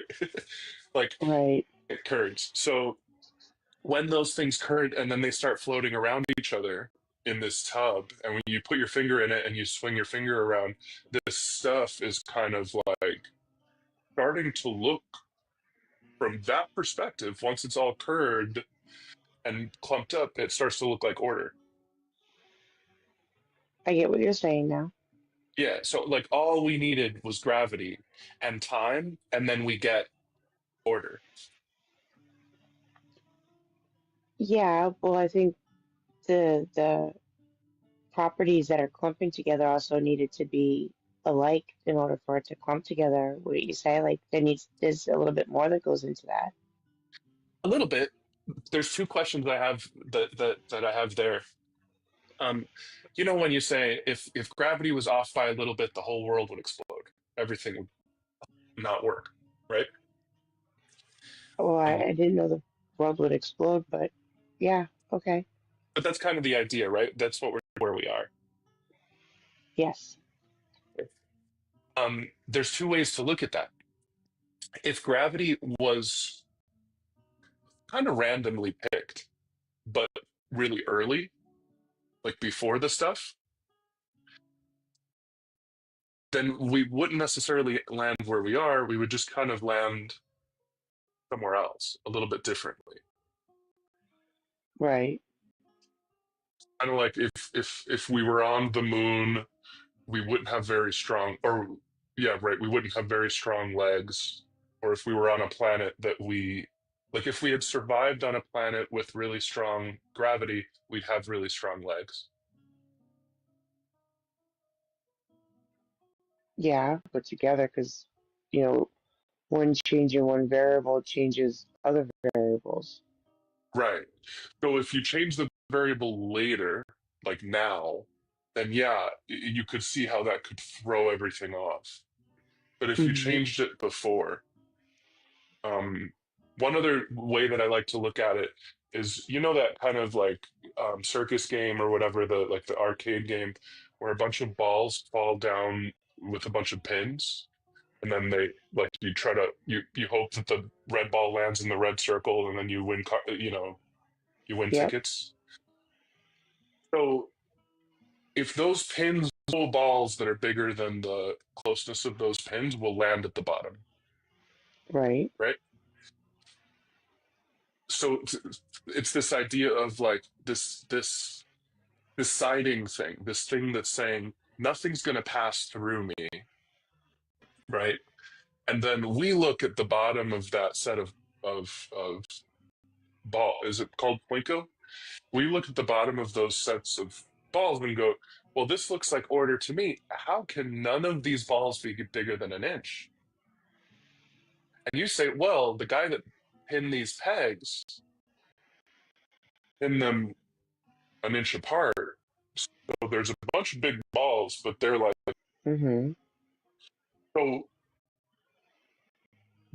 that's an analogy for the survival part, kind of, and the gravity part. But basically, it's early in the game. If you decide on a thing and then let all this thing we call chaos happen, you might start. You see order at the end because you have this. I see what you're getting at. Okay, I was trying to follow. I was like, but where are we going with this? Okay, I'm following. Yeah, like the holes in a net. Like you cast a net into the ocean and you say, how can my net, you know, be only holding animals that are of a certain size? It's because the holes in the net. Dictated what you're going to catch. Yeah, yeah. Um, so I would get how you could say, oh, well, it doesn't make any sense to me that there's no guy pinning the pegs and what doesn't, or like that survival happens, or deciding on the fine tuning of the gravity. I get that, right? Is that what it does kind of break down is the idea that the thing that we see out here today was finely picked. Like you get the difference Right. for me? Yeah, like that it wasn't that I'm not taking the balls that are less than an inch out of the pile and collecting them and sorting them. I'm just saying I'm pinning the pegs an inch apart, and then I won't get any balls that are. I'm still trying to follow like where you think that that's fine tuning or not fine. Like what? It What makes do the you fine think it tuning less fine, in my mind. in order because there is that chaos, and we're trying to make sense of it at the end stage of it. I think that I don't think we're looking at utter chaos. I think that we're looking at a big generalized order that allows chaos to look like order with enough time. Okay, but I right. So, but even if we look at it like that, how did all this chaos? Like, how would the pegs know how far to be apart? Like, how would it just seems too coincidental? Like what Bats was saying, she doesn't believe necessarily just out of the you know randomness, the chaos. hmm Um, I really like games for this. Um, have you played poker?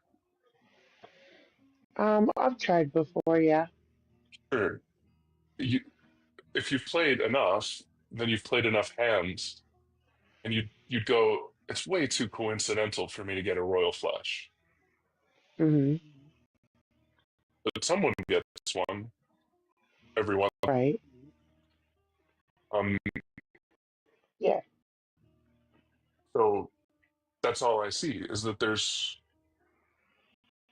the coincidence and the specifics that we see today, like gravity or like survival.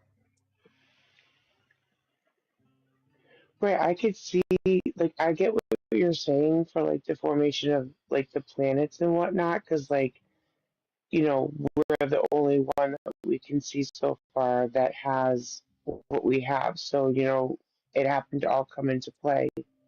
But then it reproduces. Like, that doesn't give you this idea that somebody had to think, well, there needs to be a way to make more of these. So I'm gonna make a male, I guess, tool that will expel what is needed to put inside the woman, and there's a specific hole, and it just fits perfectly. Like, well, it's supposed to fit perfectly. We won't get on that subject, but anyways, um, do I you know what I mean? wonder. Like, hmm I wonder if we switch seats and you question me if I told you that I worship the god of death. If my kind of viewpoint would make sense to you. the god of death, so I wouldn't even know where to start. I'd have more questions on who the god of death is. Cool.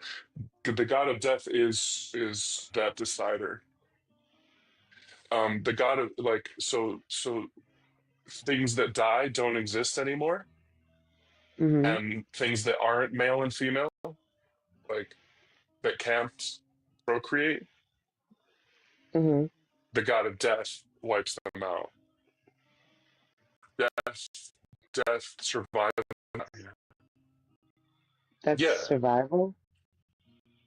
yeah. That's what death is doing. Death is saying you don't get to live if you're not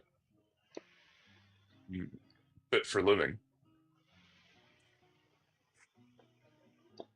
Mm. Um.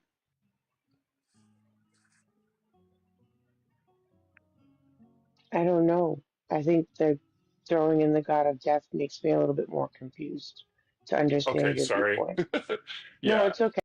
my viewpoint is that the distance of the pegs, the holes in the net, the god of death, the thing that's deciding that there has to be male and female Mm-hmm. is survival. If there's no male and female, then there's no survival. And Right. before there's no male organism that eats another thing and becomes kind of like what we are. Mm-hmm. But like, I still go back to how did those things come in into play? Well, Like, how gravity and did the net survival. get there? How did the net get there? How did the cards get there to play these things? Yeah, for sure. That's I can't really get you past. Man, I'm not trying to get you past anywhere. I can't get myself past making sense.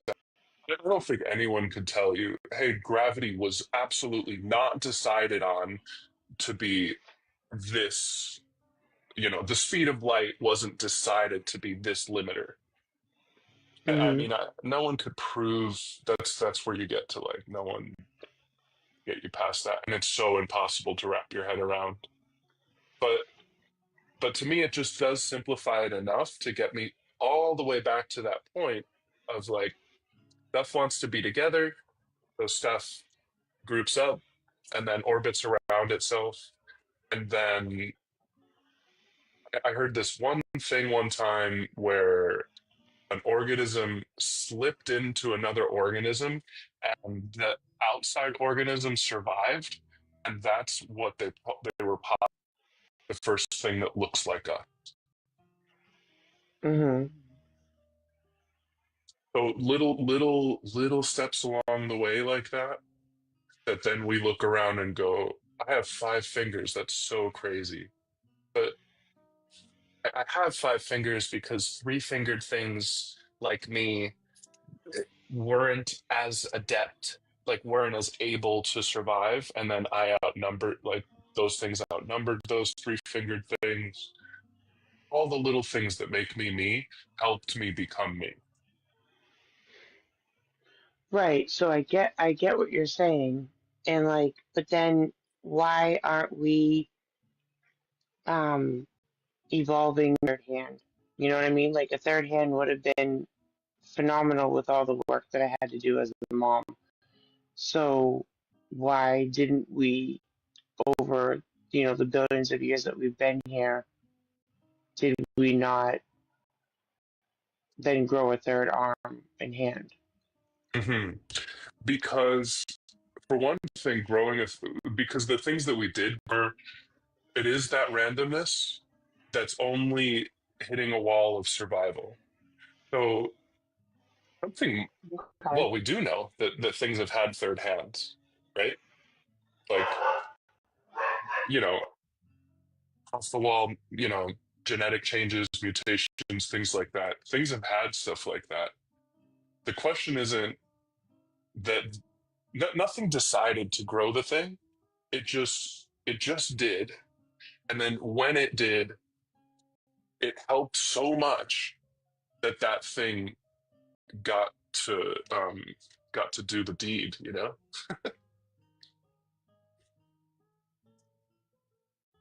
Oops, sorry, I was muted. I was agreeing with you. Yes. Yeah, you're good. Why are birds so colorful? It attracts males. All of it is about just making more of ourselves. Yeah, I agree. I do agree to that. I think that the the species are all here with that in mind, is to survive. Right. So, like, why don't I have a third hand that would be beneficial? Um, If you could imagine some rich group of people who can give themselves fourth arms, like Zach's, but like like 4 arms, and that's super beneficial to them, and for some reason, like, attractive, and they make this harem, and then they take over the world and become 4-armed people. Then we're going to look around and go, oh, like, 4 arms. That's super beneficial.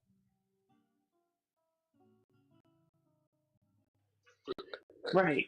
I get what you're saying. I guess it's the point of like how did they get to making those 4 arms?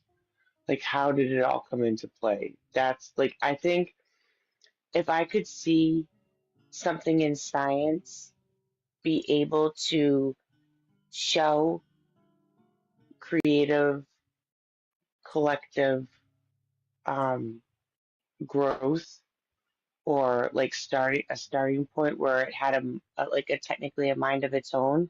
That's how the collective came together through the gravity and one organism, swallowed another. We've been able to prove it, but it's like with all of our technology and things that we know, we've still yet to be able to do such a thing. Yeah. Are you looking for the intention that you have with God in a place where there might not be any? Yeah, probably. Yeah, definitely.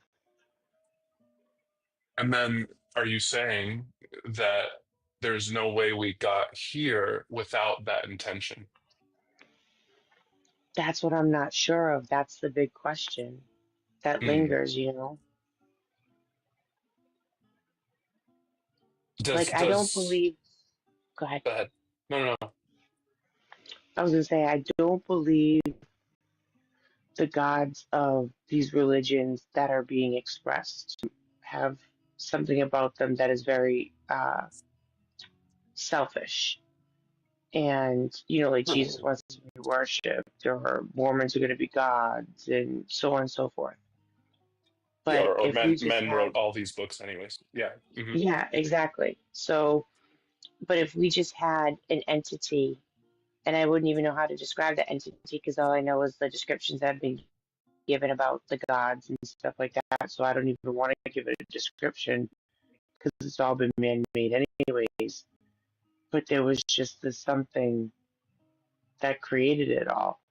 Because the more I think about it, like, why do what he's done, or she? Why do what it's done? Well, yeah, I asked you that about that last time. If you commit to this God that created it all, but then just walked away like an absentee father, like a sperm donor, it's kind of an asshole, right? Big time.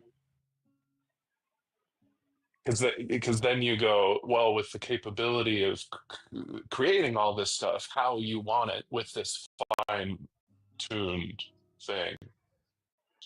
Um, it's funny because I found this stepping stone too. I started to say, well, I don't necessarily believe in a God that's interacting with us, but I do believe in a God that sparked the thing, like set it off and decided, and said it's going to work this way. Maybe looked at a bunch of possibilities and said this possibility leads to success. I'm just going to spark it off with like 10 gravity and 98.9 survival difficulty. Mm-hmm. But does all that talking about games and all of that kind of rewind it for you enough to say that it's not necessarily that a god like pulled Earth to be that this far from the sun and made a perfect planet for us to live? I don't need that to get here. All I really kind of need is this decider that says at the beginning 10 gravity and 98 survival. I'm not sure. I'm. It's really hard. If I'm being honest, it's like really hard to let go of that one part of there being emotional stability type of thing, or um, because the science isn't computing with my brain, because I'm not super science orientated. I'm more emotionally. Me too, actually. I don't I don't really like it than like the stuff we're talking about. Mm-hmm. And I think I am a more emotional person and communicator. So I totally get that. But More personal and understandable, so I get it. yeah, because I don't know what dark matter is. You know what I mean? Like I don't Mm-hmm. really want to. But yeah, but on the science side, if it doesn't make sense to you, I don't know Tyson's book on recommendation from here on TikTok, Astrophysics for People in a Hurry. And the first sentence is like, everything used to be smaller than a period, like the dot of a period on a page. Mm, And really? I closed the book, it lost me. Yeah, yeah, I don't know. I don't see how that could be. It doesn't make any sense to me, right? I don't get it. But but just because I don't get it doesn't mean that someone else doesn't and that it couldn't be. I think that's where I'm at too. Yeah. And then you had a really close relationship with God, Oh yeah. and it hasn't been much time since that's fizzling and breaking up. Right. Yep. It's only been a few months. Yeah. Um, TikTok. This people are doing. When I did it, it was years of driving around and thinking, and not constantly. So taking breaks, you know, Mm. taking breaks Yeah, I did it. and I actually took like a month and a half. So actually, it's probably been like 4 or 5 months. But I did. I took like a month and a half off from TikTok because it was a shell shock, and you gotta take time to process how you view things because I viewed everything through the lenses of the Bible and through God. What was the oh shit moment? What was the deal breaker?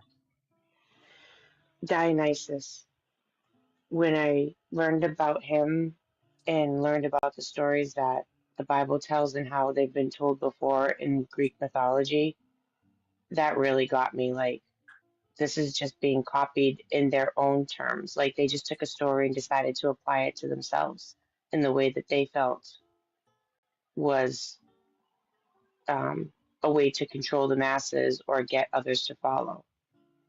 Hmm. It all made sense to you that the details of Jesus are Star Wars versus Dune. Mm-hmm. Yeah.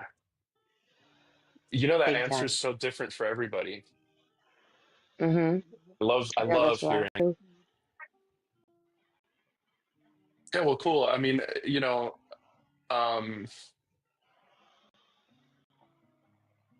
do you think atheism is a goal? I've been asked that before. I think it's a really good question.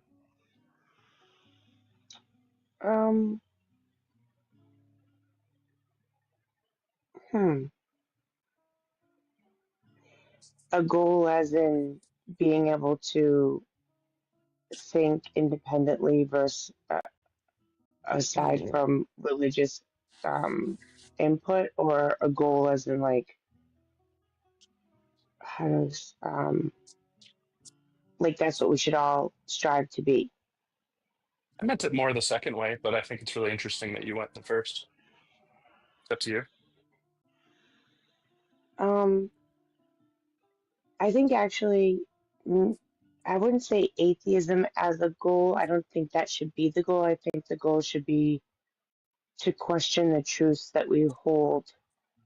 They should always be able to be questioned because if they're truths, then they should be able to withstand the questions. And I think atheism is a great way to start on that path of questioning. What are the truths about the God that you're still agnostic about? You'd say, like, list me out, like, this is true of that God. So that I don't have any truths for a God, but I don't Mhm. have any truths for there not being a God. That's the agnostic theist. Yeah, so that's what I said earlier. Yeah, I think I'm an agnostic theist. Well, I'm going to just push a little bit on that because so for it to be a God, I mean, doesn't it create doesn't is it a creator? I would think so, because that would be the answer as to why this is all here. So that's what I my brain tends to lean towards. Right. So like you'd say if it was created by something else, then that would be the God that I think is probable, And possible, that I don't know. yeah, yeah. Right. That's what I'm looking for in the truths, right? Like these are the things that qualify for it to be the thing that I care about, which is that's about it, right? Just that it's like created everything and it's powerful enough to do that. Yeah, like, yeah, what was the starting point? What, or who did all of this? Yeah.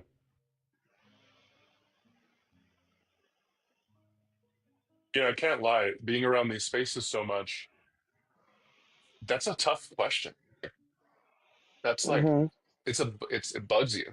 It bugs you. It's like, and it really just all have always been. What do you think about that one? That everything always was.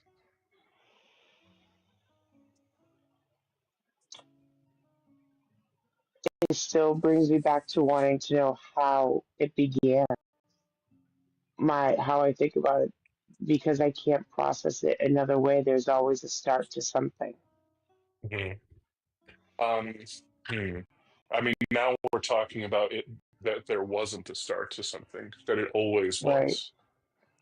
Right. So And that's like really weird. That's so infinite to try to think about. isn't it just as weird with the God? Because the thing that we care about has to create and not be created. So it has to be infinite, right? It doesn't have like a start. Hmm. Yeah, I think because I was just told that God was, and I never really questioned, well, how. Actually, I did when I was younger. I asked my mom, like, how did God come to be? Um.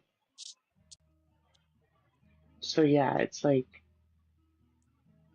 I don't know. It's so hard to try to wrap your brain around it. Is it easier to accept that God just did come to be than it is to accept that, well, just always was?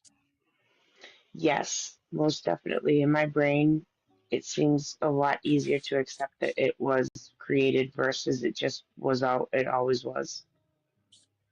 Well, not that it was created, because the God with this thing that wasn't created, and we have to So choose was between. We're stuck. Something had to not be created. right, right. I get what you're saying now. Okay. Either Yeah. God has no beginning or stuff has no beginning. Well, that puts a whole conundrum and a bee in my bonnet thinking about it like that. Yeah, That's me too. yeah. That's a Me little too. frustrating when you think about it like that. Uh, It is frustrating, but it makes me wonder if we hadn't been um, culturally like in this. Imagine another world where just culturally, where like everything always was, and from children we're explained it just always was. We don't have to like question that too much. mm-hmm. I Yeah. wonder if the comfort level is there because we've grown as children, and we tell our children, and we tell our children, hey, you don't have to wrap your head around this unknowable God that always was, or how that works, or how breathing things into existence works. If we had said the same thing about stuff, you don't have to wrap your head around the idea of eternity and existence not beginning. It just was. It just always has been there. I think that's the biggest question for mankind is what we're trying to figure out now is like, was it always, or it could go on and on. Do It's you almost a think little that scary at the same. It's a little scary at the same time because it's just the unknown. mm, how uncomfortable are you with the unknown? I like to know everything, so even though I don't, I still like to. It's hard to. I'm not very comfortable with the unknown. Not comfortable at all with it. And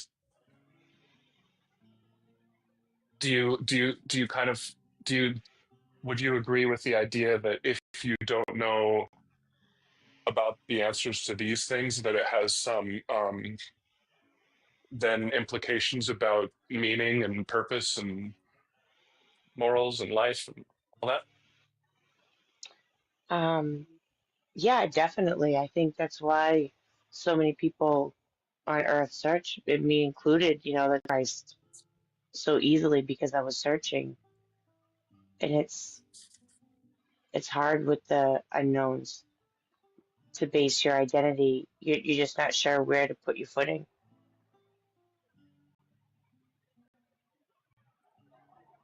Hmm.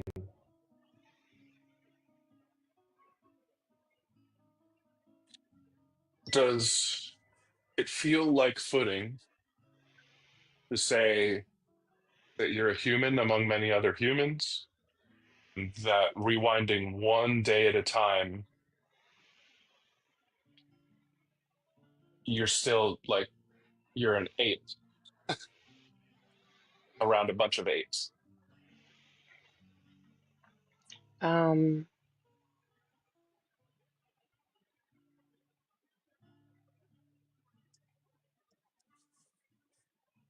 no, because it's still because I see the difference between us and apes now. So finding my footing in that wouldn't bring me peace because it's still leaving me like how do we still have apes but we change so significantly. I'm not sure if I answered that correctly. No, totally. I think you went right for the thing that's uncomfortable for people about being called apes. You know, Well, I mean, I've been called a lot of things. Being an ape is not so bad as what I've been called, but right? um And I don't mean it yeah. derogatory, but more than an ape. I understand what you're saying. Um, Mm-hmm. I understand what you're saying. I don't. I wonder if those differences become smaller as well, in the same way that the game analogies do for how perfect the world is. Become smaller. Yeah, like the difference between us and apes starts to become smaller if you start looking at their advantages, at the things that what really make us different, like language. Mm-hmm. Yeah, I haven't looked into it enough to like be able to say that I do or disagree that we could have come from apes, but just in my limited knowledge, it still seems strange. Hmm. I'm not really even looking at that part.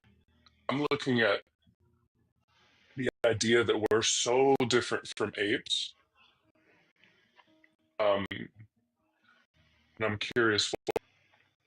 Um, well, the first thing I think of is we're not covered in hair. We don't walk the same way, I guess. Our Have you seen an ape with no hair? no. Have you?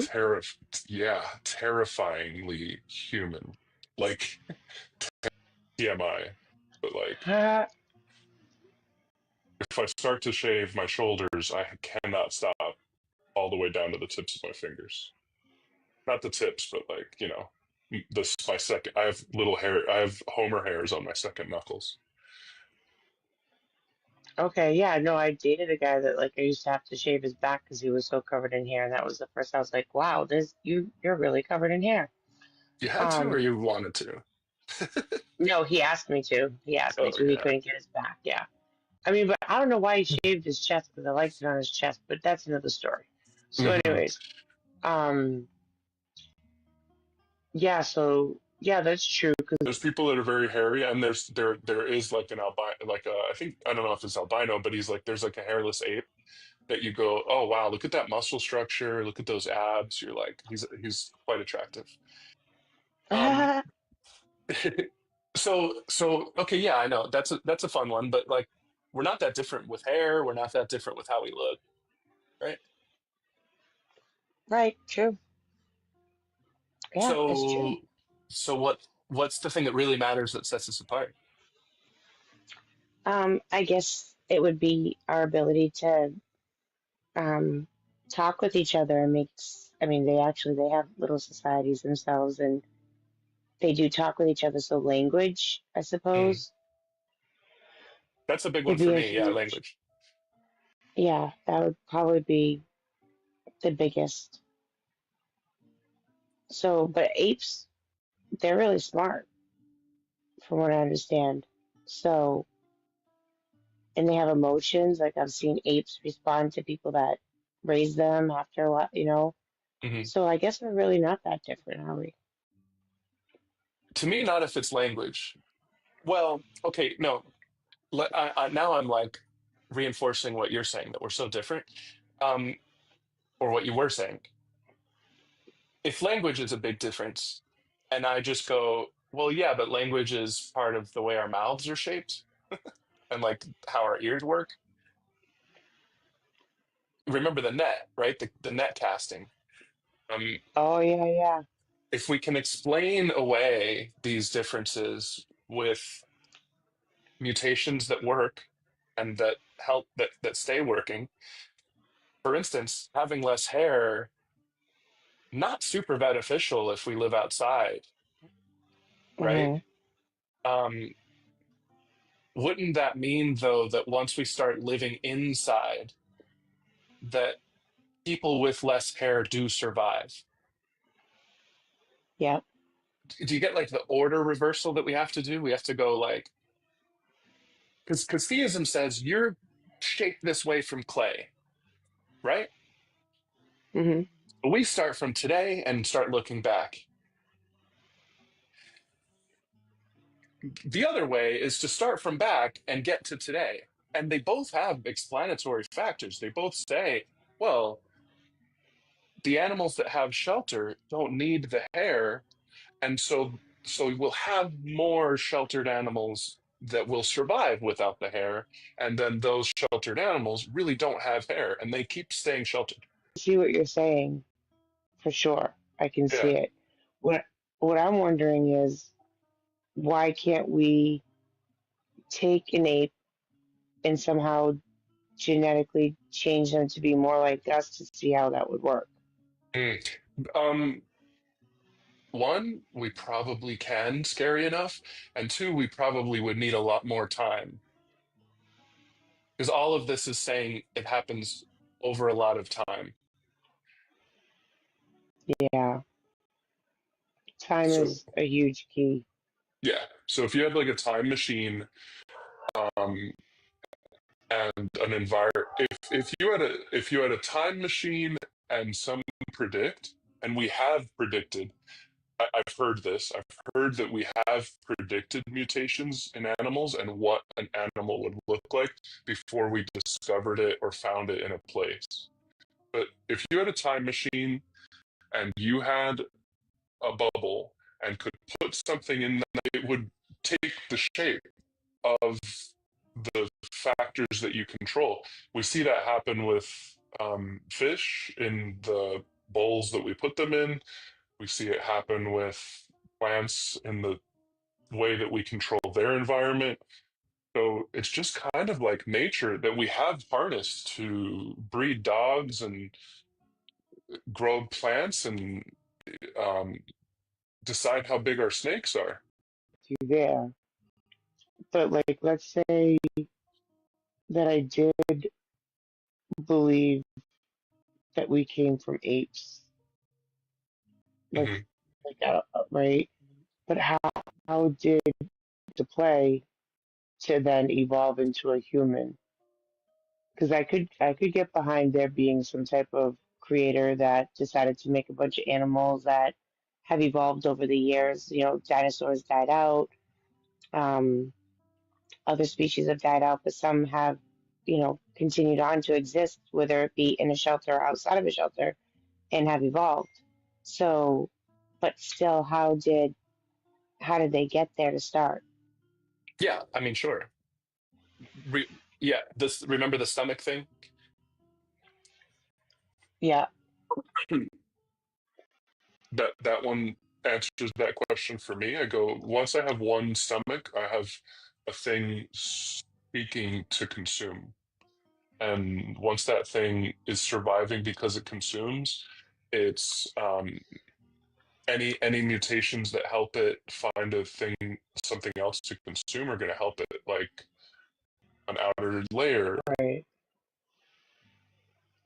But just think about it, like something consumed it and it continues to evolve and grow. And then it thought like I had to reproduce. And so it came up with two different genders to do that. It Mm-hmm. just seems so out of my Yeah, mind to think. yeah. You'd want to find a way to look at it all without the intentionality.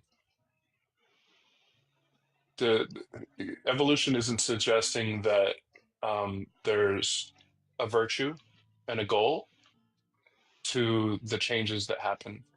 All it's suggesting, Hmm. that's why the god of death, because the the deciding factor is death, not life. Yeah, so okay. Yeah, that makes sense. Yeah. So if you get it wrong, you die, and that means that the only things that we see living got it right. They didn't Hmm. mean to. They got it right, and so they exist because they got it right. They didn't mean to. They were lucky enough Interesting. to get it right. Yeah, I can understand a frame of mind like that. I could grant you that, so to say. It's still, like I said, like it's still so hard in my brain, like to think like that, to have that Yeah. thought process. Try to erase all the intentionality and purpose and virtue from how we ended up here today. That's kind of scary. It is, yeah, it is. Um, It is. I wonder if Thrayle wants to pipe in or bring anybody up, or we should keep going. Well, Joe, you've given me a lot to think about. Like, I got to start doing my research because I know my friend Kim on here has brought up some apes that at like Lucy or somebody like that, and I've never fully looked into it, but if I wonder if I would be able to get there.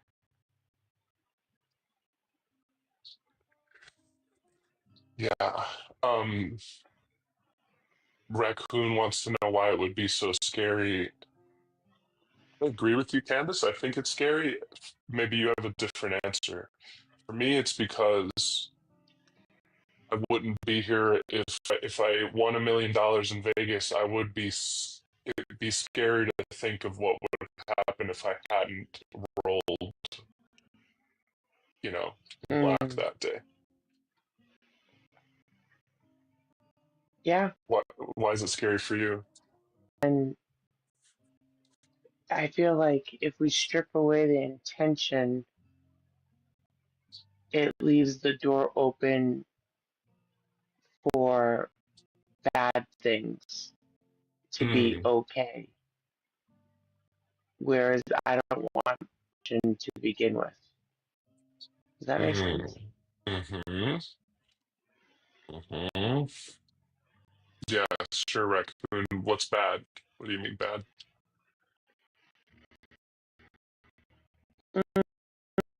Mm, just because you wanted something that they had. And I've heard people talk like that before, where they're like, well, survival of the fittest. It was absolutely disgusting. I was shocked that people, one, would even admit they think like that because they had no shame in thinking, well, if I'm stronger and bigger than you, then I should be able to take what is yours and make it mine. So if there's no intention behind why we were put here, what's to stop, like you said, you're lucky, so someone must just be unlucky. And I don't think that that's fair or kind. Hmm. Hmm. Hmm. It's funny. I'm on a sabbatical from talking about this. What do you mean on a sabbatical from talking about it? Taking a break from really digging into this part of things. It's funny you say that because I thought you meant it's scary to think that the world could just explode at random. You know what I mean? Like that everything could just come crashing down. Well, that's scary too. Yeah, yeah, That yeah. is. Before we But ruin I everybody, Thrayle mentioned it before earlier. There are some people who don't think that it's okay. That all that means it's okay to do That whatever you want. what? The thing that you were talking about before, might is right is kind of the sentence of for what you're saying that like survival of the fittest. It is okay for me to just take what I want if I can get it. It's fine. Mm-hmm. Um, Maybe another day we'll talk about why I just don't think that's okay. Whatever, whatever. Oh, okay. We'll wake up through I'm still here. Yeah. No. Well, thank you for that conversation. You definitely gave me a lot to think about. A lot. Cool. I know we covered a lot. You covered a lot. I wanted to add something that I thought about in a previous conversation on this live, which was Douglas Adams' puddle analogy. I don't know if you're familiar with that, but I'm gonna go ahead and read it. I'll even throw in an accent.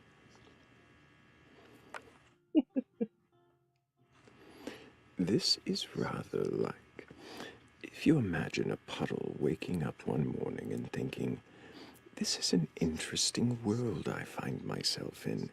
An interesting hole I find myself in. Fits me rather neatly, doesn't it? In fact, it fits me staggeringly well. Must have been made to have me in it." This is such a powerful idea that as the sun rises in the sky and the air heats up, and as gradually the puddle gets smaller and smaller, frantically hanging on to the notion that everything's going to be all right, because the world was meant to have him in it, was built to have him in it. So the moment he disappears, catches him rather by surprise.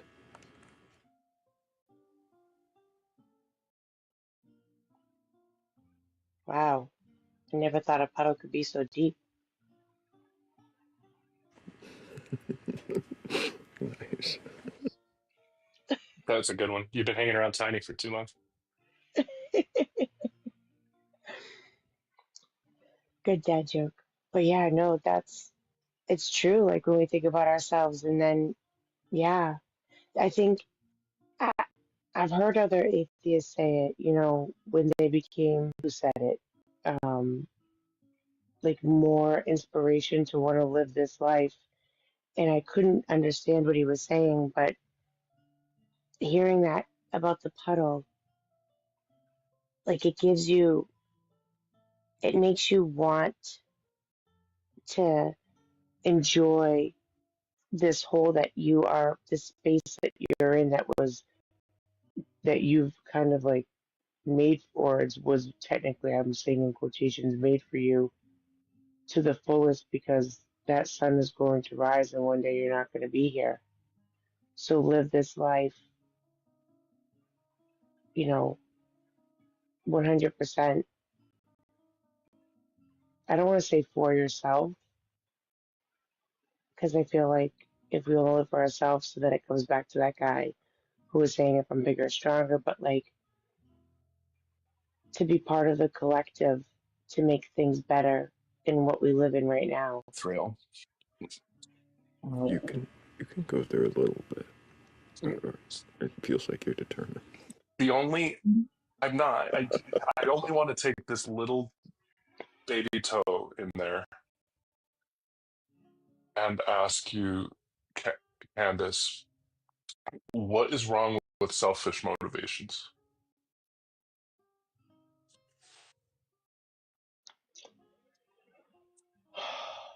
Um,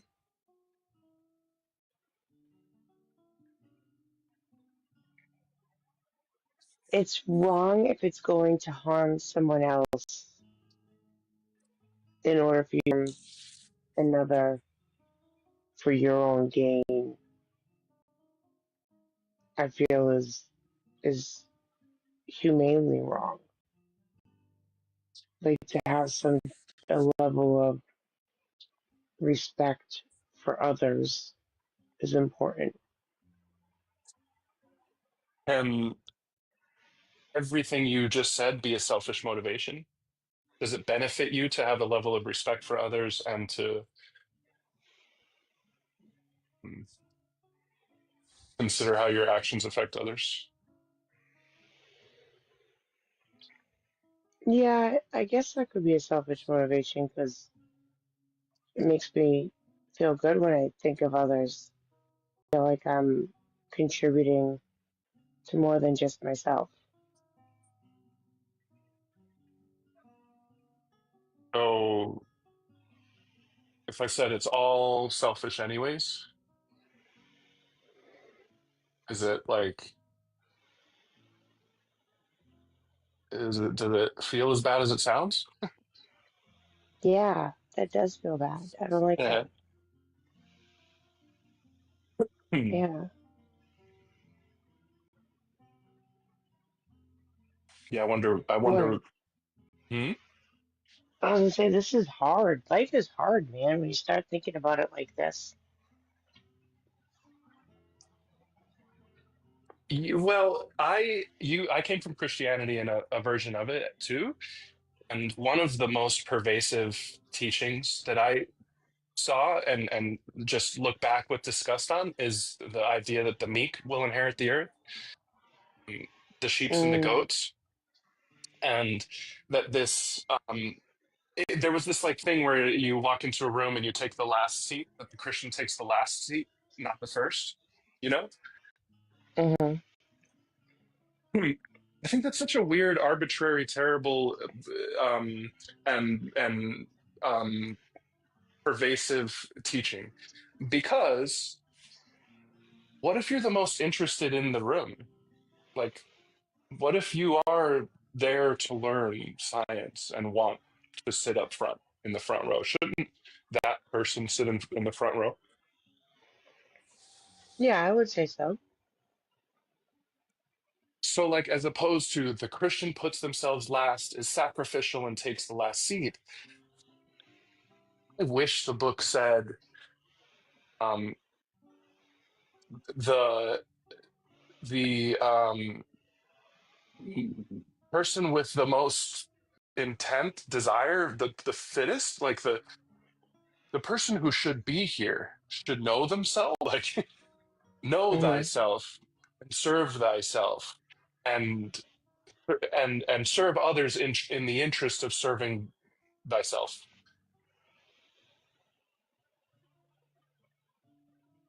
Pursue your goals. I don't.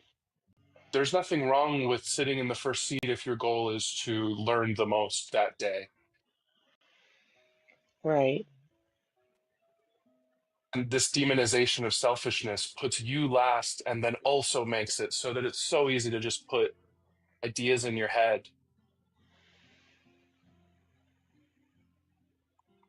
Yeah, I guess I never thought how much religion had shaped. Also, I think it's also my childhood, to be honest, actually. How Mm. much I want to put others first. Mm. So, yeah. Hmm. Is there a way that you can see putting yourself first as a service to others too? I'm learning that, to be honest, in my whole journey that I've been going on. I'm definitely learning that because I can't help anybody else if I'm not helping myself first. Mm. but it's still hard. Believe it or not, it's still hard. I don't know why. Do you think maybe is it environment? Or I don't want to. It sounds selfish, but to be more selfless, or do you think that we're just born a certain way that we go after things differently? Do I think it's nature and nurture? Yeah, like what do you think? Well, I'm saying nature or nurture versus nature and nurture. Can it be both?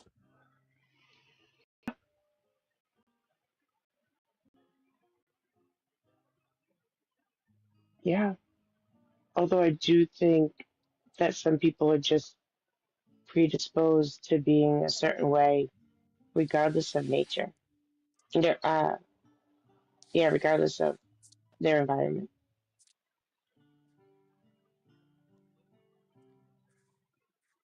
Hmm. Yeah, I'll recommend a TV show called Task. It's like all framed as a crime drama, but I just finished it last night, and the underlying theme of this whole thing is exactly what you're talking about. What's the name of it? It's with who's the guy that played Hulk? The guy with the dark hair. I know what you're talking about. Ruffalo, Mark Ruffalo. Yep. Yeah, Task. I can't spoil it, but yeah, it's all framed as a crime drama, but it has a lot to do with these concepts and But subjects. are you saying task? T-A-S-T? Task like the things we do. Oh, task. It's about All a right. task force, but I think task is also a play Words. Yeah. on the thing. Yeah, the task of life, right? And that's kind of what you're talking about, right? What's the you're now you're into purpose and meaning. Hmm. Well, I think that's been a huge part of what I've been trying to find is like, what is the meaning? What is my purpose to do here? I want to feel like I've made, like, not that people have to, like, remember me necessarily when I'm gone, but I want to know that somehow I made an impact on. Mm. I'm going to frame this in a really unfair way. Do you think it's cooler for you to decide on your purpose and meaning, whatever that may be, even if you don't even want to have one? That's from a god. Let's go like way even more unfair. That's written by you know an Mm, ancient tribal war god that hates women. no, that's a good question. I think that comes back to like my own insecurities. Like, am I making the right decision about myself? Like, it'd just be easier if somebody told it to me. Like, this is your purpose, now follow line. So I think that's why I gravitated towards that, because that it's that whole fear of the unknown and what if I get it wrong? Mm, mm.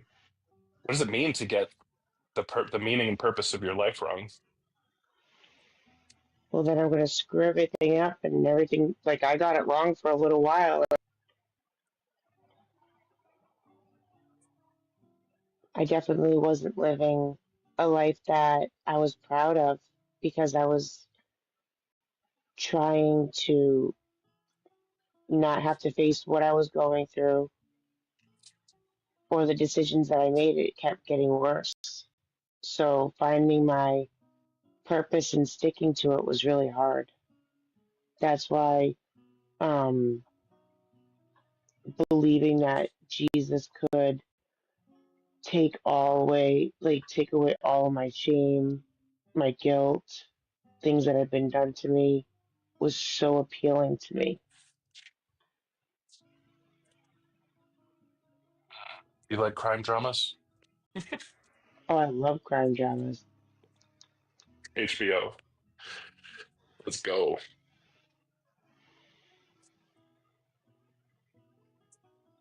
Yeah, I think you're gonna love that show.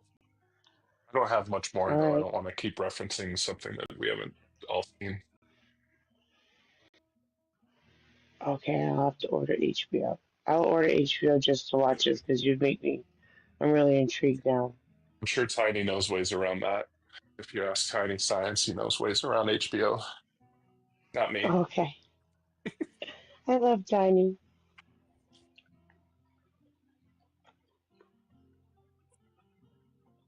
All right. Well, Thrayle, I don't want to keep taking over the live. I feel bad. Does anybody else want to come up and question their beliefs? That's a great question. I don't know if there is anybody. I haven't discouraged anybody. There's still a box open if anybody has a belief in a god or gods, a higher power, or anything like that. You're open to having your belief questioned. Well, then request on up. But I do want to say thank you, Joe. That was a really good conversation, and I got so much to think about now. Thank you, Thrayle, for letting us have it. Absolutely. Dude, thank you.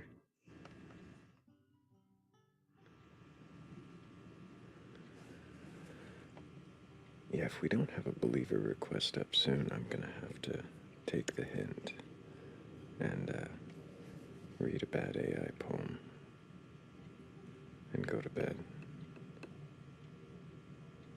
Sorry, guys, I gotta go. I gotta go pick up someone and give them a ride. Absolutely. Thank you, Candace, for being here. Thank you for questioning and being questioned. You did great. I appreciate you. Thank you for having me as always. Have a great day, guys. Take Bye. care. Good questioning, Joe. Really good. Thank you. It's a foreign and uncomfortable feeling for me to have a place I have to stop. Well, you don't necessarily have to stop. I know, but I don't also want to introduce me into the right. So I'm still Does exploring, you need to be questioned still? probably, but I think I need a little time to articulate things, articulate ideas. I'm working on. Well, me always needs to be questioned, not probably. Right? When do we stop? Is there a stopping point to questioning?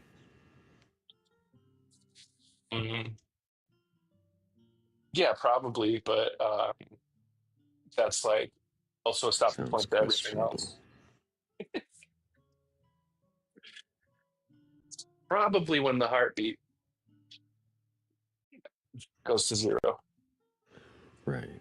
That's probably the only time to stop questioning. Anything sooner seems just a little premature.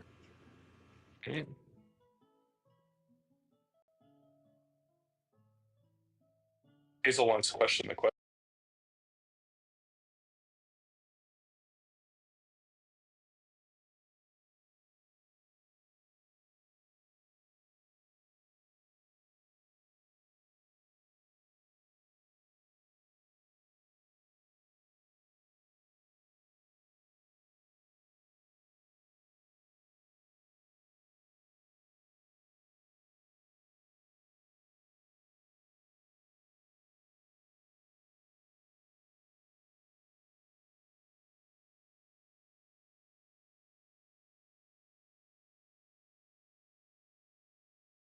One document and see where the smallest one is, and then you only put the information you really need in there, and then I'll.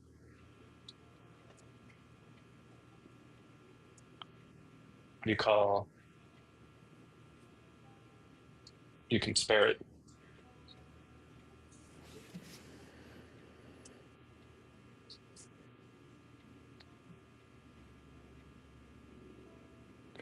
I've never done that.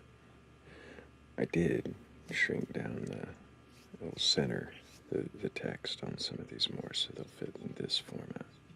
Mm-hmm. It should work up to 4 guests. We'll have to see. Actually, there's... Would it be that? Yeah, it almost fits. I should fix that. I don't think you should Google the phrases I make up, raccoon. There's probably the right word for it that's something close to that, but it's like in print. Like when you have a print template, you have an eighth of an inch bleed kind of shit. Right, the margins. Yeah.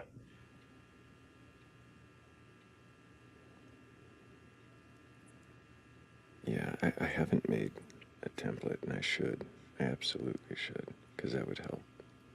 I had to do that to do the YouTube banner, so I should do that for this.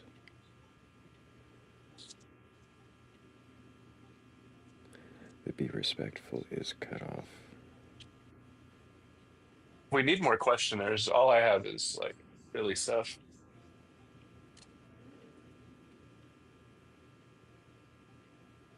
Maybe I'll just ask the silly stuff so that the questioners are like, they go, I could do better than that. So they come out of the woodwork, yeah. Yeah. What are you good at cooking? What am I good at cooking?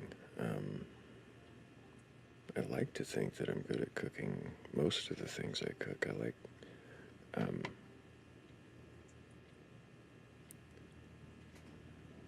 I really like cooking just about anything on a stovetop, sauteing in a pan. I like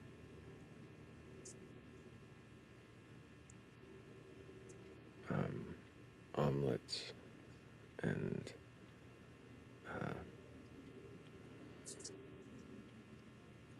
I don't know. I'm really short on menu items in my brain right now. Stainless steel? What was that? What do you saute in? Wok? Stainless? Non-stick?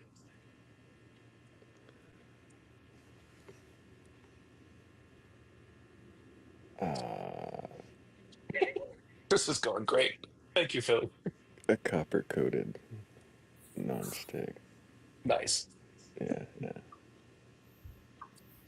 See that? You called for help. Mm-hmm. All I can think about is food.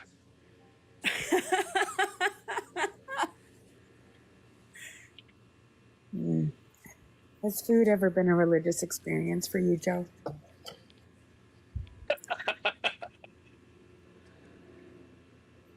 Almost daily. Pray 5 times a day. I haven't even thought about food for the last, 4 hours. I had a smoothie. I wanted to ask something close to what Philly just asked there.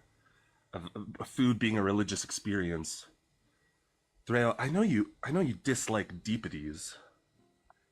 Do you feel the same way about silly teas, where it's trying to express a concept in a way that's not deep, like the opposite, to get at some of the truth of it? A frivolity. Ooh, yeah. I mean, I just called it frivolous, but sure.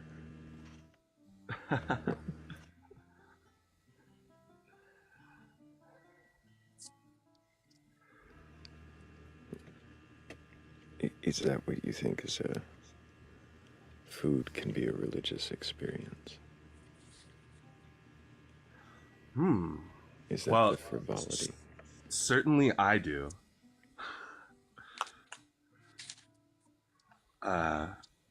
Yeah. I do think food manifests my consciousness in some way.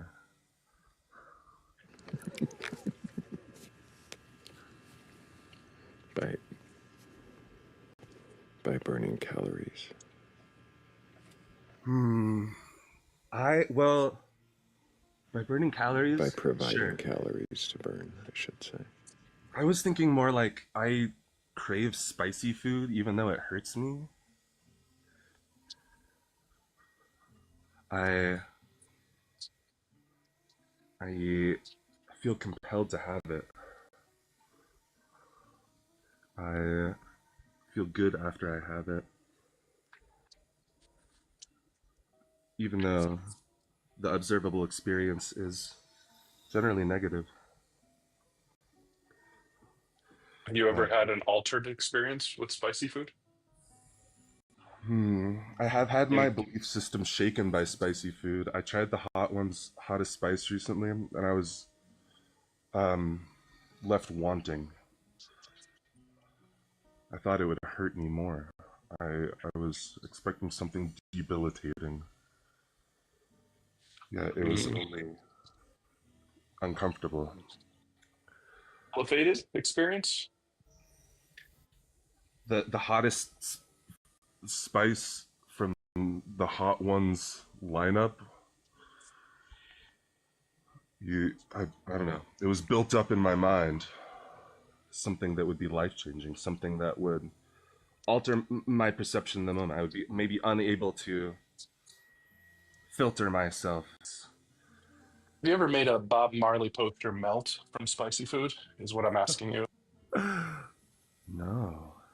Hmm.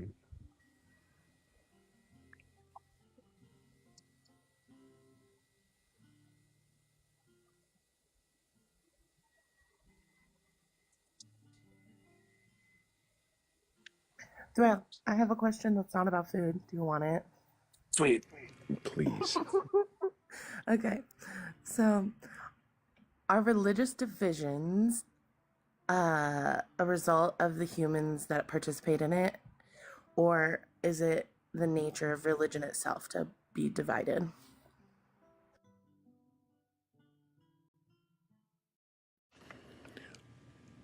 Are religious divisions the nature of religion or the people that create them? Is that? Yeah, pretty much. Like, is religion the reason that religions are divided, or the people involved the reason? I think many religions are, in their nature, by their doctrine, divisive.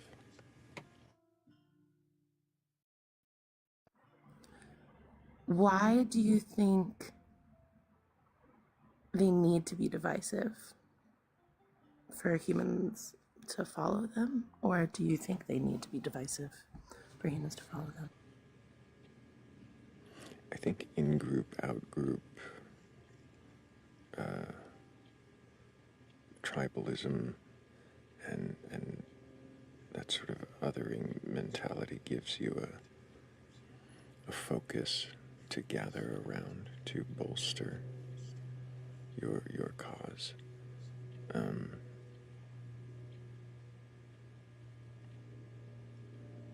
I think having a common enemy provides you a rallying point. Do those who don't believe rally to, what's the word you used? Like rally behind a cause of believers to make their beliefs more justifiable, I guess is the term I would use. Like, do atheists do the same thing? Do non-believers find rallying points? Do they look for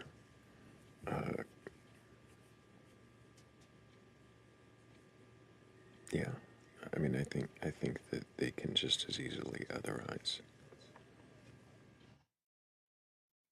How do you avoid that as someone who's trying to promote critical thinking and not debating spaces?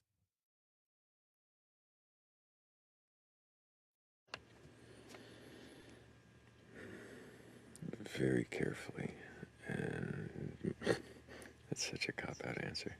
Very carefully. I was gonna say that.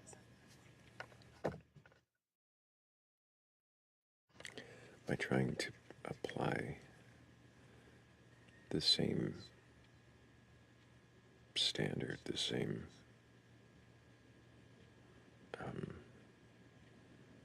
rigor to questioning the lack of belief and the assertions that may come with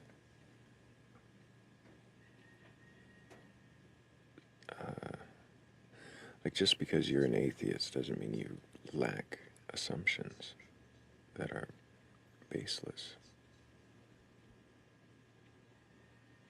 It just means you lack one.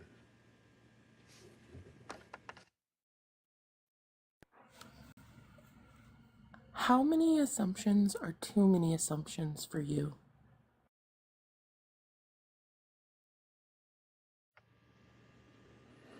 I don't know that it's that assumptions are like even one is too many feels like the response I should give, but I feel like those assumptions should be examined and questioned,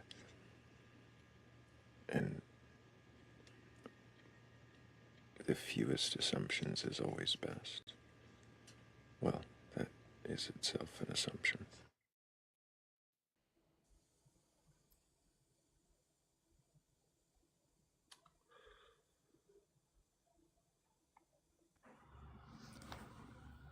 Why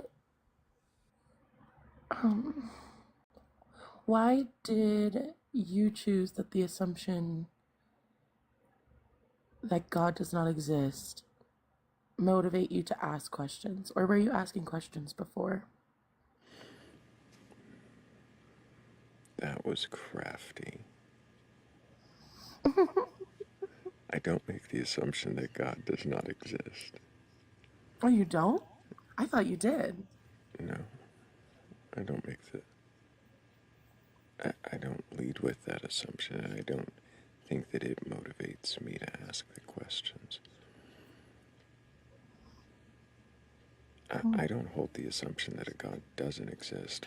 I just have no assumption that a God does. I lack that assumption. So it's not. Hey, what's the difference between lacking an assumption and not having one? Or not, or, okay. Having the opposite. Yeah. Thank you, Candace. You're very particular, I see. Thrayle, I'm curious, do you hold value in traditions that do not have I guess like a cognitive process like to the belief or like to the tradition, like they don't do non vetted traditions have like, well, cognitive, see, that's just it. I think there's some cognitive reason that people do things. The traditions have a reason. Even silly traditions are there to be silly.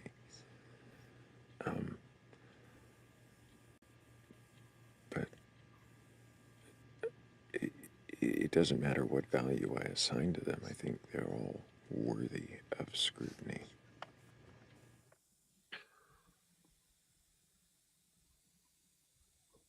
Say every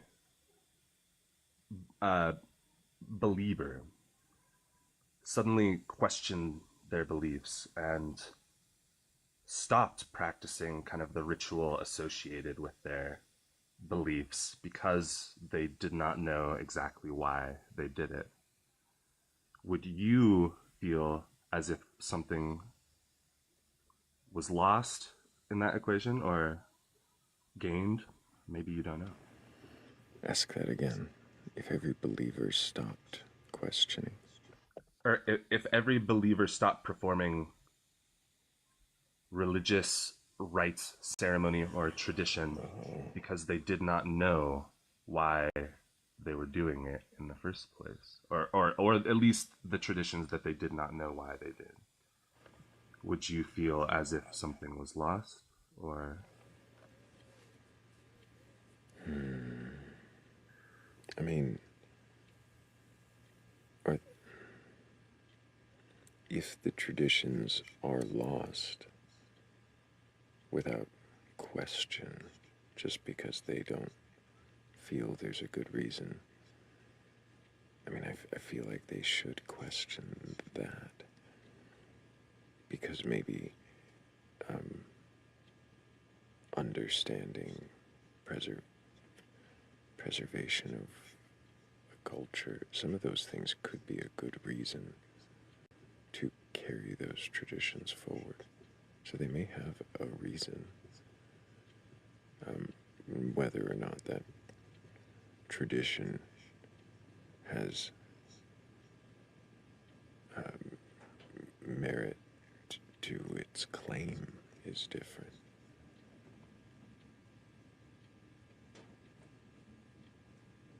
So, I mean, yeah, there could be, if something is lost, then yeah, there would be a loss. But if it's something that is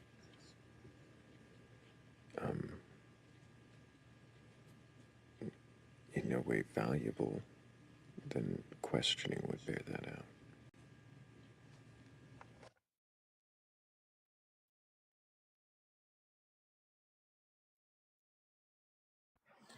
Thrayle, do you think you have any beliefs that are still needing questioned? I'm sure I do. What is one of them? I don't know. That's not meant to be a cop-out. I'm sure I do. I don't know. No, I don't know is always an okay answer, Thrayle. You know that.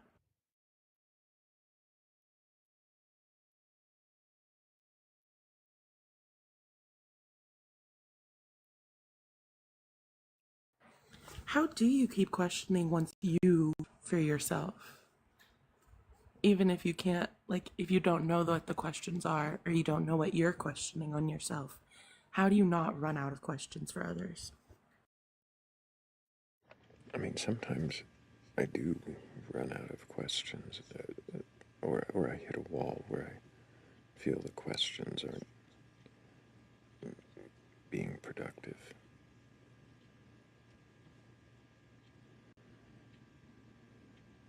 Well, that makes me want to ask you again, how do you tell a question is productive with someone? I know you've answered that before, but I want to know. If it's considered.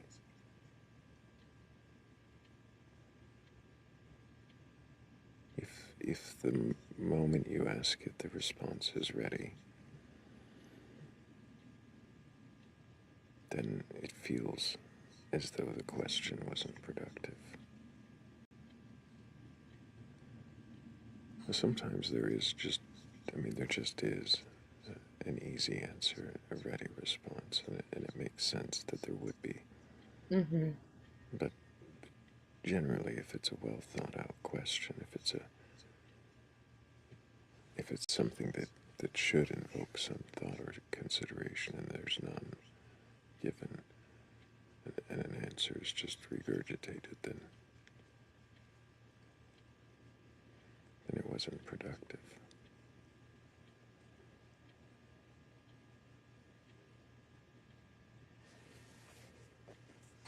How often do you feel that people are regurgitating their answers on your live? How commonly are you actually getting good answers from people? This is almost like cats. What percentage do you feel you exist? Question. Because the number's going to shift as you ask me that. Just from what it feels like. I could limit it to tonight's live, but I don't know if you want to call anybody out. No, and it'd be a guess. It's based on feel. It wouldn't be an empirical stat. It'd just be my guess. It seems like a lot. It seems like a lot of the questions, even from people who are able to question their beliefs. A lot of the answers come fast and ready and unconsidered. But then, as you restate, it might slow them down.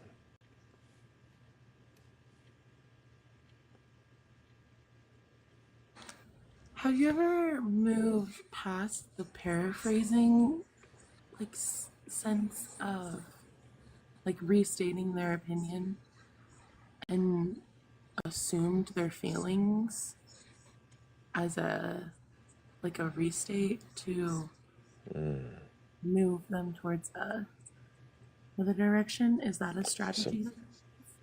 Sometimes. I try not to do that one very often, but yes, sometimes I have suggested that they might feel a certain way about the question or about the answer they're giving to see how they react to that assumption. Not necessarily to assign it to them or make them wear that, but to see if it strikes a nerve, or to see if it fits.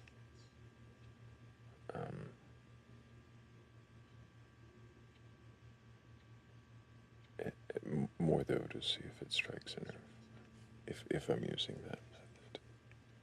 What's the process if it does strike a nerve? Do you continue on with the conversation, or is that a sentence stopper for you?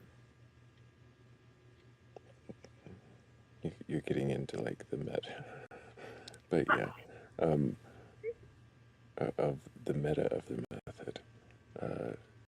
Usually a pause and see if they notice how emotional it made them. I don't think most people recognize that there's a method, so I get interested in the method.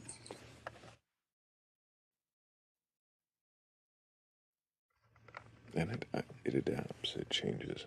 I don't always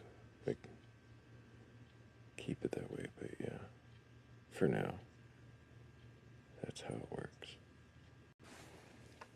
Wait, there's a method? No, not at all.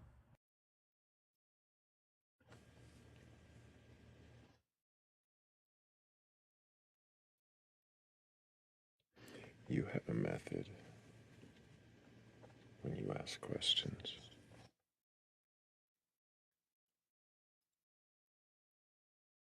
Joe? Joe uses a lot of propositional considerations. Here is this scenario. Consider and sit in it for a minute. What do you think of that? Now it's gonna get meta in here. I'm sorry, it's my fault. What's the thing I'm doing? I just gave it a title, yeah. You're just proposing something for them to consider. And sit in for a moment. And then you question their opinion on it, or their take, or their reaction. Oh yeah. That's I feel like I'm being sleazy. No, I do it too. It's a method. It's a good one. It works. When I present the contradictions in a text or something, I usually use that in some hypothetical framework. Slippy does that too, but Slippy does it with random scenarios. Mm-hmm. I try to make it extreme, less so than random. The thing I do in my questions that I don't like, that I'm trying to stop, is presenting a or. So is it this or is it that? And I don't like that, but that's how my brain works. I do that too sometimes, and I make it sound like a dichotomy, but it almost never is. I love that we have a scenic Christmas scape. I know, I almost want to share some nature pictures too. I've got moon and cloud pictures in my photo reel. put it up, but I want to keep questioning you. Then do it. Do you find that you enjoy following the questioning script, or do you enjoy when you have to think up a new question to poke at someone? Well, even when it's not a script. It's just programmed into me, I guess. But when I'm asking the initial questions, I'm trying to shape them in response to the answers I'm getting.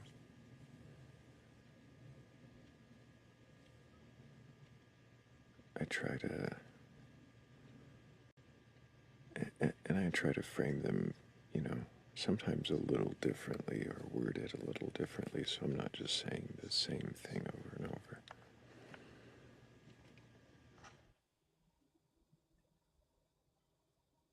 Rather than a script, would you call it a reaction?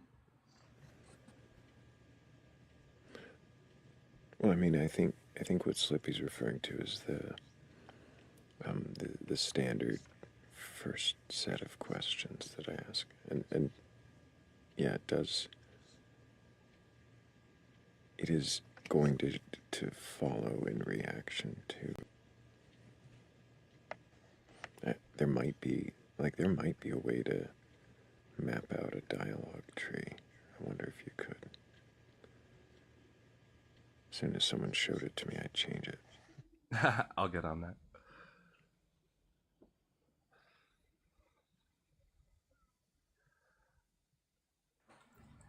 Thrayle, do you not enjoy being observed accurately? Is that why you change things when people notice them?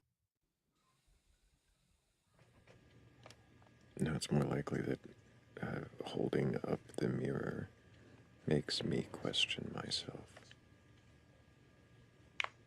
The same way. What the fuck? What was that?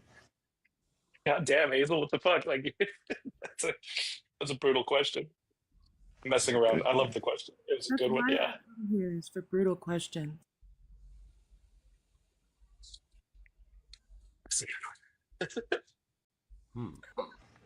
The framing of that moon picture sucks.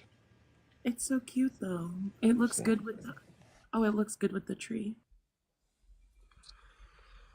Thrayle, I'm curious so when the mirror is held up to you, do you not like what you see, or do you wish to avoid vanity? If I don't like, well, no, it's more if I don't like what I see. Maybe there's layers to it. If I don't like what I see, I'm very open to changing and adapting to something better. But also, I maybe do enjoy a sense of a little sense of mystery and not being predictable. I understand that.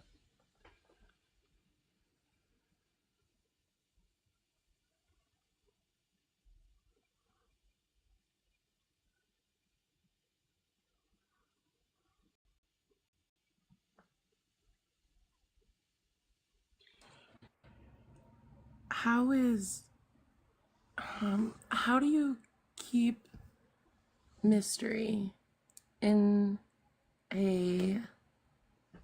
from what I recall, you have a deterministic or compatibilist view. How do you keep your mystery when it's maybe all determined?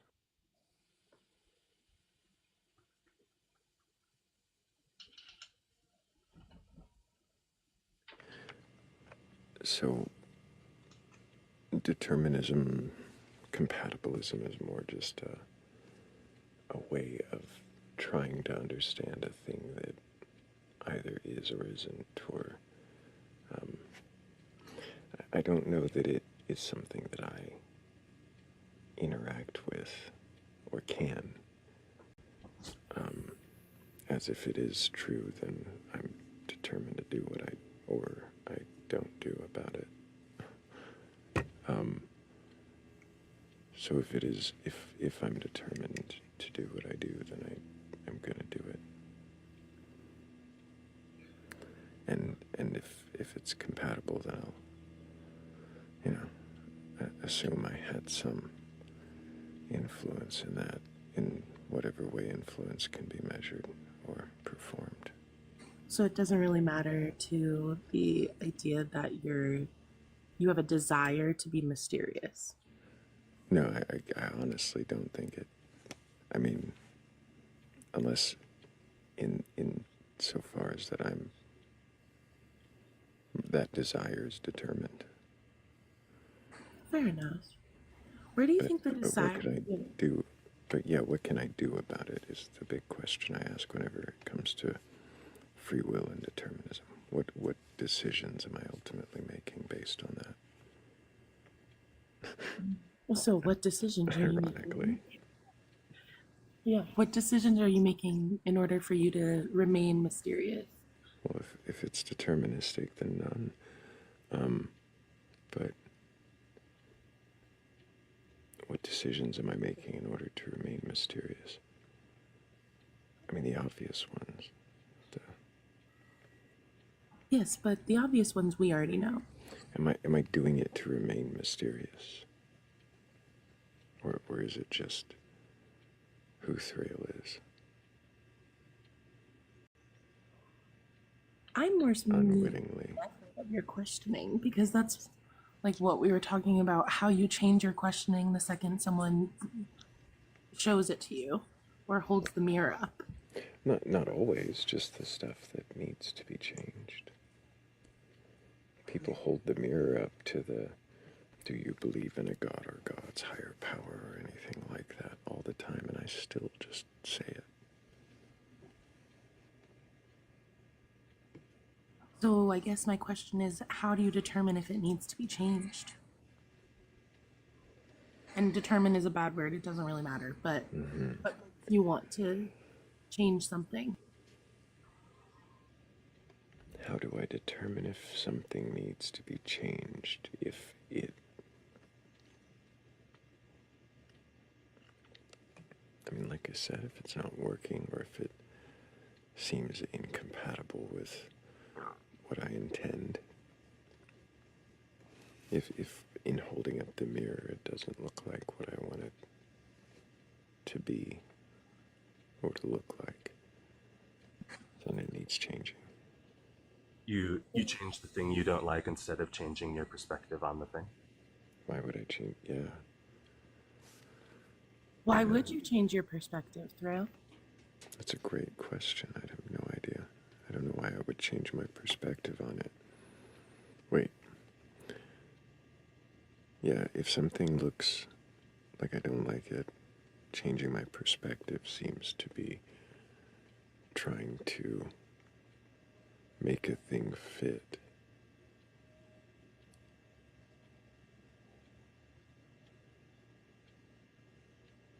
I see what you're asking. Who suffers through your belief? Me. I'm sure others do too. Is that part of the equation for why you do what you do, or do you do it despite that?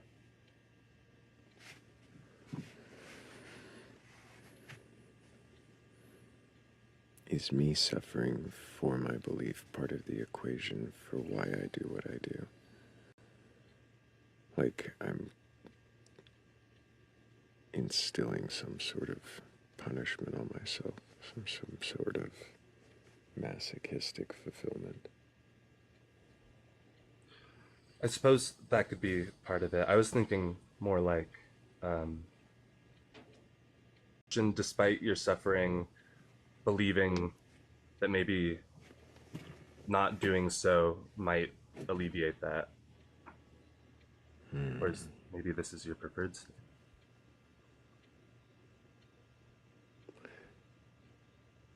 Do I question despite my suffering?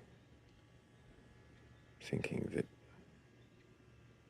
not doing so might alleviate it. I don't think so. I don't think that not questioning would alleviate my suffering. I don't know that.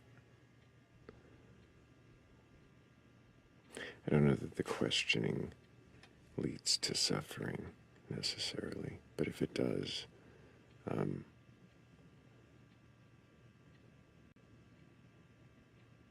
don't know that it's always mine. I notice you sometimes invite yourself to frustration given this medium. Do you wish to change the medium, or perhaps do you wish to change the frustration you experience? I prefer to change the frustration I experience. I do like the medium and the method. The frustration is mine to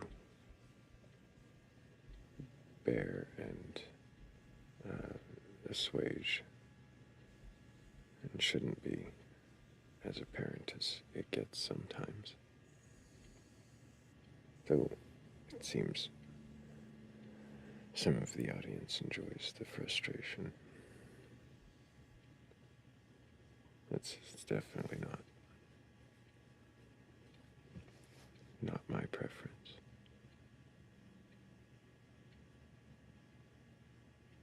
Would you prefer if other people were frustrated at your frustration, or sympathetic, or maybe angry? No, I'm glad that it provides some amusement.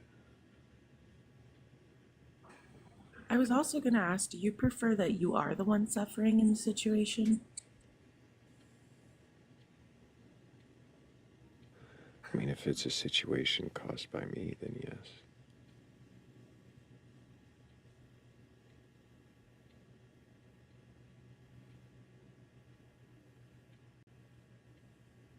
Do you have the belief that suffering is inevitable?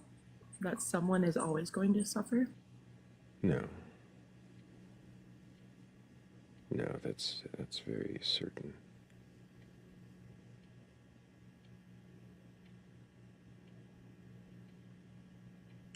Are you utilitarian? Not necessarily. I can see the value in utilitarianism, but it's definitely not a thing I would subscribe to as a guideline or a framework.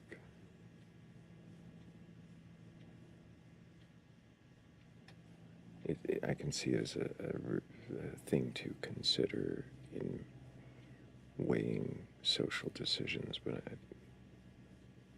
I don't see it as a reason to make it like the guiding framework. In or out of the context of Olive Garden, are you choosing soup or salad? Good question. Can I have both? I do like the soups, though. The fagioli and the zuppa toscana. Yeah. I think they have like a whole... The line of questioning. I just wanted to make a joke. Raccoon wants to know if you subscribe to anything, and I don't think she means Netflix. Do I subscribe to anything? That's hard to do. Like, gotta keep up with the fees. Why would I want to subscribe to any worldview or belief system other than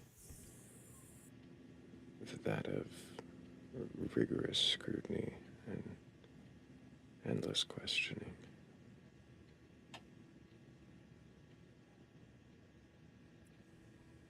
Is there too skeptical?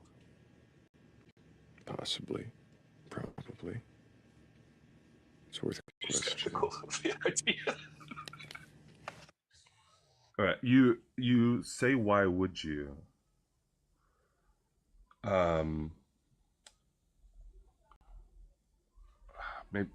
Maybe it's like a Pascal's wager, but like, do you consider yourself a risk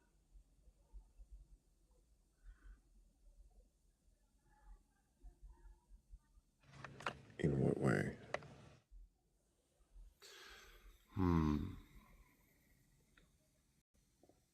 Say you don't have reason to believe you would succeed in the course of action, but doing so would grant you large benefit. Would you take that course of action anyway?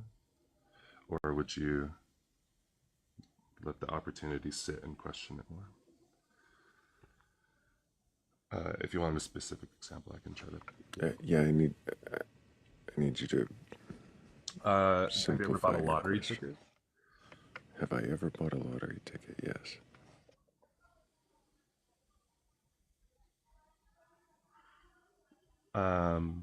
Was the value of that ticket to you different from a fun entertainment activity of like, oh, buying a ticket and I can imagine what I'm doing, or were you doing it for the consideration that you might win? Yes, I've often bought tickets for the consideration I might win, for the hope.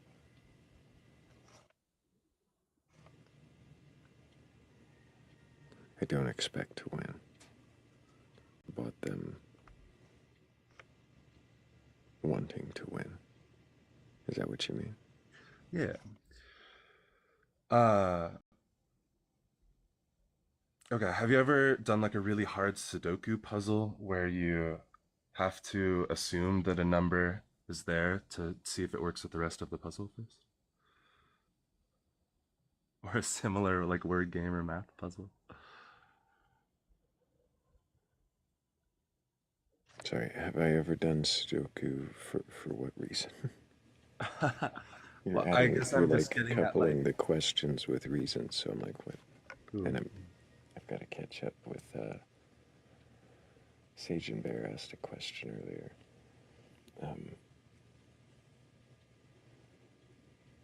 And I don't know what the question was. Was the one about programming? I think it's, would questioning others more as you would your friends or loved ones lessen all suffering?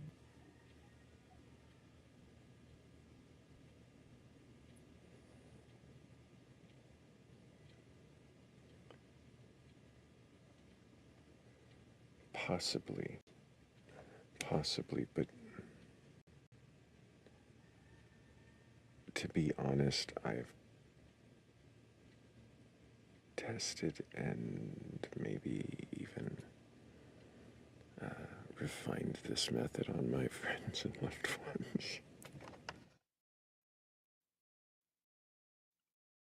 So maybe I am questioning others as I would my friends and loved ones, including what may lead to some suffering.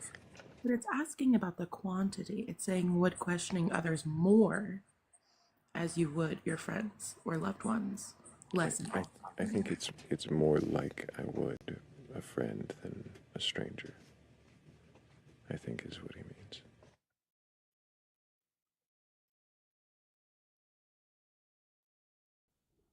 Got it. That makes sense.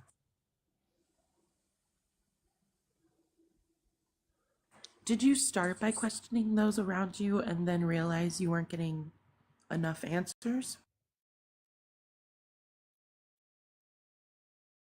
Or did it like change people's reactions and that caused you to want to have conversations with more? How did that process go?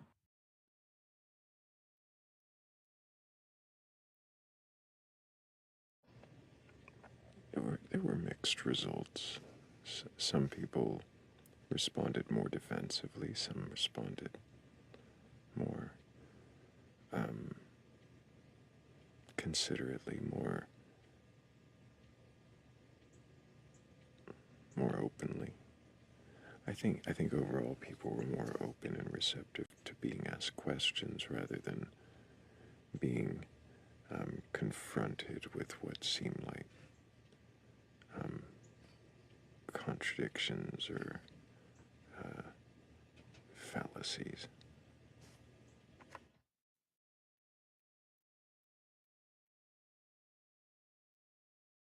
Why do you like talking about Genesis so much? Why is that the contradiction you stick with?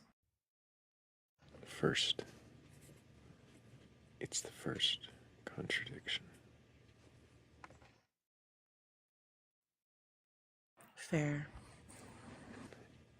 If you've read, well, it comes after I ask, have you read the book from beginning to end? And so many start near the middle, and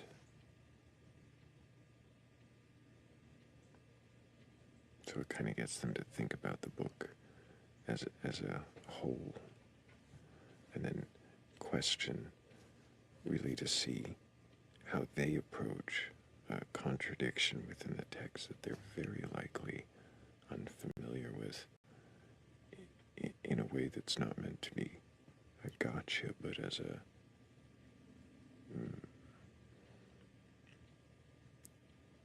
well, I mean, I guess it comes out as a gotcha. It's meant to be a tool to kind of apply the critical thinking right there. Why not God is a liar? Because that's like in Genesis as well. I've used it. It gets, the responses become stock, and so many of them have already come across that or argued against it or heard it. Raccoon asks, why do you immediately jump to the contradiction gotcha rather than explore their beliefs? Well, I am exploring the belief along the way. Are they literalist or not? Do they believe in the creation as it's written? Usually in that we get a lot of how they parse out. Is it sort of over practice you've developed, for lack of a better word, like check boxes and questions that relate to those check boxes? Kind of. So that you get to like what they believe and you already know. Some of them don't rely on Genesis at all. They don't care about the literal interpretation of it at all. And usually that's when we just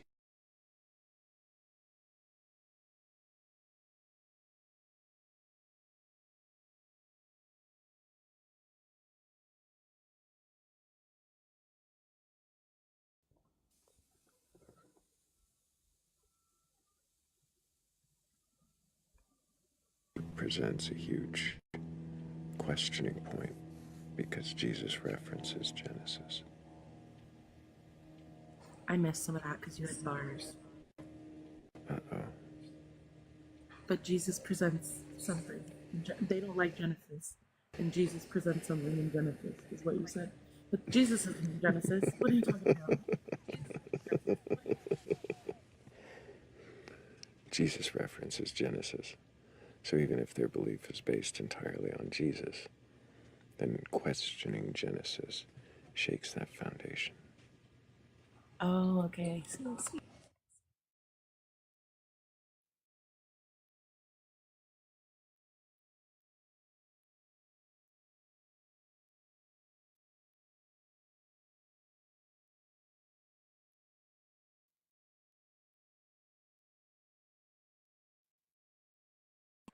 Do you ever doubt? Sorry. I was just going to say, I know it's frustrating to some because I go to it again and again, and I have been dialing back a little on it. I use it less and less out of the gate and save it up for later if it's useful. It's not frustrating to me. It's just repetitive, I would say. Well, also, it is. It's interesting to me that this mirror has been held up I've witnessed it be held up in front of your face multiple times. So that's also why I wonder what you deem is no longer like useful. So I'm trying I to find this useful. Yeah, you find it very useful, I see. I do. I find it very useful to engage critical thinking, to get people to really question. And maybe that's why I go to it so soon in the questioning, and maybe it should be reserved because of how powerful a tool it is. I have been more selective about who I use it for based on how confident they are that no contradictions exist. I think you've been using it. Do you use it more for literalists than people who use the Bible as a metaphor? Yes. Is belief being non-contradictory important to you? That is a good question. I think it is for most people. They just avoid those contradictions. Like you avoided answering that question for Yeah, yourself? that's most people. What about you? Yeah, I do. I think belief being coherent and in some way logical is important to me. I understand whenever I come across someone who doesn't view that it is. It's going to be harder to get them to question. And maybe I'll have to start taking a page out of Discordianism or something to really get them to question.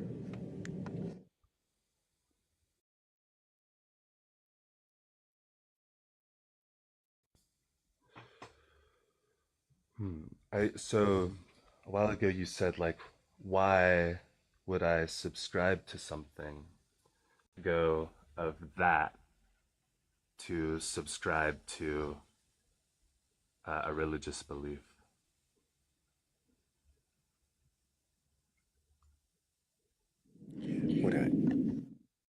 Would I have to let go of what? Let go of your preference towards non-contradictory beliefs. Probably.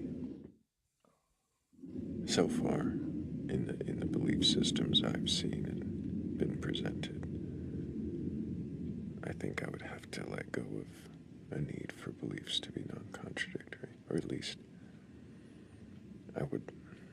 There may be some that are not contradictory, but I would still have to make some logical leap.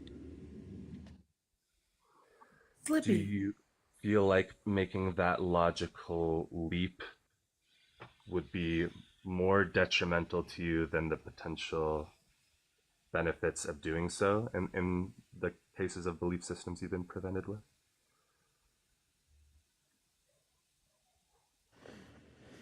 I hate that I keep having to have you repeat your questions.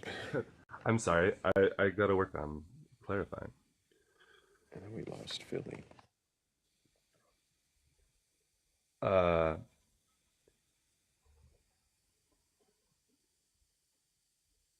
Okay, so you think that you would have to make some logical leaps, perhaps, to believe in a non-contradictory, or I guess to subscribe to a non-contradictory belief system.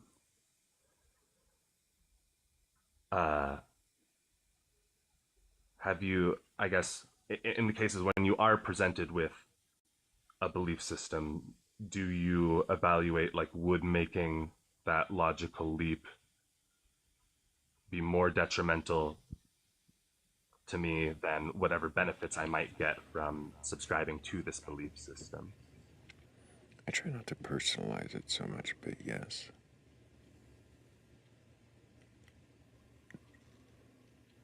Is it, could it be, or more the way I phrase it? That's interesting. So, do you believe that your belief system should be like universally applicable, or No, it was, so you're asking more about in evaluating for a belief for myself, whereas when I'm questioning someone, I try to keep my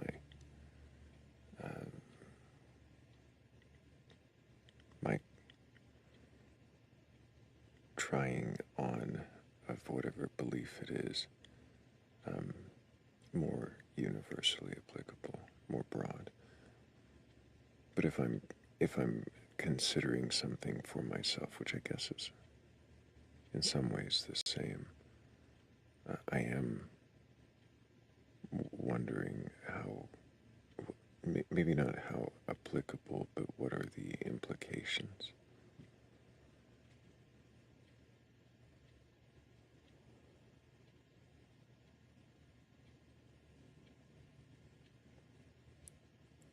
And I consider that in as broad a sense as I can.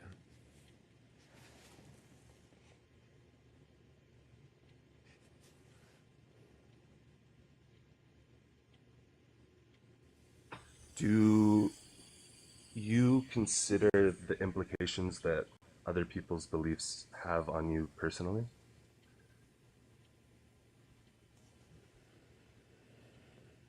Do I consider the implications other people's beliefs have on me personally? I try not to react as though there's a personal implication, though sometimes there are, and sometimes I do. But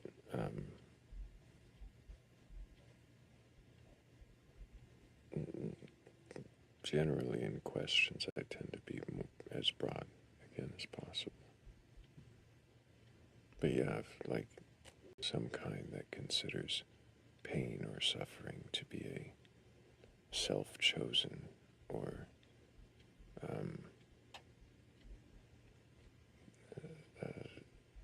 self-imposed thing, then I'm going to have maybe a little bit more of a personal reaction. Though I think I would try to limit that.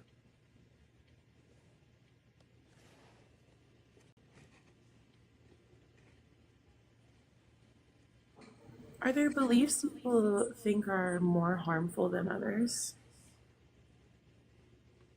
Are there beliefs people think are more harmful, or beliefs I think are more harmful?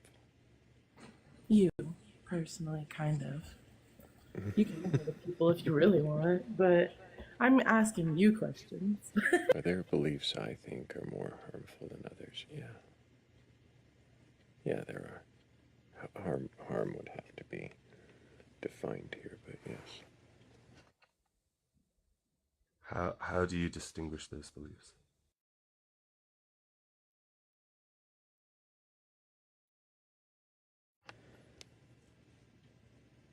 Well, in this case, it would be by the harm.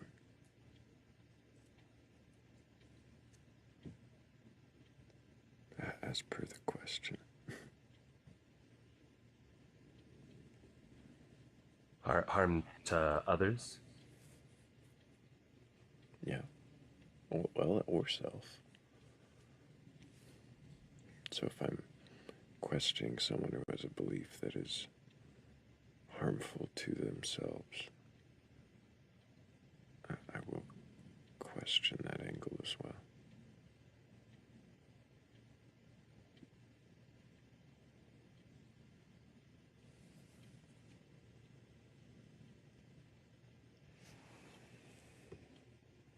I wonder if the end is nigh. Let me see if I have a poem ready. Can I ask if you believe that a belief is more harmful if it's harmful to oneself or to others?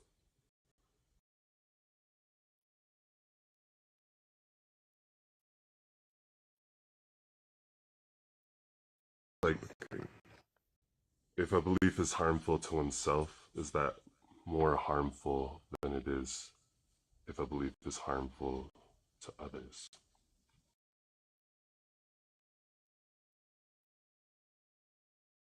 Or are you more eager, I guess, to deconstruct it? I don't think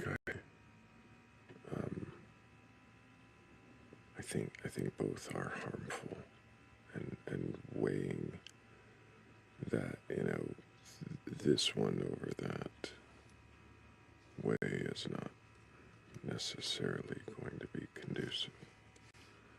Both should be questioned.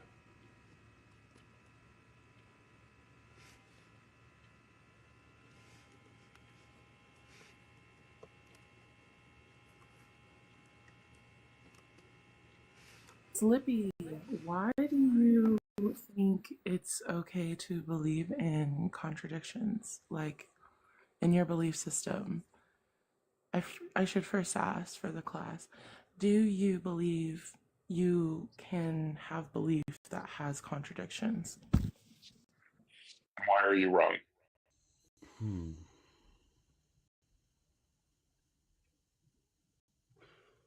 Well, I do think I do believe things that are probably contradictions.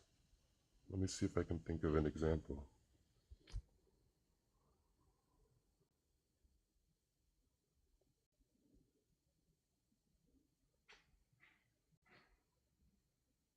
Hmm.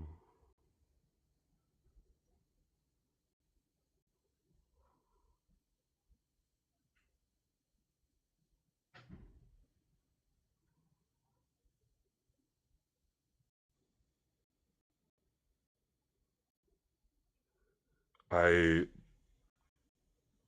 believe suffering, I guess, is bad. And I want to reduce it as much as possible. But it necessarily, in some aspect, through my actions, just by existing. Do you think suffering is inevitable? Inevitable? I can't talk. Yeah, I think I cause harm to things all the time, even if I don't intend to. Bugs, microorganisms, constantly. At a higher level, like people, my actions, even if they have good intent, might have still say like I would choose to do that again, knowing that I'm creating the suffering that I intend to limit. I guess I wouldn't want to stress myself out trying to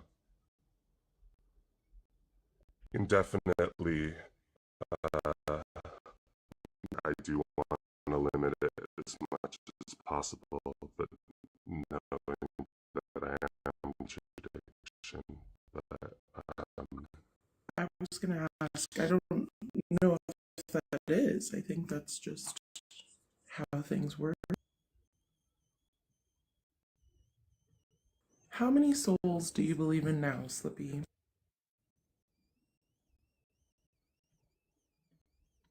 let me count. Also, what is a soul? 5. A soul is something that contributes to my experience of reality.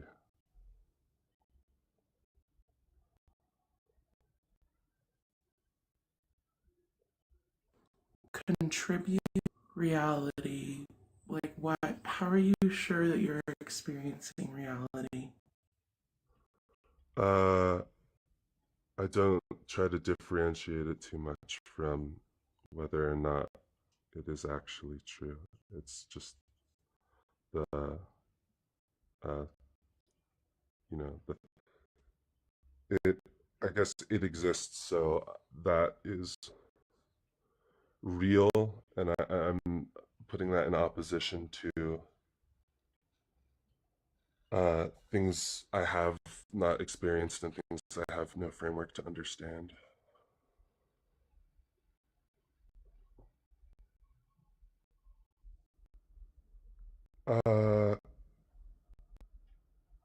Probably my brain soul. I think my other souls. That's certainly my primary contributor to my experience, but my other ones. Mentalize this. I try to isolate specific experiences. It helps me understand that experience. If I can, I don't know, have a sort of conversation with different aspects of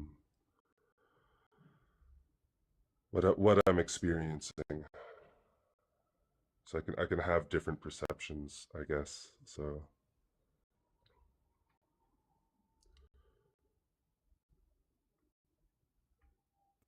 Compare them. How do you find differences in the souls, and what are they? yeah. Well, I don't know. I guess I talk to my gut soul a lot, like the consciousness of like gluttony or something like that, or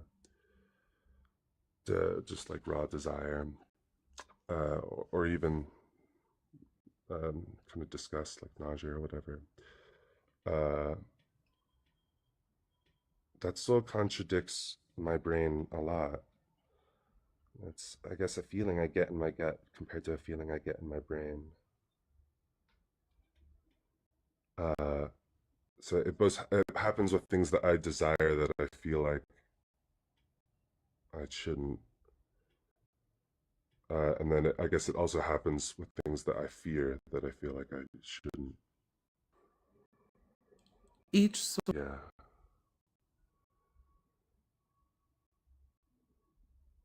Yeah.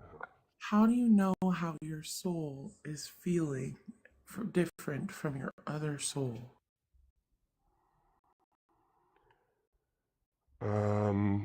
There's a dissonance, cognitive dissonance, I guess. If you don't understand something in your brain, you label it as a soul, is what you're saying? No, it's if I'm feeling something in my brain that feels different significantly. Sometimes I want to lean into that, sometimes I don't. It feels like a different perspective almost. Tribute to the way I see the world. Sometimes it's unconscious, sometimes I don't get that battle, I guess. And so then I would prescribe that soul. When I don't notice it, it is me. But Your consciousness is what exactly to you? experience, the reactions to that, the chemical processes in my body, all contributing to, yeah, this kind of linear stream of consciousness. Yeah, the stream of perception that I have. Were all of those things not factors of each soul? Or was it? Like your cognitive thinking was through your brain. So, in your worldview, is consciousness a collection of souls? Yeah. But you said there was some subconsciousness to souls, so is it different? Are souls both conscious and sub? Well, I experience my reality kind of linearly. So sometimes I am thinking about like this dissonance in the moment, and sometimes I can only recognize it after the fact. And when I recognize it after the fact, I often see where the dissonance was.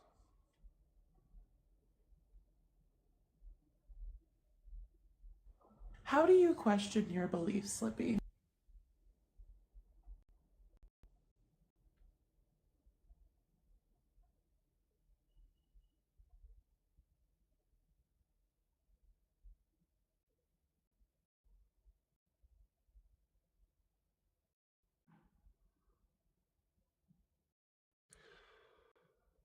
I guess I feel it out. I try to say it. I try to feel it. And see if it's doing anything for me. And if it's not, I guess I would try to move on. And I can. Something it has to benefit you? No, I think I believe things that don't benefit me. I mean, I try out belief to know if it's benefiting me or not. So. And if it does, you keep it, and if it doesn't, you throw it away? That's the goal. I guess I would hold it in reference. Maybe I'll come back to it at another time. It might help me for understanding other ideas. But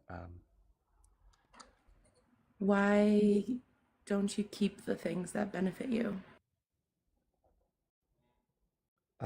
well, wait, why don't I keep the things that benefit me? Yeah, how are you sure they're not just as true as the things that do? Or just as not true? I guess the repetition of it. I like to hold on to the belief for a while and become acquainted with it. And if it frequently feels like it's working, I guess I would stick with that. And if I have only a few examples of when it's not, I can be confident that it's a good way to kind of conduct my actions or mindset. But if I find that it's frequently causing dissonance or causing, try to leave that off.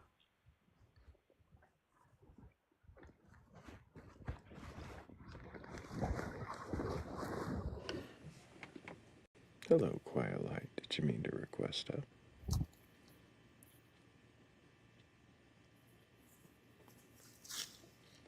I'm gonna guess not.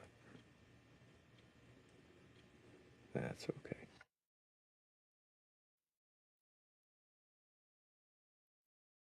So you're saying, Slippy, that you give belief systems multiple chances for them to work for you. And because you give them those chances, they should have adequate time. And if they don't, they're not good enough? Is what you're saying? Yeah, I think that's a fair summary.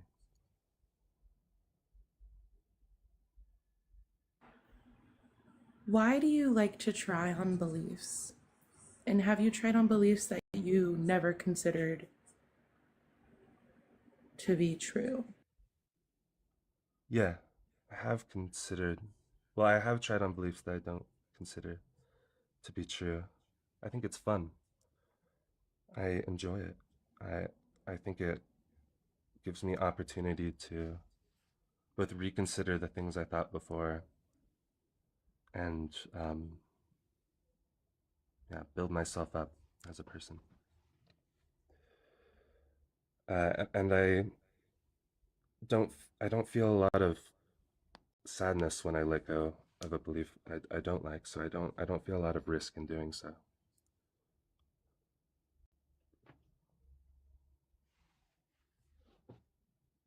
If there's not a risk in losing it, what is the benefit?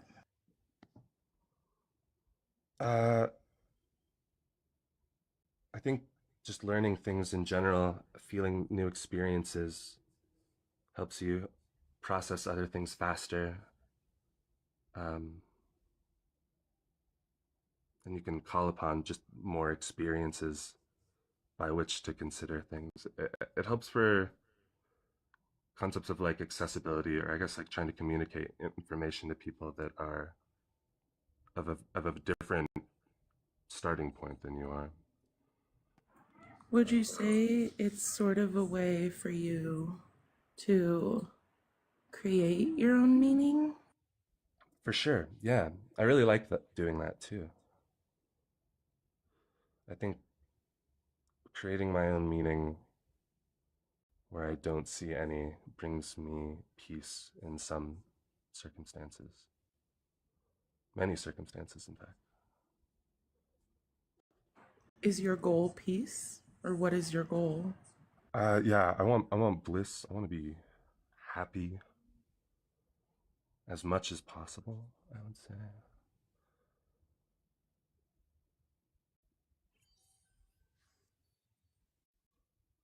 But I love the suffering too a little bit. So that helps contribute in places as well. Which do you believe we learn more from? I also think negative experiences become more important the more mastery you have over that topic.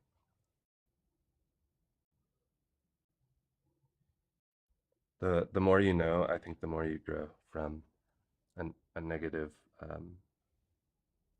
experience. I think it's harder to grow from it if you don't have a lot of understanding of what you're working with in the first place.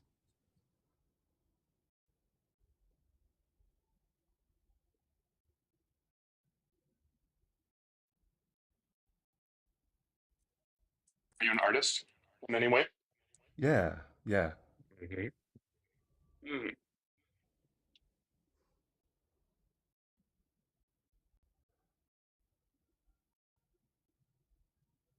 Do you take that approach to art? Did you learn that approach from art? I'm not sure. Probably, I think it's the latter. Um, Maybe learning it from art. I guess uh, it's you need for things like that where you're really bad at it at the start and it takes a long time to get good at it. You need a lot of initial buy-in, and then it took a really long time for me to like what I made. But now,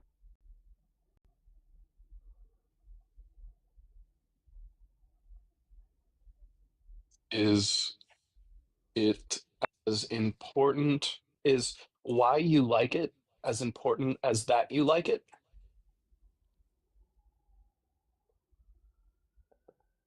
hmm.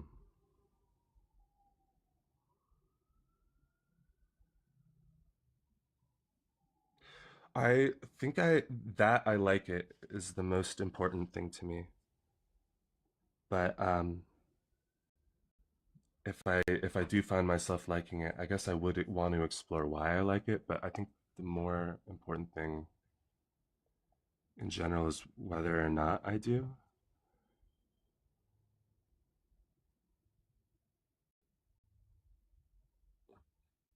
Cool. Hazel's getting ready for work. Is this belief self affirming? This belief, like that I think. Well, like I hear you say you believe in things because it benefits you and you prefer like you prefer to think that you believe in it because you want to believe in it, or like the most important factor is that you want to like it. So is it not self-affirming? It might be. Yeah.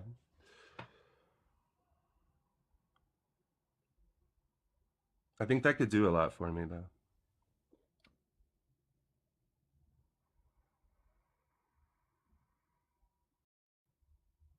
Do you believe other people exist, Slippy?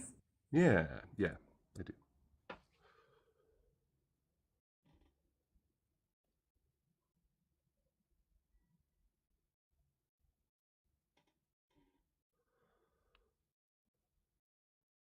Is that offensive to me? I have this kind The of question. concept I'm that offended by the question.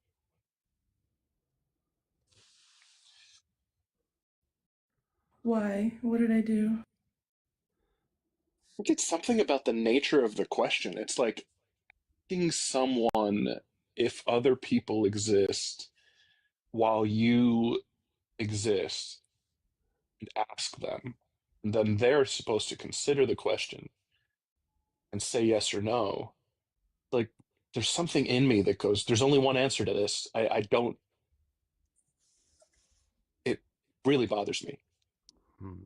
I well, I guess I in that I perceive my own body as having multiple souls that seem equally real to me. It's uh, almost no leap at all to see the experience that you are offering me and prescribing a soul to that, but just saying that's your soul, that's my qualia of your soul.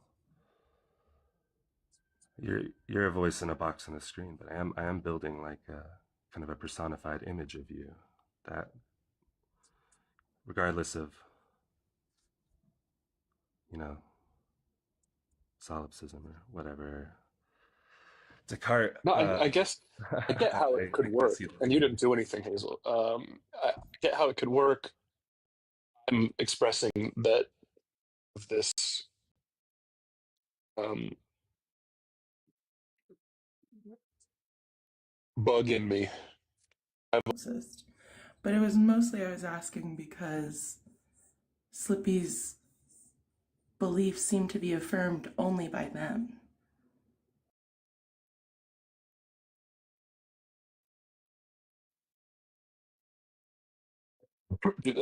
By the souls? By their souls, by their wants, beliefs. Like it's self-affirming, like they said. Is my brain still self-affirming? Is it? I don't think so. Maybe it is. I think my brain still does more like that. I need a justification. I need evidence to support that. And then I might start believing it. But even that is just based on like how I conduct my actions. Not necessarily like, do I know this to be the absolute truth?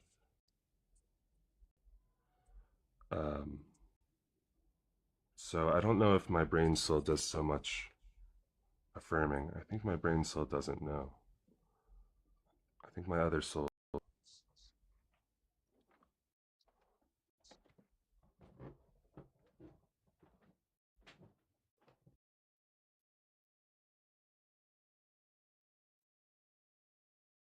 And maybe that's my contradiction.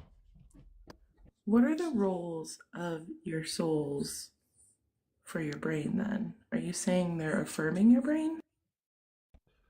I want, so my rules for the souls, like I need to be able to check up on them. I need to be able to verify an experience, call upon it as I wish. So it can't be so ambiguous that it's something that I can't feel or something that I can't analyze, I guess. So, yeah, I guess I've given examples of souls as like various organ systems that I can like mentally check up on and like consider how that has been affecting my mindset thus far. And I think of things like my microbiology, maybe like the collective trillions of bacteria or whatever,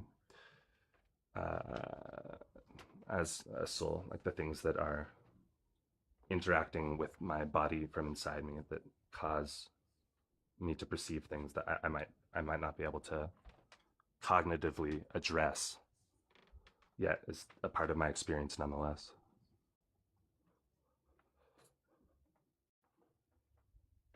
Good questions. First is not serious. Have you paid the toll troll? And then the second is, is it fair to say that you're personifying your biological motivations with souls? Yeah.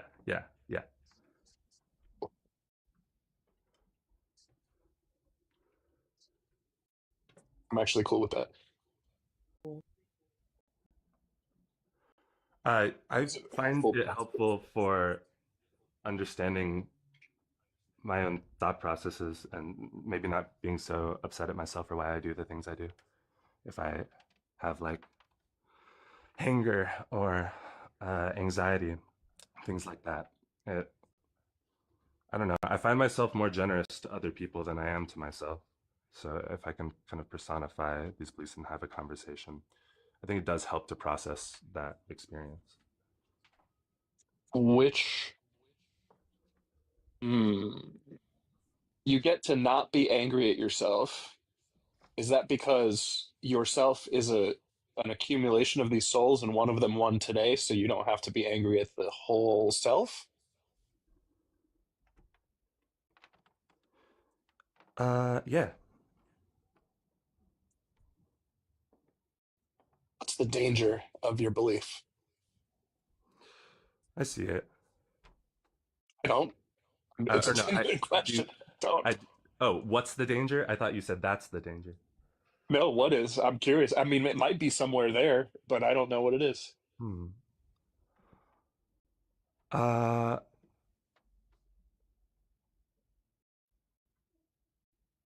What's the downside? Maybe like hedonism. Because you get to give in to the underwear soul for Yeah. a day. What do you call that soul? Underwear is I'm glad I got there quickly, but been wondering that for half an hour. Is it called the whole soul? No, it's more scientific than that. Slippy, you say it. I don't want to say it. The gut god? Well, No. that's the gut soul. Oh, okay. Okay. No. It's very Muslim of you.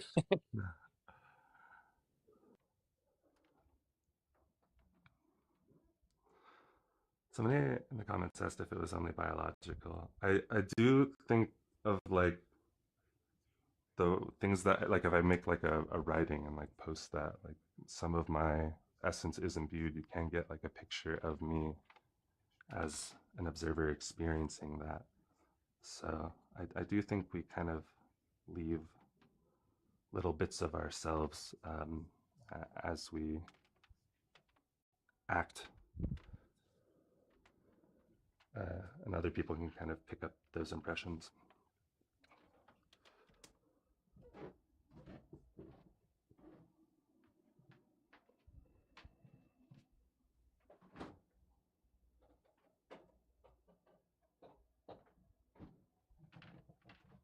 Urethra the gut god.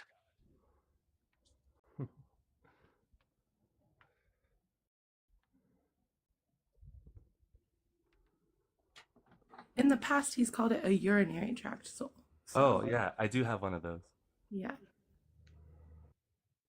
A urinary tract soul. Yeah, well, it's like, you know, you can check if you have to pee right now. Like, it's... You can send a little piece of yourself down, confirm, see how that's been affecting you, frustrating you. Maybe you didn't realize. You can feel gravity.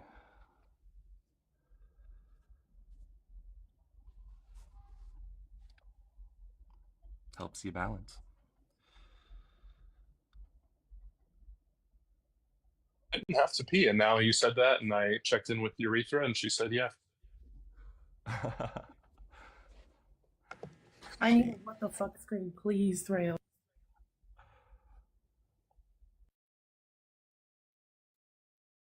Yeah, I'm scared for urethra to be a he. Let's try to keep it. What the fuck now, too? To fit the square. None of the what the fucks fit. They're all just off screen. Some more than others. No. Which is okay, because the end truly is nigh.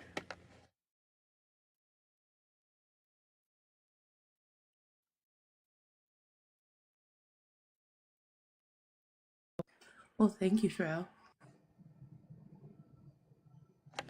Thank you guys for asking such great questions. and even turning the questions on each other. Yeah, I came into a really good ending. I'm like, oh, maybe I should have got on earlier this morning. Back on, I should say. Holy crap, Thrayle. Yeah, I mean, we're only at 12 hours, so Oh, nice. it's not that bad. Get that cheddar. I mean, something like that.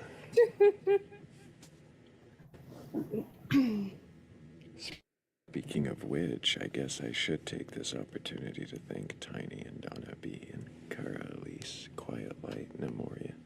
Thank you all for helping with that previous goal.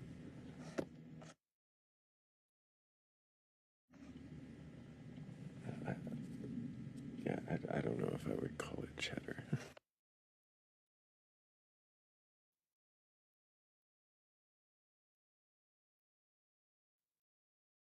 But if anybody does want to help the Batcolyte get that cheddar, there's always the link tree in my bio or in the Batcolyte's bio. There's a Cash App or a Venmo. You could always help support the live that way without giving TikTok a cut. Though, shit. I do appreciate Slippy for helping out with that half goal. Thank you. There's also in that link tree a link to a Discord community where we all gather under her wing. And, well, thank you, Saints. Where we all gather under her wing and, best each other at chess and Wordle. And you can join yourself to see what else we get up to behind the scenes. You want to make sure, though, that you read the rules. If you can't agree to them, you should find out that you're not alone.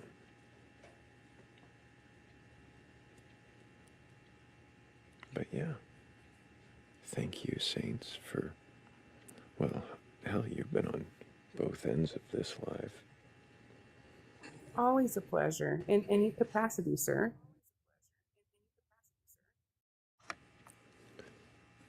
Thank you. I did want to mention you asked some excellent questions last night, so keep that up. I wonder if you're asking yourself as many. Oh, yeah. Yeah. As I learn to ask myself them, I feel like it's easier then later to ask others what you've been asking yourself. I've definitely been on that journey lately. The journey is easier to take. It's more relaxing for me to take with a little less anxiety since I have been ill and been on certain medications with being ill. So I'm just trying to take advantage of that. Thank you for the compliment. I'm trying to be a better and more neutral panelist. Well, I think you're doing very well. Thank you. Were you going to say something, Slippy? Oh, I thought Saints was excellent this morning. Hope to see you on panel often. Thank you. Yeah. I have a bit more time lately and some more motivation to be here. And you are all some guests that I have not heard as much. And I'm guessing you're more here in the early morning, or when are you on more often?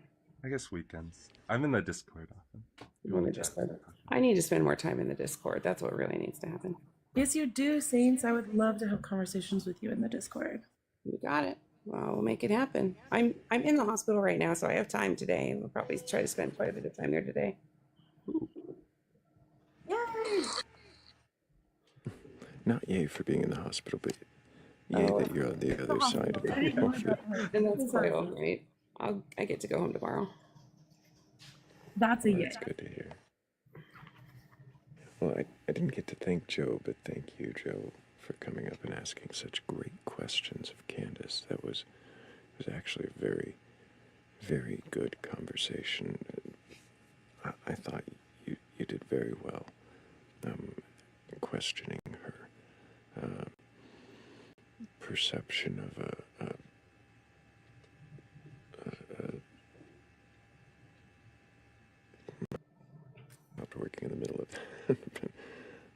of a divine creator of some kind.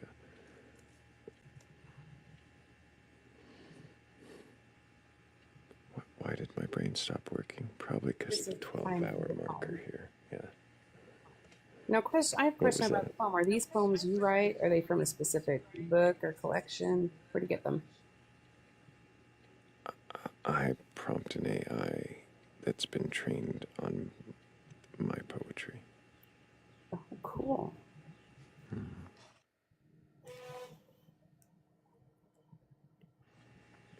So, There's no end to your talents. well, prompting an AI, having written a few poems already, that I don't know if that's talent or resourcefulness. Is that the same Resourcefulness thing? is a talent. Have you heard people say like, "Oh, it's so cool you can play a musical instrument. I can press play on a CD player." Okay, there's some people who can't press play on the CD player. I think it's a talent to be resourceful. Just take the compliment. Okay, I'll take the compliment. But thank you, Saints, and thank you, Slippy. I almost changed your name there. We'll have to see if you live up to that one. Thank you, Hazelnut.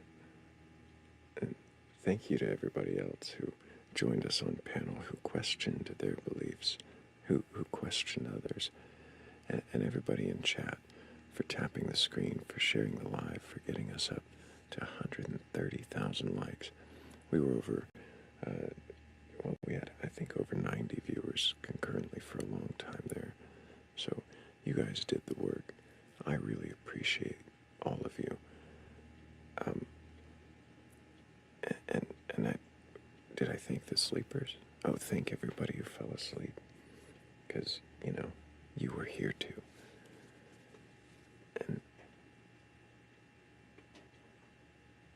And thank you, all of you who stayed here to the end, as we dwindled down in conversation and ran out of believers. There were a few people I probably could have brought up through the end as I was proofreading, but I think we had a very enjoyable conversation, and who knows, maybe Slippy will go away questioning his soul of the bladder.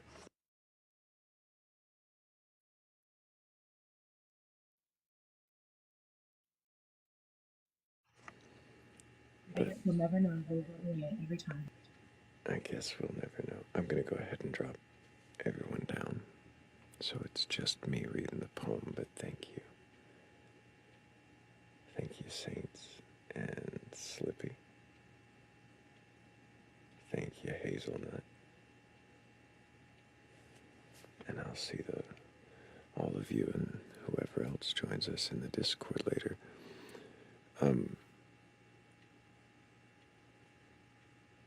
Yeah, just one last big thank you to all of you. There's really only one thing left to do.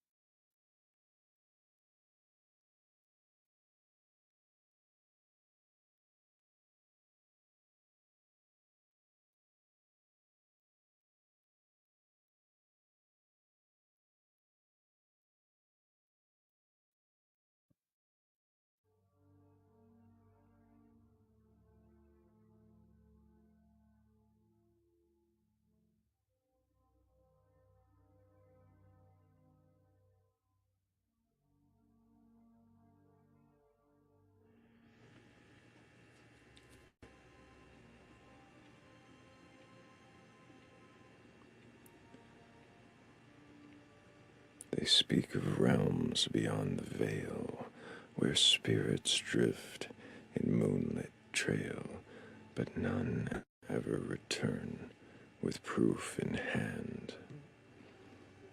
They whisper oaths in shadowed rooms, invoking gods with scented fumes, while every vision shared will shift like sand. They promise truths in candles' flame, where trembling shapes confess a name, but rising smoke they vow their path will never break, and call your doubt a grave mistake, but all the questions guard the edge of mind. They claim the night is watched by eyes, old sentinels in blackened skies, but their silence keeps the secret sealed. They swear the dead still speak in dreams through murmured hymns and fractured themes, but sleep is bound to shape the things revealed. They chant that suffering is due, ordained by gods who judge the few, but a roll of thunder doesn't choose a side. They preach the script of fated breath, of woven doom and tidy death, but a truth can always slip where shadows hide. They say the cosmos bends to will, that thoughts alone can shape the chill, yet biting frost still forms on every bone. They promise light beyond the pain, a cosmic script, a hidden gain, while chosen meanings grow where none is shown. They swear the darkness has a plan, that fate will cradle every man, but darkness, night, devours both saint and fraud. And as their certainties decay, one question carves its crooked way: what voice will still remain, your own or God?